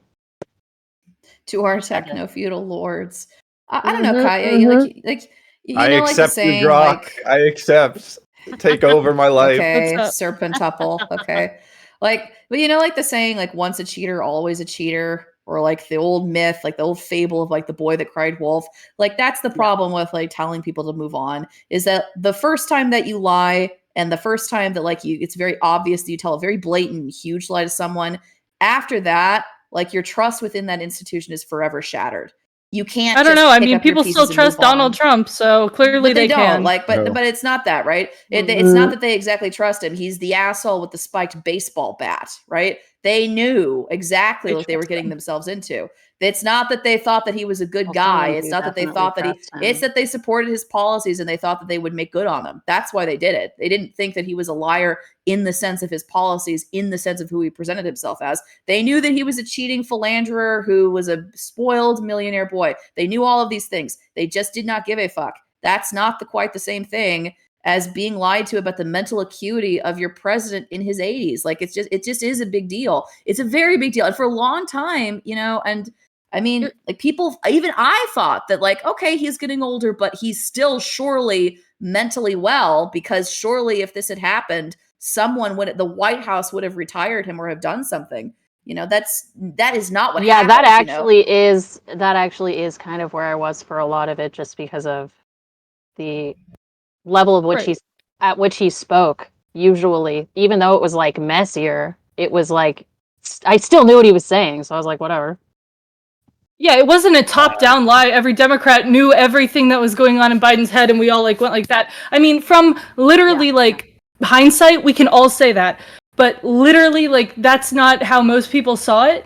that's how we're experiencing it post hoc, and it's ridiculous to assume that every single person knew everything in hindsight when they saw it on the news, when they read it in article. We all went, "Oh yeah, he's mentally fucked up," but it's like we did that in 2021. Right, and it does also feel like Time out. Like, if we're talking about, like, I don't know who you're talking about. If we're talking about the general public perception of Biden post that first debate, I mean, I watched that interview with George Stephanopoulos. I mean, and George Stephanopoulos, he's not like a big right-wing MAGA guy. He very bluntly told Biden, like, during that interview that, you know, this is the time to close a rewarding chapter and to move on. You know, the talking point throughout most media pundits at that time was, oh my goodness, we have to find somebody to replace him. Like, I don't know where this perception is that people, like, suddenly after post-debate all thought that he was fine. People didn't think that he was fine. What they were saying, like, if they supported Biden,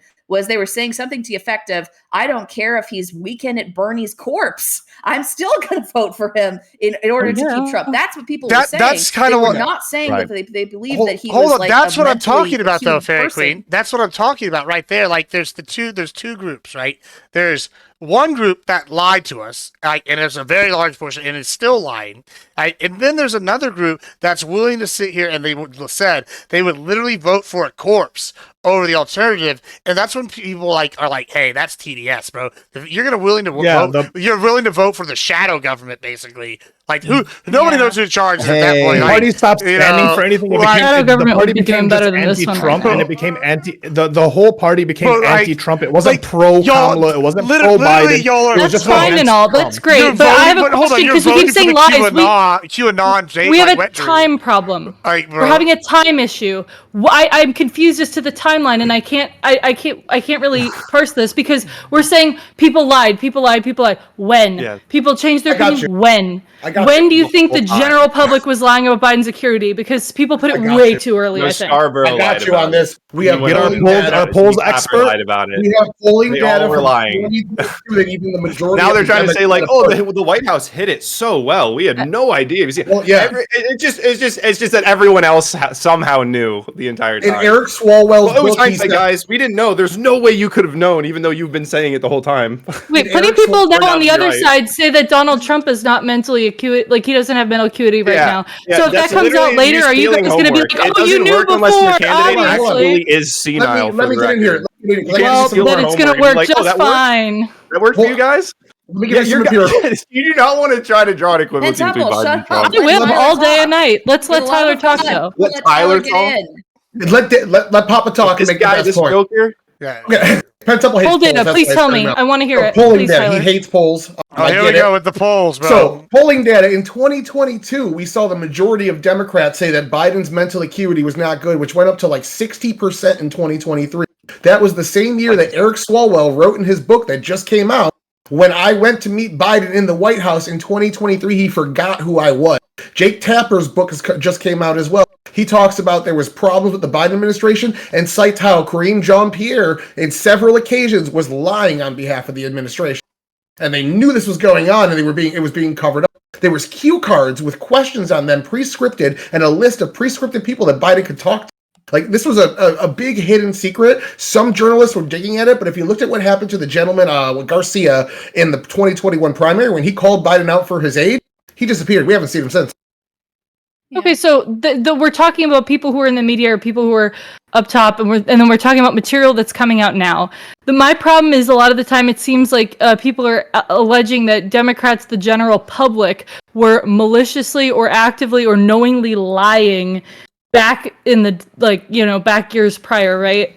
I think people who are saying that after stuff has come out, they're in denial now, and they were in denial, like people who were after, the trade-out before the election, they were in denial then. But the idea that people are in denial for 2-3 years, like the general Democratic populace, is absolutely freaking insane. Pentuple, you people were not. You agree with that, Pentuple? I see you laughing over there. Like, he's telling me about his stalker trying to harass him. I don't know. I don't know that I buy that. I feel like there was a wholesale, like, organized lying effort. Like that's what it seems like. And I feel like there's still a lying effort.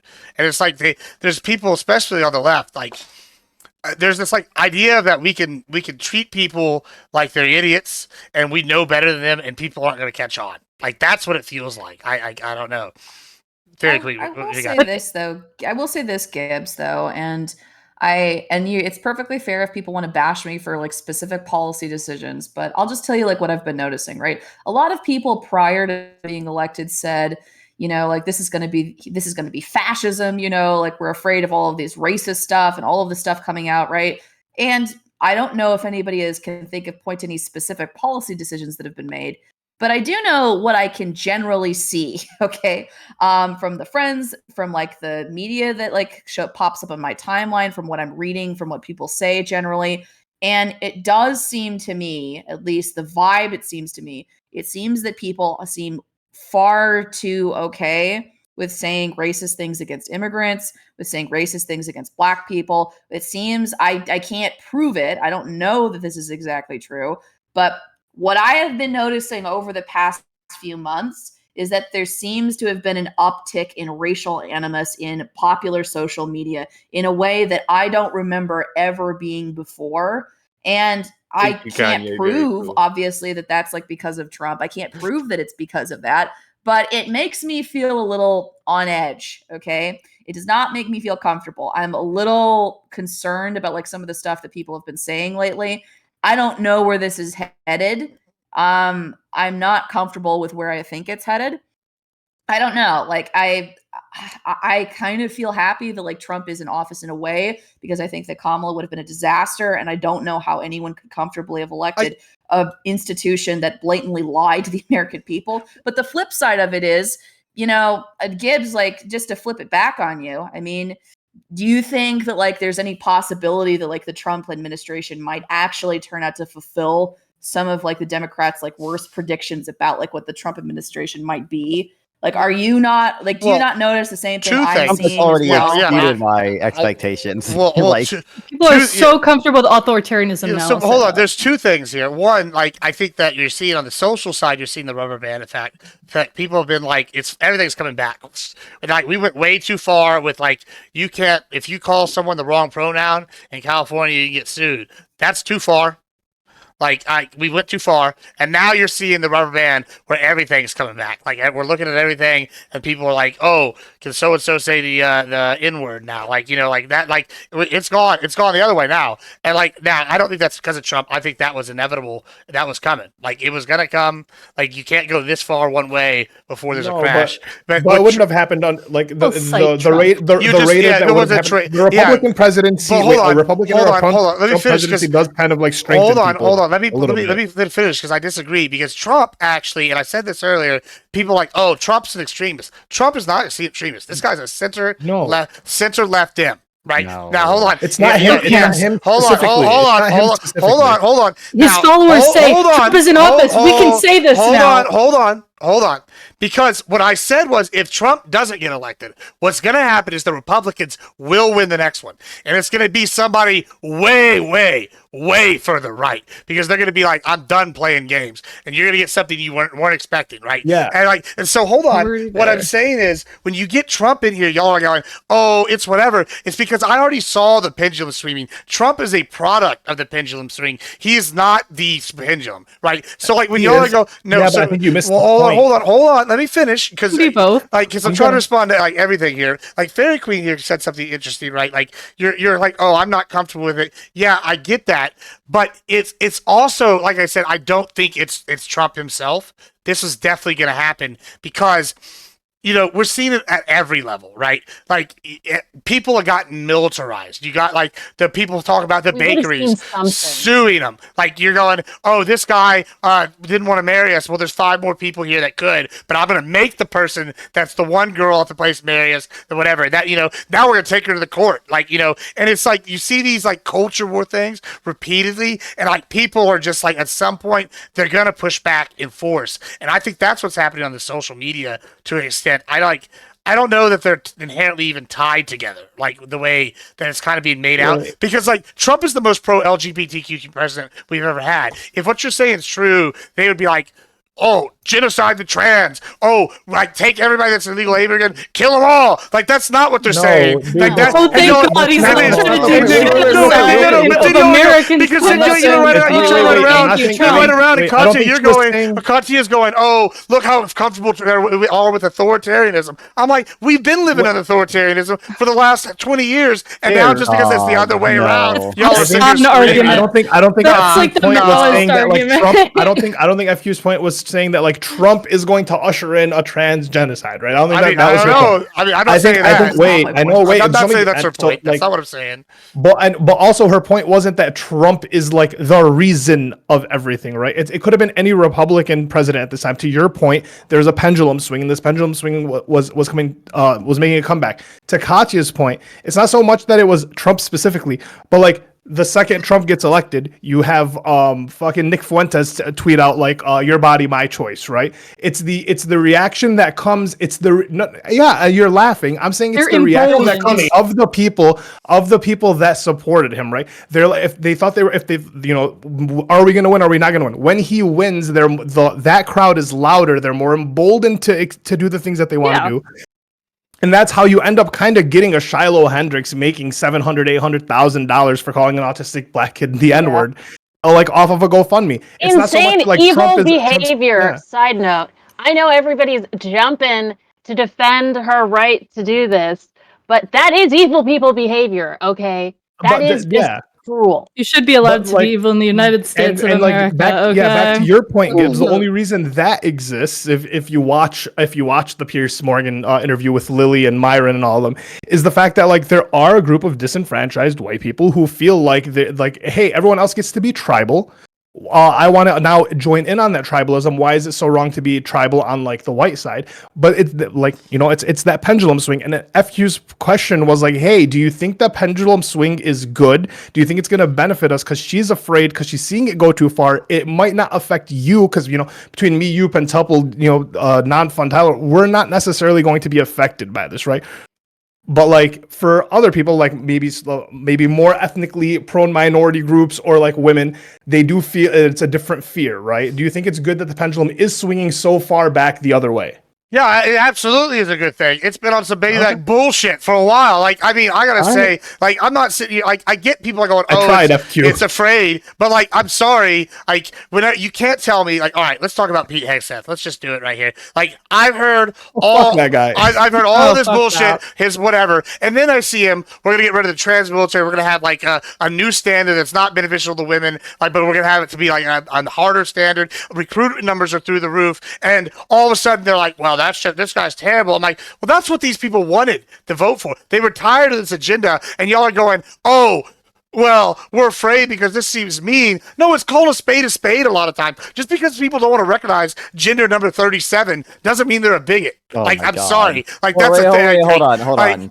By the way, you called President Trump the most pro-LGBTQ president we've had. I'm just saying, there's still two. LGB. Can I just say, LGB, I'm pretty sure he had a T, but maybe he didn't mean to. No, he took it away. First of all, any person Trump appointed to the Secretary of Defense would have done those things. But they wouldn't have been drunk. They probably wouldn't have been fucking using Signal. They probably wouldn't have done all these other things. Weaponizing it. Wow. When it comes to this thing, sorry. Yeah, go ahead. Go ahead. Do that? I was just gonna say, like, I can't point again to like anything specific, right? And I don't think that it's Trump himself, to be very, very clear, okay?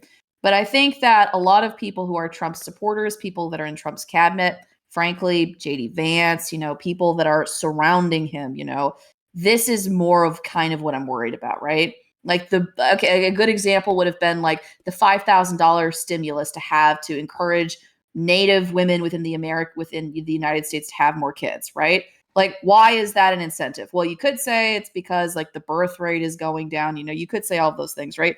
But really, what it feels like to me is, it kind of feels to me like a response to immigration. Just to be honest with you, like there's kind of this underbelly of we need to have like American women having more American babies, so that we don't have to rely on an immigrant population coming in to like take our jobs. But hold on, who's there's making kind that of, like, argument, an Fairy Queen? ethno-nationalist Hold on, who's making aspect that to argument? Hold that on, I'm kind of this is little, like, hold on. I don't know, like it's.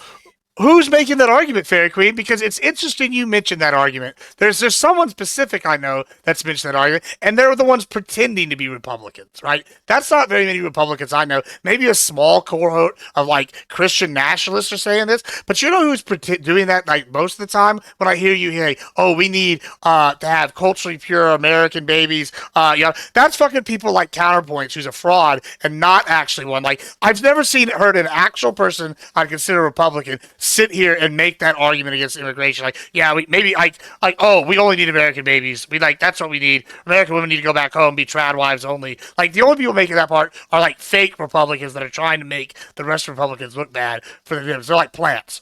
They're rhinos. That's the word for them. Rhinos. I don't know. I mean, Okay, you've got like this Swiss cheese analysis of the Republican Party. It's like, this is the Republican Party. Accept this, accept this, accept this, accept not these people, accept not these people. I'm just saying, these are the people talking. Like, well, look, I mean, there's obviously understand. degrees to this. So, like, there's people like Andrew Wilson or whoever who will basically say things. Sure, like Andrew that. Wilson's a good example. They're pronatalists. Well, yeah. So, but like, Andrew as far as I Wilson's know, not MAGA. like, is he a MAGA guy? He's not a MAGA guy. well, no, I was about to Yes. say. I was about to No, he's say. not. I don't know if he would call himself MAGA, but Yeah, like he's definitely a Christian nationalist. He definitely supported Trump like over Kamala. But there are like the Republicans. yeah, There those are are two for him Republicans, constantly. guys. He argues for him Republicans. constantly. Yeah. But like, I mean, there are plenty of Republicans who do sort of make a weaker kind of like, oh, cultural concerns with 3 million immigrants coming over a year or whatever. We should just have people be born here instead. There are absolutely people who make arguments that sure, are but they're not like a large number though, non-fun. Like okay, this is where this is the same kind of thing y'all do. Conservative Republicans? Like, no, hold on. There's definitely the argument you're making is like, oh, like the Andrew Wilsons represent like a massive quantity of people. Like, no, I specifically said there are degree. There's people like Andrew Wilson, and then below Andrew Wilson, there's people who make sort of similar arguments that have like similar end goals of like increasing the American birth rate, but primarily frame it as like, oh, I think American culture is good, and these people like coming over the border aren't. I mean, Gibbs, what do you think the framing is? If not like Republicans are the conservative party that tend to want to have families. No, you're acting like these are exclusive like things, right? That's the problem I'm having with you. You're acting like they can't both be pro like Charger broke. yeah, they can't be like pro like having families and pro like this other stuff. They're saying like, oh, they want it because they're like the whites. This is like the kind of like racism thing that like they're like it goes to the Dems like on like as a whole. They're like, oh, well, they mean culturally pure is what they mean is white babies. Like that's kind of what y'all are making it sound like. I mean, do you not see how you're like anybody like that's like voted Republican as Christian would want babies if you're black, if you're Hispanic. Like, I don't see why you're like, but you don't mention that. Y'all all go specifically straight to, oh, it's got to be only white American babies. Like, that seems to be a thing y'all are doing here with this. It's kind of a big push, because there are a lot of people in the conservative order who are like, hey, we would like to conserve our country. Our country is supposed to be majority white. If we're losing the majority white status in America, how much do you think these people have? Because there are a group of people who are confused as to what American culture specifically is, and that when people like speak a different language, that you have to speak English to be American, you have to live and do these types of things, you have to vote this specific type of way, have these specific types of policies in order to be an American. Right, but how does that equate to like whiteness though? Like I don't like because who is the white speaking person in the country? It's going to be the white people or the who is the English speaking people? It's going to be white people. This is the most versus Mexicans who are speaking Spanish, Arabs, Like, but hold on, you're telling me if a country's got a history, you're just gonna like ignore? Like, hold on, it's not even whiteness. No, like if English is the lingua franca. It doesn't matter. Like, you're not going to suddenly start. Why are we going to suddenly start taking 50 languages? You should probably have something uniform. I don't know why that's a controversial thing. No, that's fine. It sound like, oh, it's a white only person thing. Like, wait, no, it's not so much that it's like a white only thing. There's just an overlap in the Venn diagram, right? The things that happen to be what people want American culture to be happen to overlap with white. Right, it just so happens to be that. Like, for example, like English being the native language of the country, right? Like English being the country's language, it kind of excludes the Middle Easterners, the Asians, the Hispanics. You have this whole groups of people, and the only people that it kind of benefits for the native tongue would be white people. It's not so much that it's like, oh, white people need to have babies, but when people say American, right, you think of a white person. because the other Americans are typically hyphenated, right? Black Americans, Arab Americans, so on and so forth. It's hyphenated Americans, and there is a culture that people are trying to preserve in this country. What would that culture be? I mean, the White melting pot. culture, The melting because Hispanic culture, is an What? American culture. Arab culture is an American. Asian culture is an American No, culture. Hold on. You're acting like it's. Oh my god, I just disagree with this fundamentally. Black culture is American culture. Exactly. There's so many Wait, what, melting. white culture Like, just hold on. because I'm white? Yeah, this is the most ridiculous thing I've ever heard of. Like, because you go like, oh, okay. I listened to Lil Wayne na- growing up, like bro. You don't know me. Nachos have been invented like in El Paso. True. Bro. You're Like, the you're an Tex-Mex, evolved you one. had, like, You're a spicy all these white. things. I think that Bro. you're just like dismissing this like idea that like, oh, American culture is this one thing. Like, if I said Catholic, what do you think? You think Irish to Notre Dame? Yeah, cool. But that's also like a huge swath of Hispanics. I don't think I don't want it to be. Wait, But I no, don't but want. you're Wait, saying when doesn't people even think hold up. Catholic, Like, wait, this when Venn people say diagram- Catholic, they do typically think white. There are, No, they there are don't. just like when Like- someone says Muslim, just like when someone says Muslim, people think No, Arab. you think there's even more though Arabs white aren't even the majority of Catholics than Muslims. Hispanic Catholics? There are If someone other says groups Catholic in within, but when America, you say people think Muslim, white. when someone says Muslim, they think of an Arab, even though Arabs aren't the majority of Muslims. It's just the connection that people make. Who's the majority of Muslim? Well, Muslim? unless Indians. you're Oh. Mexican Okay. or like South American. Really? In which I thought they case were like you might Hindu. not be you might not be thinking You thought white because, Mexican people were like you Yeah, said, I think that there are a lot of Mexican or Mexicans Indians who are or Hindu? Catholic. Dad I or think I was that, talking like, about on this Catholicism. specific- I was talking India about or Catholicism. Mexico? What? Yeah, Catholicism's different. Yeah, I think that Like I would agree otherwise, but like we have Yeah, I think Mexico. that Ali is right. I think this specific thing about Catholicism is wrong, but the reason why it's wrong is not just because like most like it's because immigrants historically in the United States who have been considered to be the ethnic other have historically been Catholic, even if they've eventually integrated into being considered to be white. So Italians like were Catholic, Irish people were Catholic. You know, you could think of like lots of demographics of immigrants who were ethnic immigrants who weren't considered to be white at the time who were Catholic. Catholicism is kind of considered to be, or at least it used to be considered to be, maybe not so much anymore, it's considered to be more of a quote unquote ethnic religion. So it's associated with being Hispanic, with being Italian, with being Spanish, with being I could have Irish, been wrong with about being, that. yeah, it's about, but like the gist of like what Ali is Oh. saying, Gibbs, I think is true, which is that and let's talk specifically about Christian nationalists, okay? When you're thinking about a Christian nationalist and you're thinking about people that claim that the United States was founded as a Christian country, what form of Christianity are they talking about? Well, they're usually talking about a form of proto-Protestantism, like Presbyterianism or Methodism. Like they're talking about like the type of Christianity that was practiced by the founding fathers. They're talking about people like the founding fathers. They're talking necessarily about, unfortunately, white people, right?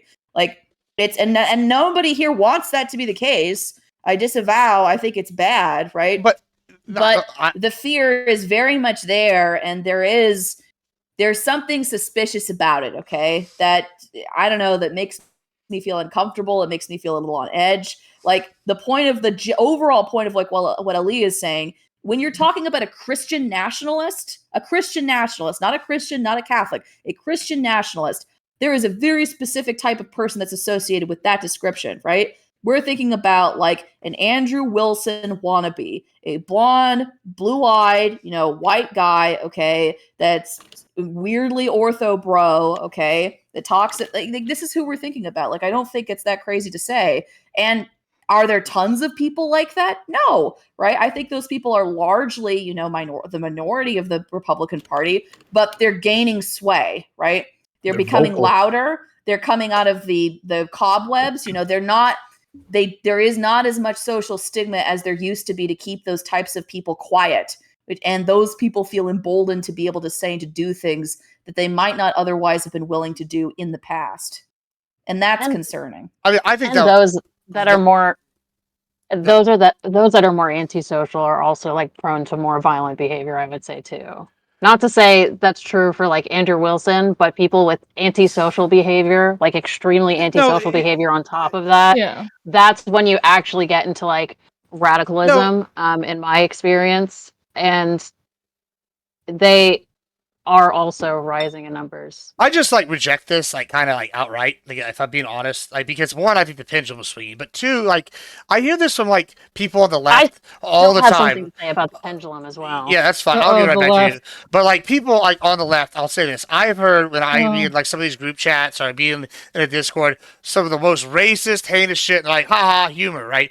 Like, and then I'll go to like people that I wouldn't consider on the left, like just like normies or like, people I consider conservatives, and like race almost like doesn't ever come up, like at all. Like it's not a conversation like people be having. Now I'm not saying there aren't like probably some racist 4chan dudes. Is it not because most of them are white though? Because I feel like in my experience, when I come across a group of white conservatives, at least, like race does eventually come up because I look different, even just slightly. And that's just me. That's not even talking about somebody. Or is it because you bring it up? Like, I mean, like, I don't know. Like, I mean, like, I feel like a lot of times. There's someone we all know that calls me African Queen every time we talk now. Okay, I just had to say, like, it's not me bringing it up all these times. It's literally people look at me, random strangers come up to me and ask me what I am.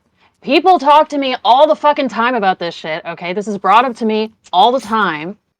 I'm like, it's a little weird. I've had like baristas argue about it before. Argue Argue about the about African it Queen in front of thing? me. You are No, what do you just say you talking are? to me. I Just want to talking to me. One woman stopped me and she was like, "Oh my God, my coworker said I shouldn't be asking you this, but I feel like you'll totally understand." And then she was like, "You look so exotic. What are you?" Ooh, exotic. Exotic. Exotic's the That's fun my one. favorite. Yeah, that's my favorite one. Exotic's the fun one.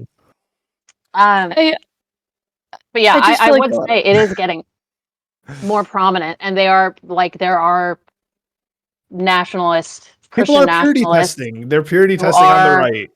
Like, Yeah. the assumption, because the assumption on the right is that if you're a minority, you're a Breaking leftist. ranks. No, the assumption on the right, and That's like, the assumption on the right? That's the assumption on the right? The assumption Yeah, from hey, the this right is what is that if Tom you're a was saying. minority, you're probably going to be a leftist or a Democrat, right? I'd say it's the No, assumption. I would say that's a very assumption that you're a leftist conservative approach. Republican Yeah, from that's the I right, think if the you're a issue. minority. Dude, I do think that, like, yeah, I think it's the opposite. Yeah. Do you think it's changed? Because I mean, that probably changed as of recently, from after like this election, sure, think- but like I think the previous part- elections, y'all it was kind of a assume- lock that you had the black vote, the Latino vote, and the minority vote for Democrats. You're not wrong that it would make sense. Like a gambler would approach it that way, right? But like just on the numbers. But I think that generally Yeah, speaking, so- like I think Democrats are more surprised when a minority dissents than a conservative. Yeah, because I feel like Like, with we're like- conservatives, this is what I'm talking about with the race thing. I mean, look at the reactions that like Brandon Tatum get. Like every comment section is full of like, "You're a traitor." You're Or the this. Hodge They're trying to twins. like whip him back into the like I shape that also they want him We in need to to be. go back to talking about algorithms, okay? Because algorithms, yes, on both sides, literally you're do this seeing what shit on you'd like to purpose. see, or you're seeing rage bait, or you're saying seeing shit that agrees with you. Like that's what you're seeing, and then in I wasn't even talking about rage. comment sections, shit is sorted to give the most disagreeing shit first, especially on X. And if we keep going with that, like, oh, well, in comment sections this, in comment sections that, you can do it, we can do it. We're seeing completely different things, so I'm gonna outright reject that on both sides, right? Beautiful. Okay, it's still true. It's still 100% true that Democrats are way more surprised when minorities are not on their side than conservatives. I just think this is why I keep saying it's both. I think it's literally studied just the algorithms, reinforcing. I think it's just like both Okay, then sides you reinforce can find each another other. source. I think both sides reinforce it because it's just the nature of the game. I think that's how people respond to seeing something that does not fit into Like, their we're all just standard treating. Like, do you guys think your algorithms control I what you think- think? I think 'Cause Democrats nobody and thinks this about Republicans themselves, but both they have project it onto standard everyone. expectations of the average Democrat and Republican. Well, this is what I'm And saying. because with, of like, this, they both do this. I couldn't even tell you which side does it more, but I just think it's ridiculous to say that one side isn't doing it at any point in time. Oh, I'm not saying there's not people doing it, but what I'm saying is, right, We like just all care. And when Pentuple was saying, right, I think is kind of like different, right? So, like, if I'm talking to like, say, my friend, I'll use an example, Chase, right? This guy's he's an African American man, right? If I'm talking to him, I'm talking about issues. Like, I don't assume anything because it turns out this guy grew up more rich than I did. Like I would have probably been an asshole if I'd assumed something. It didn't look like dumb, right? But like, if I'm sitting here going, you're talking to him, like I just assume he's got the same problems I'm having. right? I think that's how most Republicans interact. Like, oh, economy's bad. Yeah, I wish X, Y, Z because I'd like to pay less taxes, right? But then you like, I go and talk to a Dem, and it's like, oh, well, that's because you're racist, and it's like, wait a minute, why does that like my feelings on this issue make me a racist a lot of times? I think that's like a big thing. Like, it's like they will equate feeling about a certain thing with racism, like off I rip. think it depends too, like why you're saying you feel Let that him jump way. in, Because if it Tyler. all comes down to, like, let's say immigration, there is like this overlap of people who care about immigration, maybe because they see it from your perspective as like a business owner, where you have, you know, companies like Monsanto that are bringing in the cheaper labor, and that's like bringing up tons of illegal immigration. Or you have just a bunch of people who are really fucking racist and they just don't like the fact that they have people that don't look like them in their area. But from the outside looking in, it's hard to discern the difference sometimes if you're just saying, well, immigrants are the issue or immigration is the issue, because you hear, again, back to Katya's point, like the thing that's going to upset you the most, which isn't going to be the most reasonable, nuanced, like position on any given subject. It's going to be the most inflammatory, upsetting position that you'll interact with. Can I Oh, jump in? yeah, go ahead, Tyler. Then we're gonna do closings and we're gonna get out of here. I just want to talk about kind of how we got to this point, and with Hispanics in particular, since we have a lot of polling data on that. Hispanics' number one issue was the economy and jobs. The number two issue was illegal immigration. The majority of Hispanics before 2024 sided with mass deportations, especially for criminals, though they were a lot more kind to DACA children than the Republican base was, and that's kind of why you're seeing this rift now between them.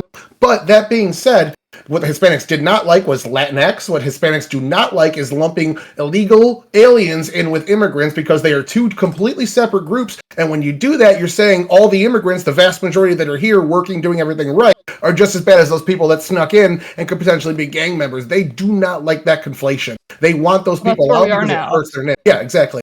So another point to this to lead us here, and when Benghazi happened, I was right there with everybody on the left saying this is bullshit, a complete waste of time. The best they got out of it is Hillary Clinton was a little stupid the first couple of days on her messaging to the public, and that's it.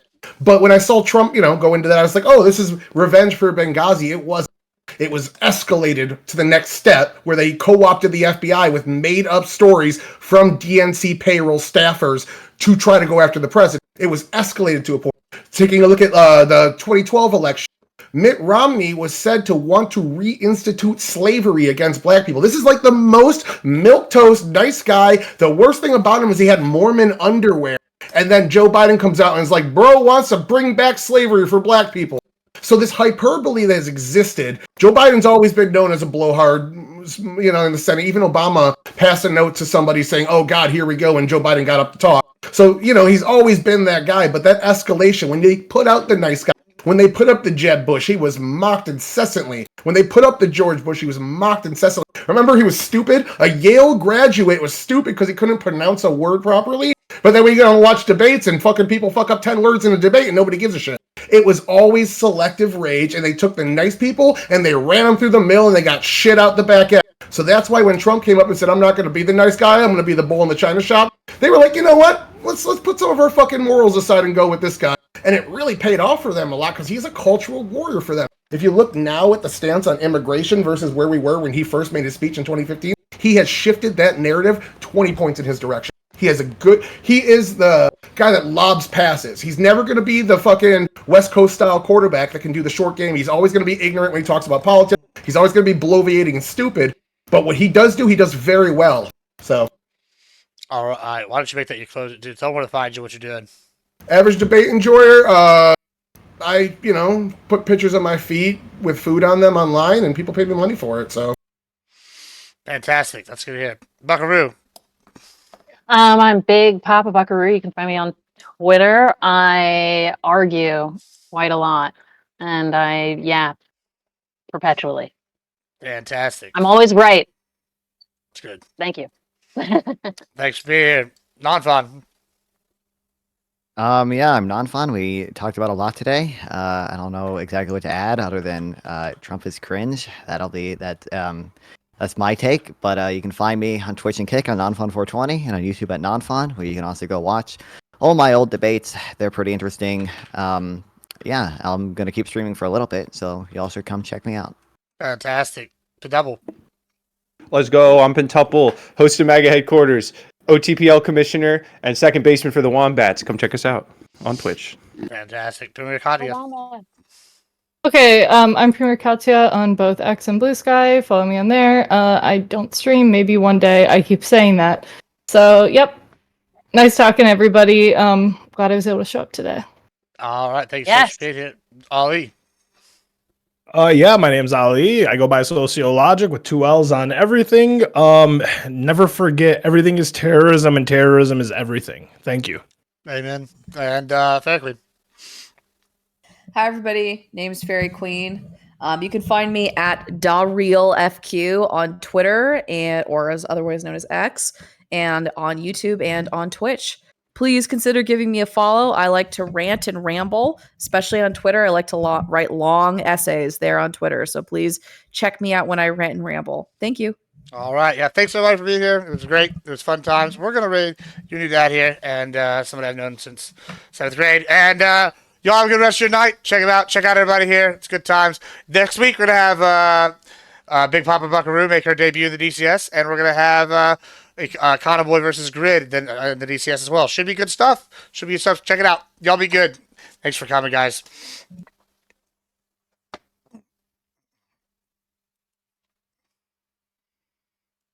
Thing that we used to do.